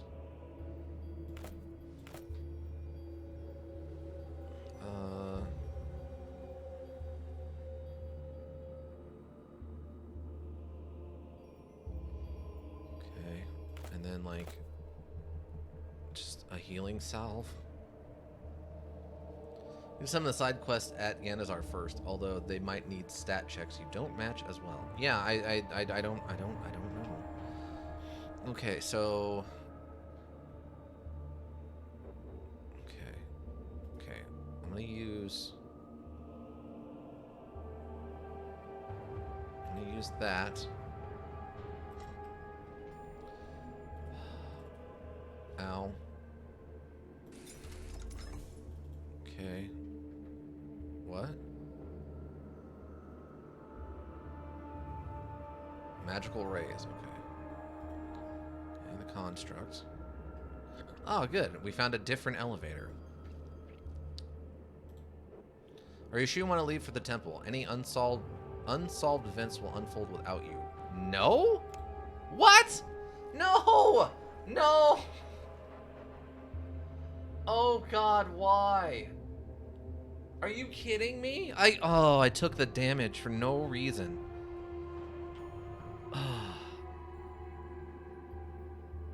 That's wrong elevator? Well, this is the elevator to wherever is next. Yeah, but I have to turn in that stupid spear to the guy before I leave. And then I have to run through the laser door 2 more times, take 2 more damages. That's going to take me down to 10 hit points.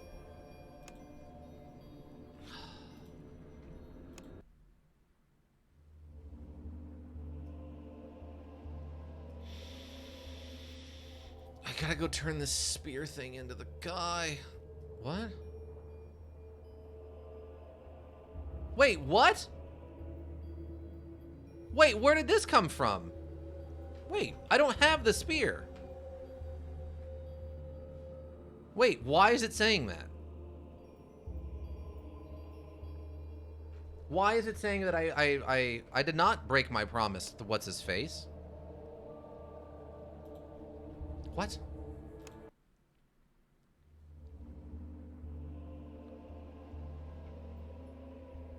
Why is it saying I broke my promise? I did not break my promise. Yeah, it must be a bugged thing from before. Okay.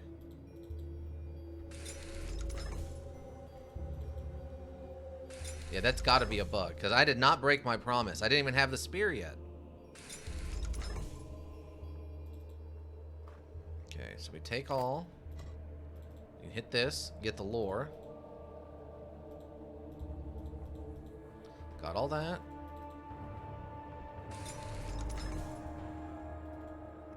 Ouch. Get lasered. You get the spear. Chest. I mean, the rewards in these chests are kind of lame. I'm not a... Unless I can go to a blacksmith and have the blacksmith make items for me, that's not doing me any good. It's bugged, I think. It's automatically assuming you break it, but you can hand it to him and it'll fix it anyway. Oh. Check the spear's description, though. I thought I... Didn't I? If the divine spear is really a spear, it's the strangest weapon you've ever seen. Too thick and too heavy if it wasn't made for humans' hands. Only a giant would be able to hurl this thing at his enemies. You can get a power module from the chests? Really? But then I have to put points into lockpick, which I don't even have. Ugh. What lockpick skill do you need? Lockpick 6? Well, that's impossible. I'm not going to be able to get the lockpick 6. I think it's only, what, a 3 right now? It's a 4. I'd have to have 50 skill points for that, or like 40 skill points. There's no way. Maybe I can come back for them, but... Yeah, just fight the scorpions. That's a terrible, terrible idea. Did you find it? Asked the man with hope. Give him the spear. It's beautiful, whispers the man caressing the weapon. None shall stand before it. None. You gain new insight, which can be used to increase your skills. Word of honor increased. Before I go, I want to show you something. Show him the surgical kit. Okay. Fascinating, absolutely fascinating, mutters the man, explaining the instrument with the same childlike curiosity. I had a dream when I was a child. The great Abu Hassan said that he had a gift for me. He gave me something in my dream, but I couldn't remember what it was until now. Can you do it? I have the finest tutors. I had the finest tutors, says the man, nodding excitedly. And my hands are as steady as ever. He produces dirty, oil-covered hands with bitten fingernails for inspection. What about the ritual itself? Are you familiar with it? I've studied the mantras extensively, nods Benny. Did you find the machines used in the ritual? Did you find the machines used in the ritual? Not yet. I'll stay here for a while, says Benny. I want to study this place now that it's safe to do so. Leave. Okay. Well, we got 6 skill points from that, and another word of honor, which is great. Our word of honor is up to 3 now. Okay. So yeah, we're still 17 points low of being able to get lockpick up to 6 to get into those treasure chests. Which is frustrating. Incredibly frustrating. There are more ways to use the spear. Oh, I'm sure of that. I'm sure that thing does a lot of stuff, but... Are there any other doors? No, there's not. Okay.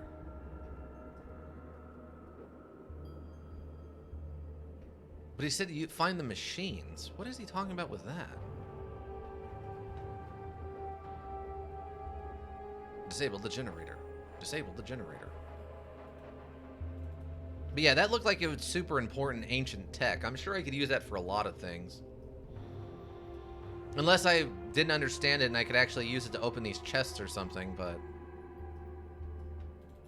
Because I haven't seen anything call for that shape of an item.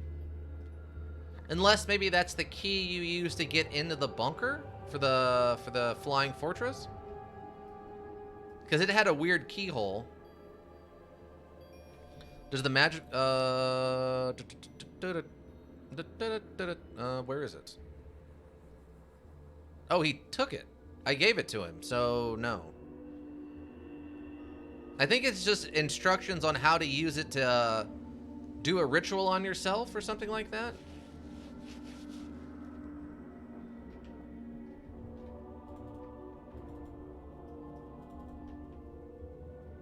Okay, I guess I'm gonna save here and try something.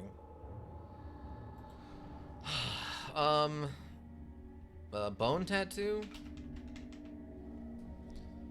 Save. Oh my god, okay. Alright,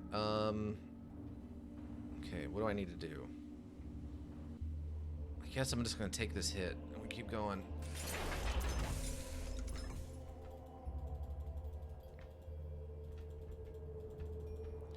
Okay, use the elevator. I don't know what's gonna happen when we do this. Leave for the temple. Any used events will be unfolded without you. Yes? Meru's pilgrimage to the holy Alagaka and the element he found there dominate the rumors. Few can deny that Meru emerged from the ancient ruins a changed man, filled with energy and power he didn't possess before. If anything, the changes as well as several casually conjured miracles only reinforce Meru's image of a righteous man, chosen and blessed by the gods. Meru's sermons changed as well, as he speaks less of the nameless gods and more of the great god Balazar, and the future that would first echo the greatest glories of the past and later triumph over them. Unfortunately, the first acolyte attempted to extend an olive branch to the Imperial Guards fail. His messengers are turned away. Legionnaires expressing an interest in the new faith are flogged and set up north. The converts are crucified without pity. What? Wait, where am I going? What? The temple. At last, the temple. You stand in awe of what once was a magnificent complex. A sprawling group of structures the size of Tehran, dominated at its heart by the great ziggurat. Though time has reduced the walls and smaller buildings to little more than rubble and dust, the ziggurat has resisted the elements. The shifting sands have drifted high on its steeps, and hungry vines have climbed its surface here and there, but the cracks on its outer shell are superficial. Its presence is like that of a solitary mountain, conveying agelessness and endless patience, seemingly content to wait, though for what you do not know. What? And I got 25 skill points for coming here. What is even happening? What is happening? What is going on? Why did it take me like days to take an elevator up to this location? This is the end? This is one of the endings? No way. Really?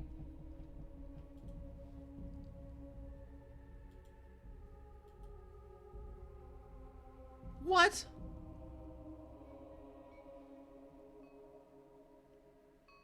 You could probably do it now, yeah, if you want. No, what? Are you kidding me?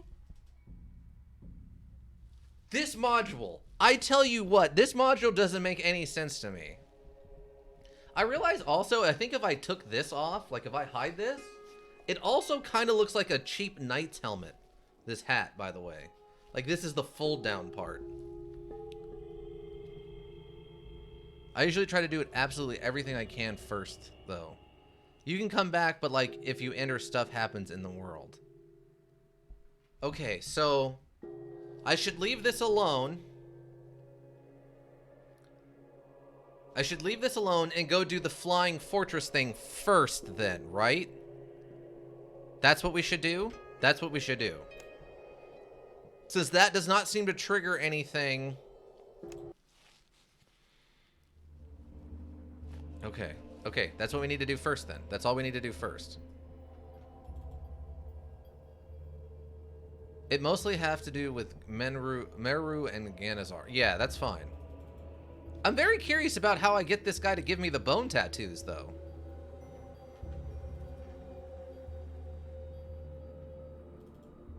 Like, this looks like it's intact. I don't understand why this doesn't work. I'm very confused by that. Okay. Oh, did I not even bother going in here before? I guess not. Well, surgical kit, and he asked about machines. How about some surgical machines? The only surgical machines I know of are the ones that are back. We had to take a teleporter to a different location from the well in Ganezzar, and there was like surgical machines there, but I don't know how to get back there.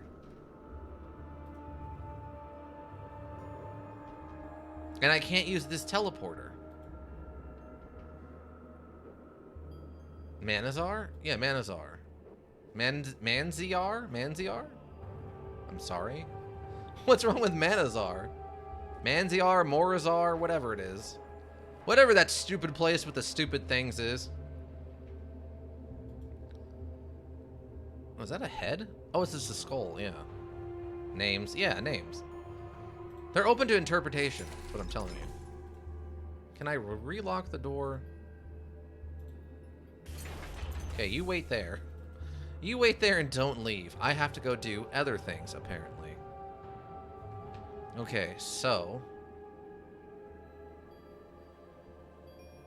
how much con do you have? I had 8. I'm currently at 6 because of the lasers. No, I had 2 laser hits, so I'm down to 6. It's normally 8.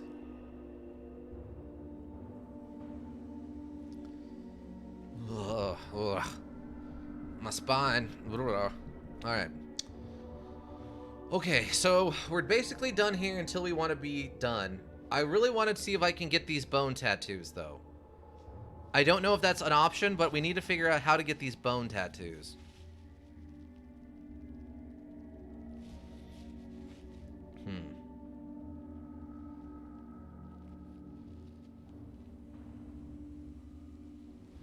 You really might have been able to pull something off, but not anymore. Okay, like what? Was it something back in Ganezzar? Because we went down and we found the tube room in the bottom of the abyss. We did that. Luckily, we were able to kind of pull that off thanks to our gas mask, but... well, the machines. Oh. Is there someplace else to do machine stuff? Because the way it feels like what I should have done is Ganezzar still needs to be there.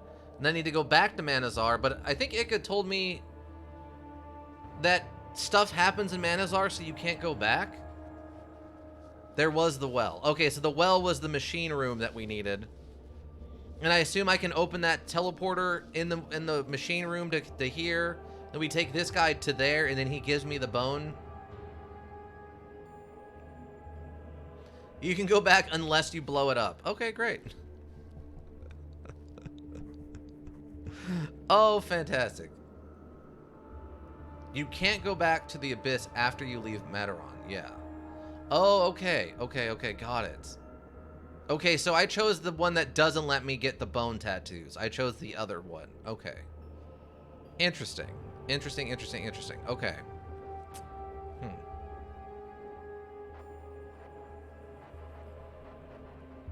Can you visit the ruins, though? You know, I have not tried. That's a good question.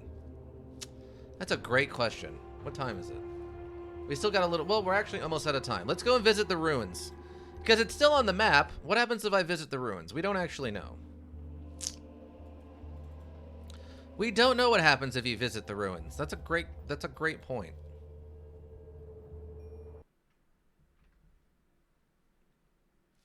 There's like one more way to get to the machines, but you won't be able to do it that as well. Yeah, that's not surprising. It's probably inside of that place I can't get into because I don't... It's probably in here, some stupid thing, or like, whatever. Yeah, Mataran is just gone. You can't go visit the ruins. Nope, it's just dead. Fudge. Absolute fudge. I mean, I think this place had a teleporter. Was it this one that had a teleporter too? No, this was just has the one that has all the information you need, but not an actual teleporter.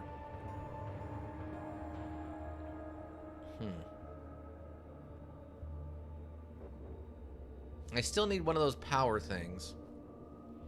Because we can't do anything at the arch until we have enough power for the glove. So we can't do the arch stuff yet. Alright. So yeah, we can't go back there. So I guess the only thing we can do now... Infrari. Wait. Infrari has a teleporter. Right? Infrari has an intact teleporter. No, I've been here. But it has an intact teleporter, right? Unless something changed when we went to Ganezzar. Yeah, everyone's still dead here. Everyone's still very dead. Wait, what is up with this person? Oh, they just have had tattoos all over their body. Oh, okay. How did you deal with the robot? I talked to him politely and tricked him into not attacking me. Climb down.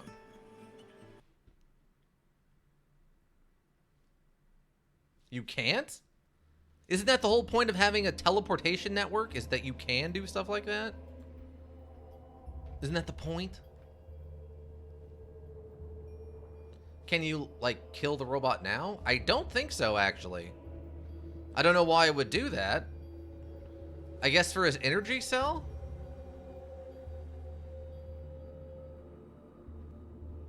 In lore, yes, you could have, but most of the network went kaput. But, well, yeah, but... I'm just saying, if I have an active teleporter here, and I have an active teleporter in the same network at the machines, in theory, I should be able to teleport there, right? So wait, what happens if I go into this now? Do I just die? Portal's glowing blue light. Right, leave it alone for now. Let me go talk to this guy. The min stops what you're doing and looks at you. Leave. Control panel? Don't touch it.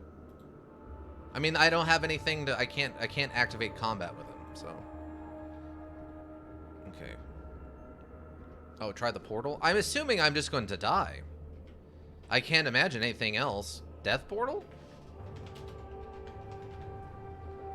Can't you? Can you, like, throw... Can you throw stuff at him? I don't think I can initiate combat like that. Okay, portal. Go through. You step in the portal, but nothing happens. You wonder if the destruction of Mataran had something to do with it. Leave. Yeah, we can't do the portal either. Okay.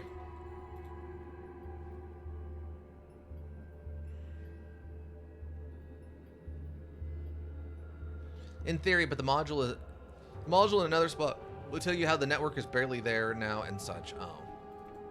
I don't know. That seems like a cop-out. I don't know. Can I initiate combat by throwing a bomb at him out of combat? I don't know if that's even an option.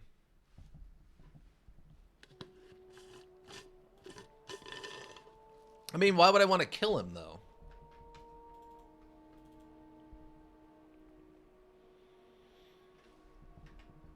Okay, so we need to go here. Let's do the flying fortress thing. It would if you would be able to, would be real nice. I mean, if you could build your own, maybe, but I think it makes sense. Okay. Okay, Ika, I'm trusting you. You're more of a lore master than I am. Okay, so we're gonna need 1 crafting point in this, and it leaves us with 8. So we're gonna talk our way in, and then we use the crafting point to get the free power cell Open the roof. We use our 9 lore to get the flying ship flying, and then we can fly the ship around. I hope this is worth it.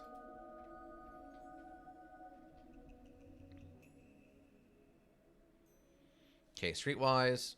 Impersonate. Cool. Engineers. Okay. I'll be the judge. We go down. Oh, I gotta go to the restroom so bad, but we're almost out of time. Okay. Grab all this lore real quick. This module, by the way, is still insanely bonkers to me. I'm very happy you suggested it, but wow, is this thing all over the place.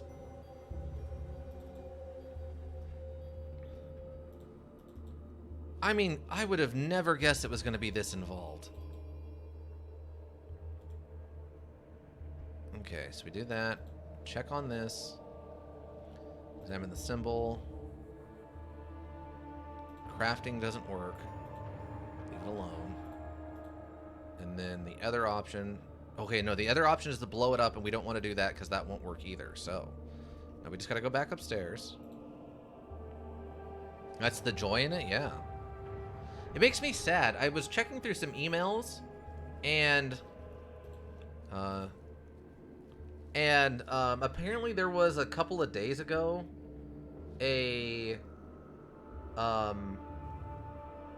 Twitch did some kind of special thing where you promote a obscure module that you love but other people don't know about. Had I known that was a thing that was going on, I would have 100% promoted the heck out of this.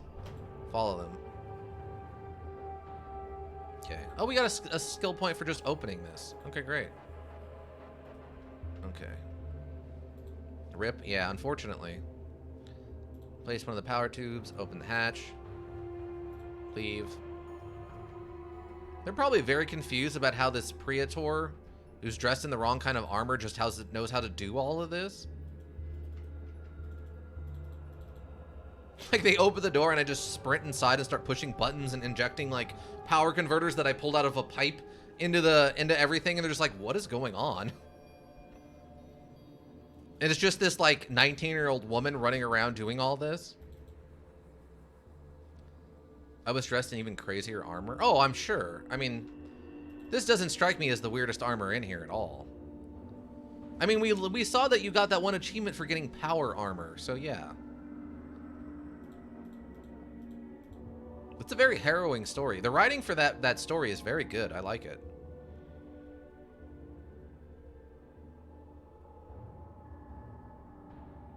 Okay. Examine the crystal. Examine the captain's log. Keep reading, leave. Okay. Now we activate the console. Use the jellyfish artifact. Pray to the air elemental. Lore. We beheld in the sky what appeared to us to be a mass of scarlet clouds resembling the fierce flames of a blazing fire. From that mass, many blazing missiles flashed in tremendous roars, like the noise of 1,000 drums. 1,000 drums beating at once, and from it fell many weapons winged with gold and thousands of thunderbolts, with loud explosions and many hundreds of fiery wheels. Loud became the uproar of falling horses slain by these missiles, and mighty elephants struck by the explosions. It's a rare mantra dedicated to an ancient flying chariots that were made of blessed iron and gifted with the power of the gods. The mantra contains details praying instructions that might persuade the air elementals to pull such a chariot as if it were horses. The chariots await. Do your thing. You put your hands on the controls and conjure the air elementals, commanding them to possess the ship and do your bidding. The air elementals are fickle and might play along only to abandon you in mid-flight, watching your ship plummeting down to the delight. To avoid it, you follow the rituals to the letter, warding off the ships against mischief and securing the tethers, binding the elementals. Slowly the ship rises in the air. You order the elementals to turn it around and pull it forward. Take her to Ganezzar. Good lord, what are we gonna do in Ganezzar?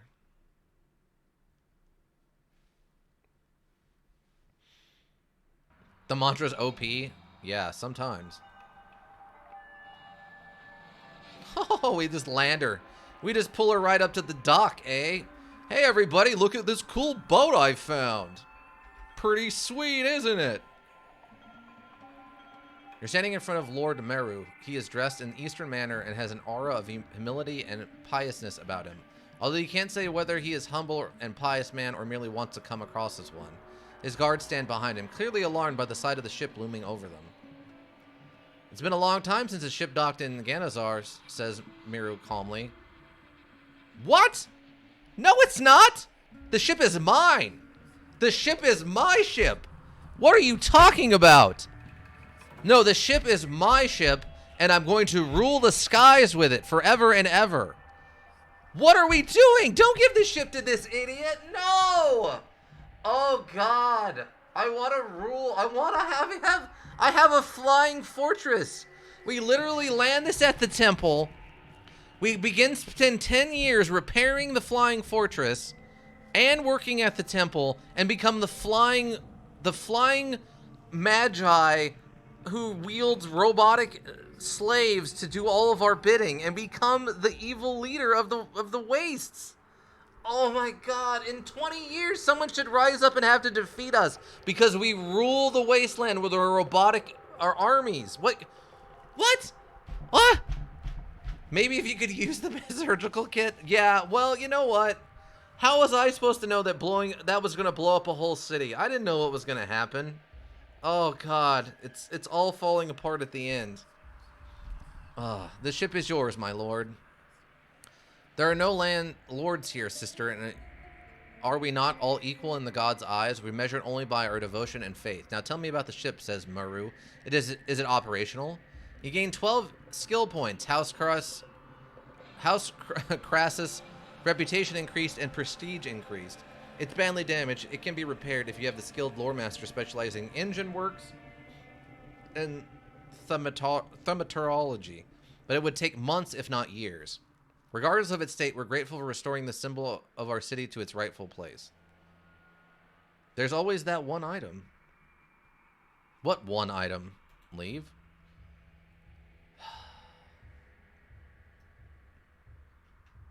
Cool. Wow. Wow. The lacking one? Oh, the thing we need for the sky bridge? What do you got to say, brother Marcus?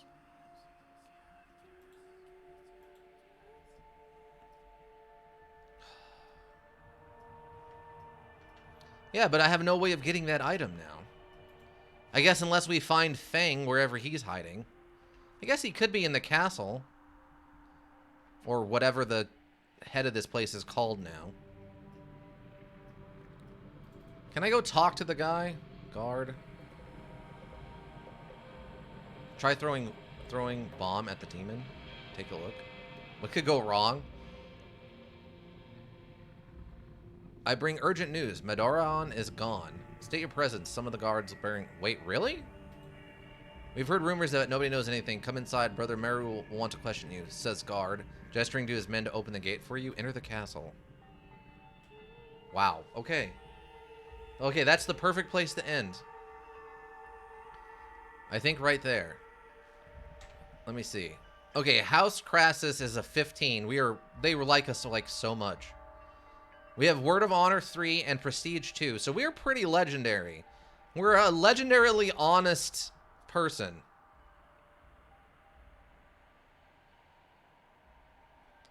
And we have 22 skill points, so I could actually raise my alchemy up to the 4. Or I could get my lockpick to 5.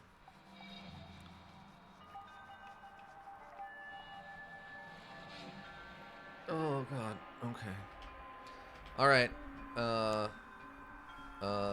Talking to Meru.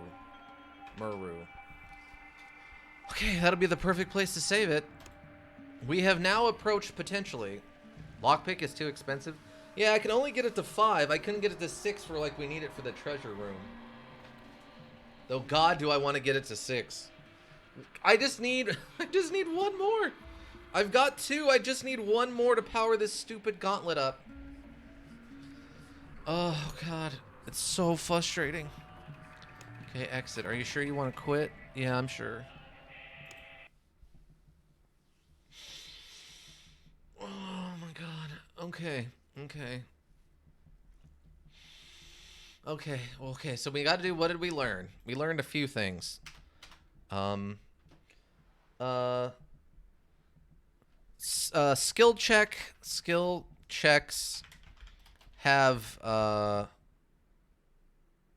would you, like, well, that was fun and interesting. Good, I'm happy you liked it. And thanks for coming back again, Bong Chambers. I'm happy I was able to keep you entertained for a little while. A good 4.5 hours or so. But let's see. So what did we learn? Skill checks have a varied skill requirement system. Oh, Ika, do we want to do food lore before everyone leaves? Ika, do you got any interesting food lore? Strawberry Jesus 11, Bong Chambers, food lore. Basically, it's just whatever the last meal you had is.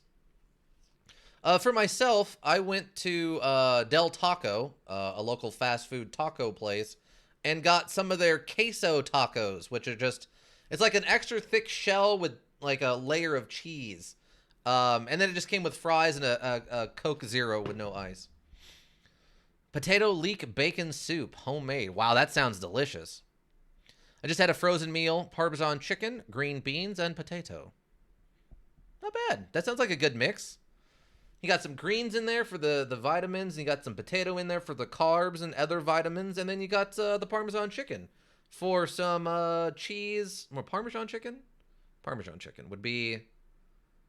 Parmesan chicken? Parmesan. I guess that would, yeah, cheese and chicken, so yeah. Sounds like a pretty good mixed meal, and that potato leek bacon soup sounds delicious, so. Parmesan, yes. I'm starting to think of it as Parmesan with anything else, but I guess it's just Parmesan cheese. What's the one that's breaded and has red sauce? I can never remember that for some reason. Oh, God. Parma, thank you. Chicken parm. Yes, thank you. Yeah. For a second, my brain was like, no, is that Parmesan the other thing? But no. Chicken Parmesan is just the cheese, and then Parma, chicken parm is the breaded one. That's the difference. What else did we learn?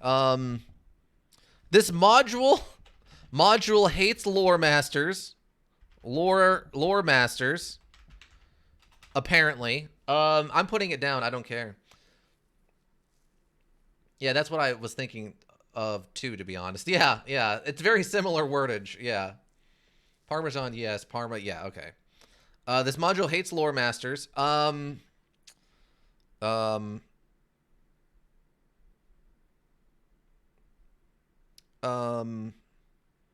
We found, there are insta-kill, traps. We found those. What else?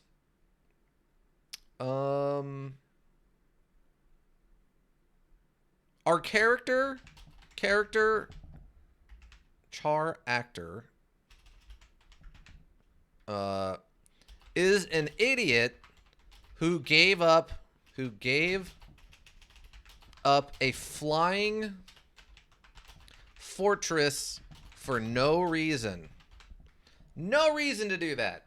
100% could have landed that thing out in the desert or out on a mountain or wherever, come back into town and spent like 10 years fixing the thing up and building a robotic army. We have robots. We have 2 different kinds of robots we've run into and kind of know how they work. So there's no reason we couldn't pick up the dead body of one of the robots and figure out how it works and just start building the stupid things.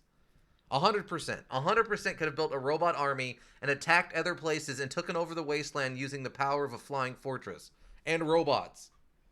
100% could have been done. 100% could have been done. All right, so the 4 things we learned are skill checks have varied skill requirement systems. Sometimes it's a plus, or it's a minimum requirement for both skills. It kind of varies. This module hates lore masters. Apparently, it's just tricking lore masters. It's constantly like, oh, you're doing great, but actually the thing back at the beginning that you never had a chance to get is the thing you need to finish this out. Ha ha ha. It's like, okay, great, thanks. There are also lore masters are generally poor, apparently, which is insane to me, but all right. There are insta-kill traps, I figured, but we finally found some. That's important. And then our character is an idiot who gave up a flying fortress for no reason. That is also true, and I just explained why that's dumb. All right, 4 things we learned tonight. Scheduling next week, 3:30 p.m. here on Twitch. More of Age of Decadence. Apparently, we might. I don't know what's going to happen. I can't say. I have no idea what's going to happen going forward. None. Absolutely no idea at this point. It is off the rails. I have no idea. I don't know. Apparently, we missed out on the ability to get the bone tattoos, which makes me very angry. But we did, I guess, apparently blow up a city. So, I mean, that's consequences of our actions. But yeah, we'll see what happens when we do a combat run where I'm gonna actually have to spend time fighting stuff. Next Age of Decadence stream next Friday. I missed when you said it. Yeah, it'll be a week from today. A week from today, starting at 3:30. I do tactical Thursday stuff. So this stream is always on Thursdays, starting about 3:30 p.m. my time, which was about almost 5 hours ago now. Yes, same week of the day that today is. Yeah, same day of the week that today is. Next week.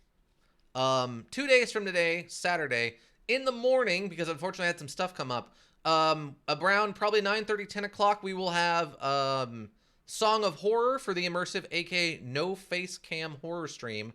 I don't know much about it. It had good reviews on Steam. It looks like it's a third person kind of stuck camera with decent graphics, so I figured we give it a shot. If we don't like it, we'll only play it one day and we'll move on to something else. If we do like it, we'll keep playing it. I have no idea what to expect. Have a nice night. Okay, thanks, Ika. You too. I hope to see you back on Saturday. Sunday at 3, or no, I'm sorry, Sunday at 2 p.m., we will have more of Return of the Obra Den. We're starting to make actual progress on that now. We've, I think this last stream, we managed to get like 6 or 9 groups, or 6 or 9 people wrapped up on their name and their form of death. So that's fantastic. But yeah, more of that Sunday at 2 p.m. And then Tuesday, we will have, for Action Tuesday, we will have more of Ace Combat 7, Skies Unknown. I don't know what to expect from it, but more jet fighting at a minimum, right? Like, that's a given. We're basically trying to save up money to get one of the really, really cool jets. And maybe I'll go back and do some of the challenges to see if there are changes to the story. Because there's kind of hints that we messed up on one of the levels, and we got the bad ending, which upsets me because we've been doing so good on this stuff. But maybe once I unlock a jet, I can go back and use that jet on those other missions, and then we'll succeed better, right? But that's the schedule for the next week, basically. Then we've got the YouTube repository. If you want to get caught up on any of the nonsense I've been doing, we have the YouTube repository. Did the links work, by the way? It didn't work again. I already tried to fix it once. I'll have to fix it again. But we have links for that in the info page, and Raven Hillbrook Inc. over in the YouTube. Hillbrook is one word, INC. Yeah, everything I create gets lightly edited and put up there. Then we have the Discord. Links for that are in the info page. General discussion, recommendations if you want to see me play something specific. There is a little bit of a list up there, but I've tried to rotate through things quickly. So depending on what you're trying to suggest, well, we're working through the list. We're making progress. We have the water cooler section for memes. We've got the lunch break section for food stuff. We've got the office pet section for funny animal videos. We've got the artboard section. If you create some kind of art, we want to see it. Post a link or post a picture over there in the Discord. We love to see that stuff. And then we have the after hours section for the little bit spicier stuff. If you have something a little risque you want to talk about or post a link to or something over there. And then last but not least, we have the Twitter at Hillbrook Inc. Hillbrook again is one word, INC. Schedule reminders, updates if there are changes, and notes for management to the board. I want to thank everybody who stopped by today, of course. Ika, thank you. Strawberry Jesus, thank you. Bong Chambers, it's good to see you back. Staying with Strawberry Jesus. I know we've seen that name around before. Any of the lurkers, thank you. You help the Twitch world go round. Anybody who checks the VODs here on Twitch or checks the VODs on the YouTube repository, thank you. It's all greatly appreciated. If you need a well-thought-out solution, you need a thinking solution, Raven Hillbrook Inc. Thinking Solutions. Again, thank you all so much. I hope to see you back on Saturday. It'll be Saturday morning, probably about like 9:45, 10 o'clock, 9:45, 10 o'clock a.m. for me. So, and that's Mountain Standard Time right now. Yeah, I'm interested to see what Song of Horror has for us. I just kind of picked it up on a whim because it was on sale. Let's see how what it actually is. It had good reviews, so it can't be terrible.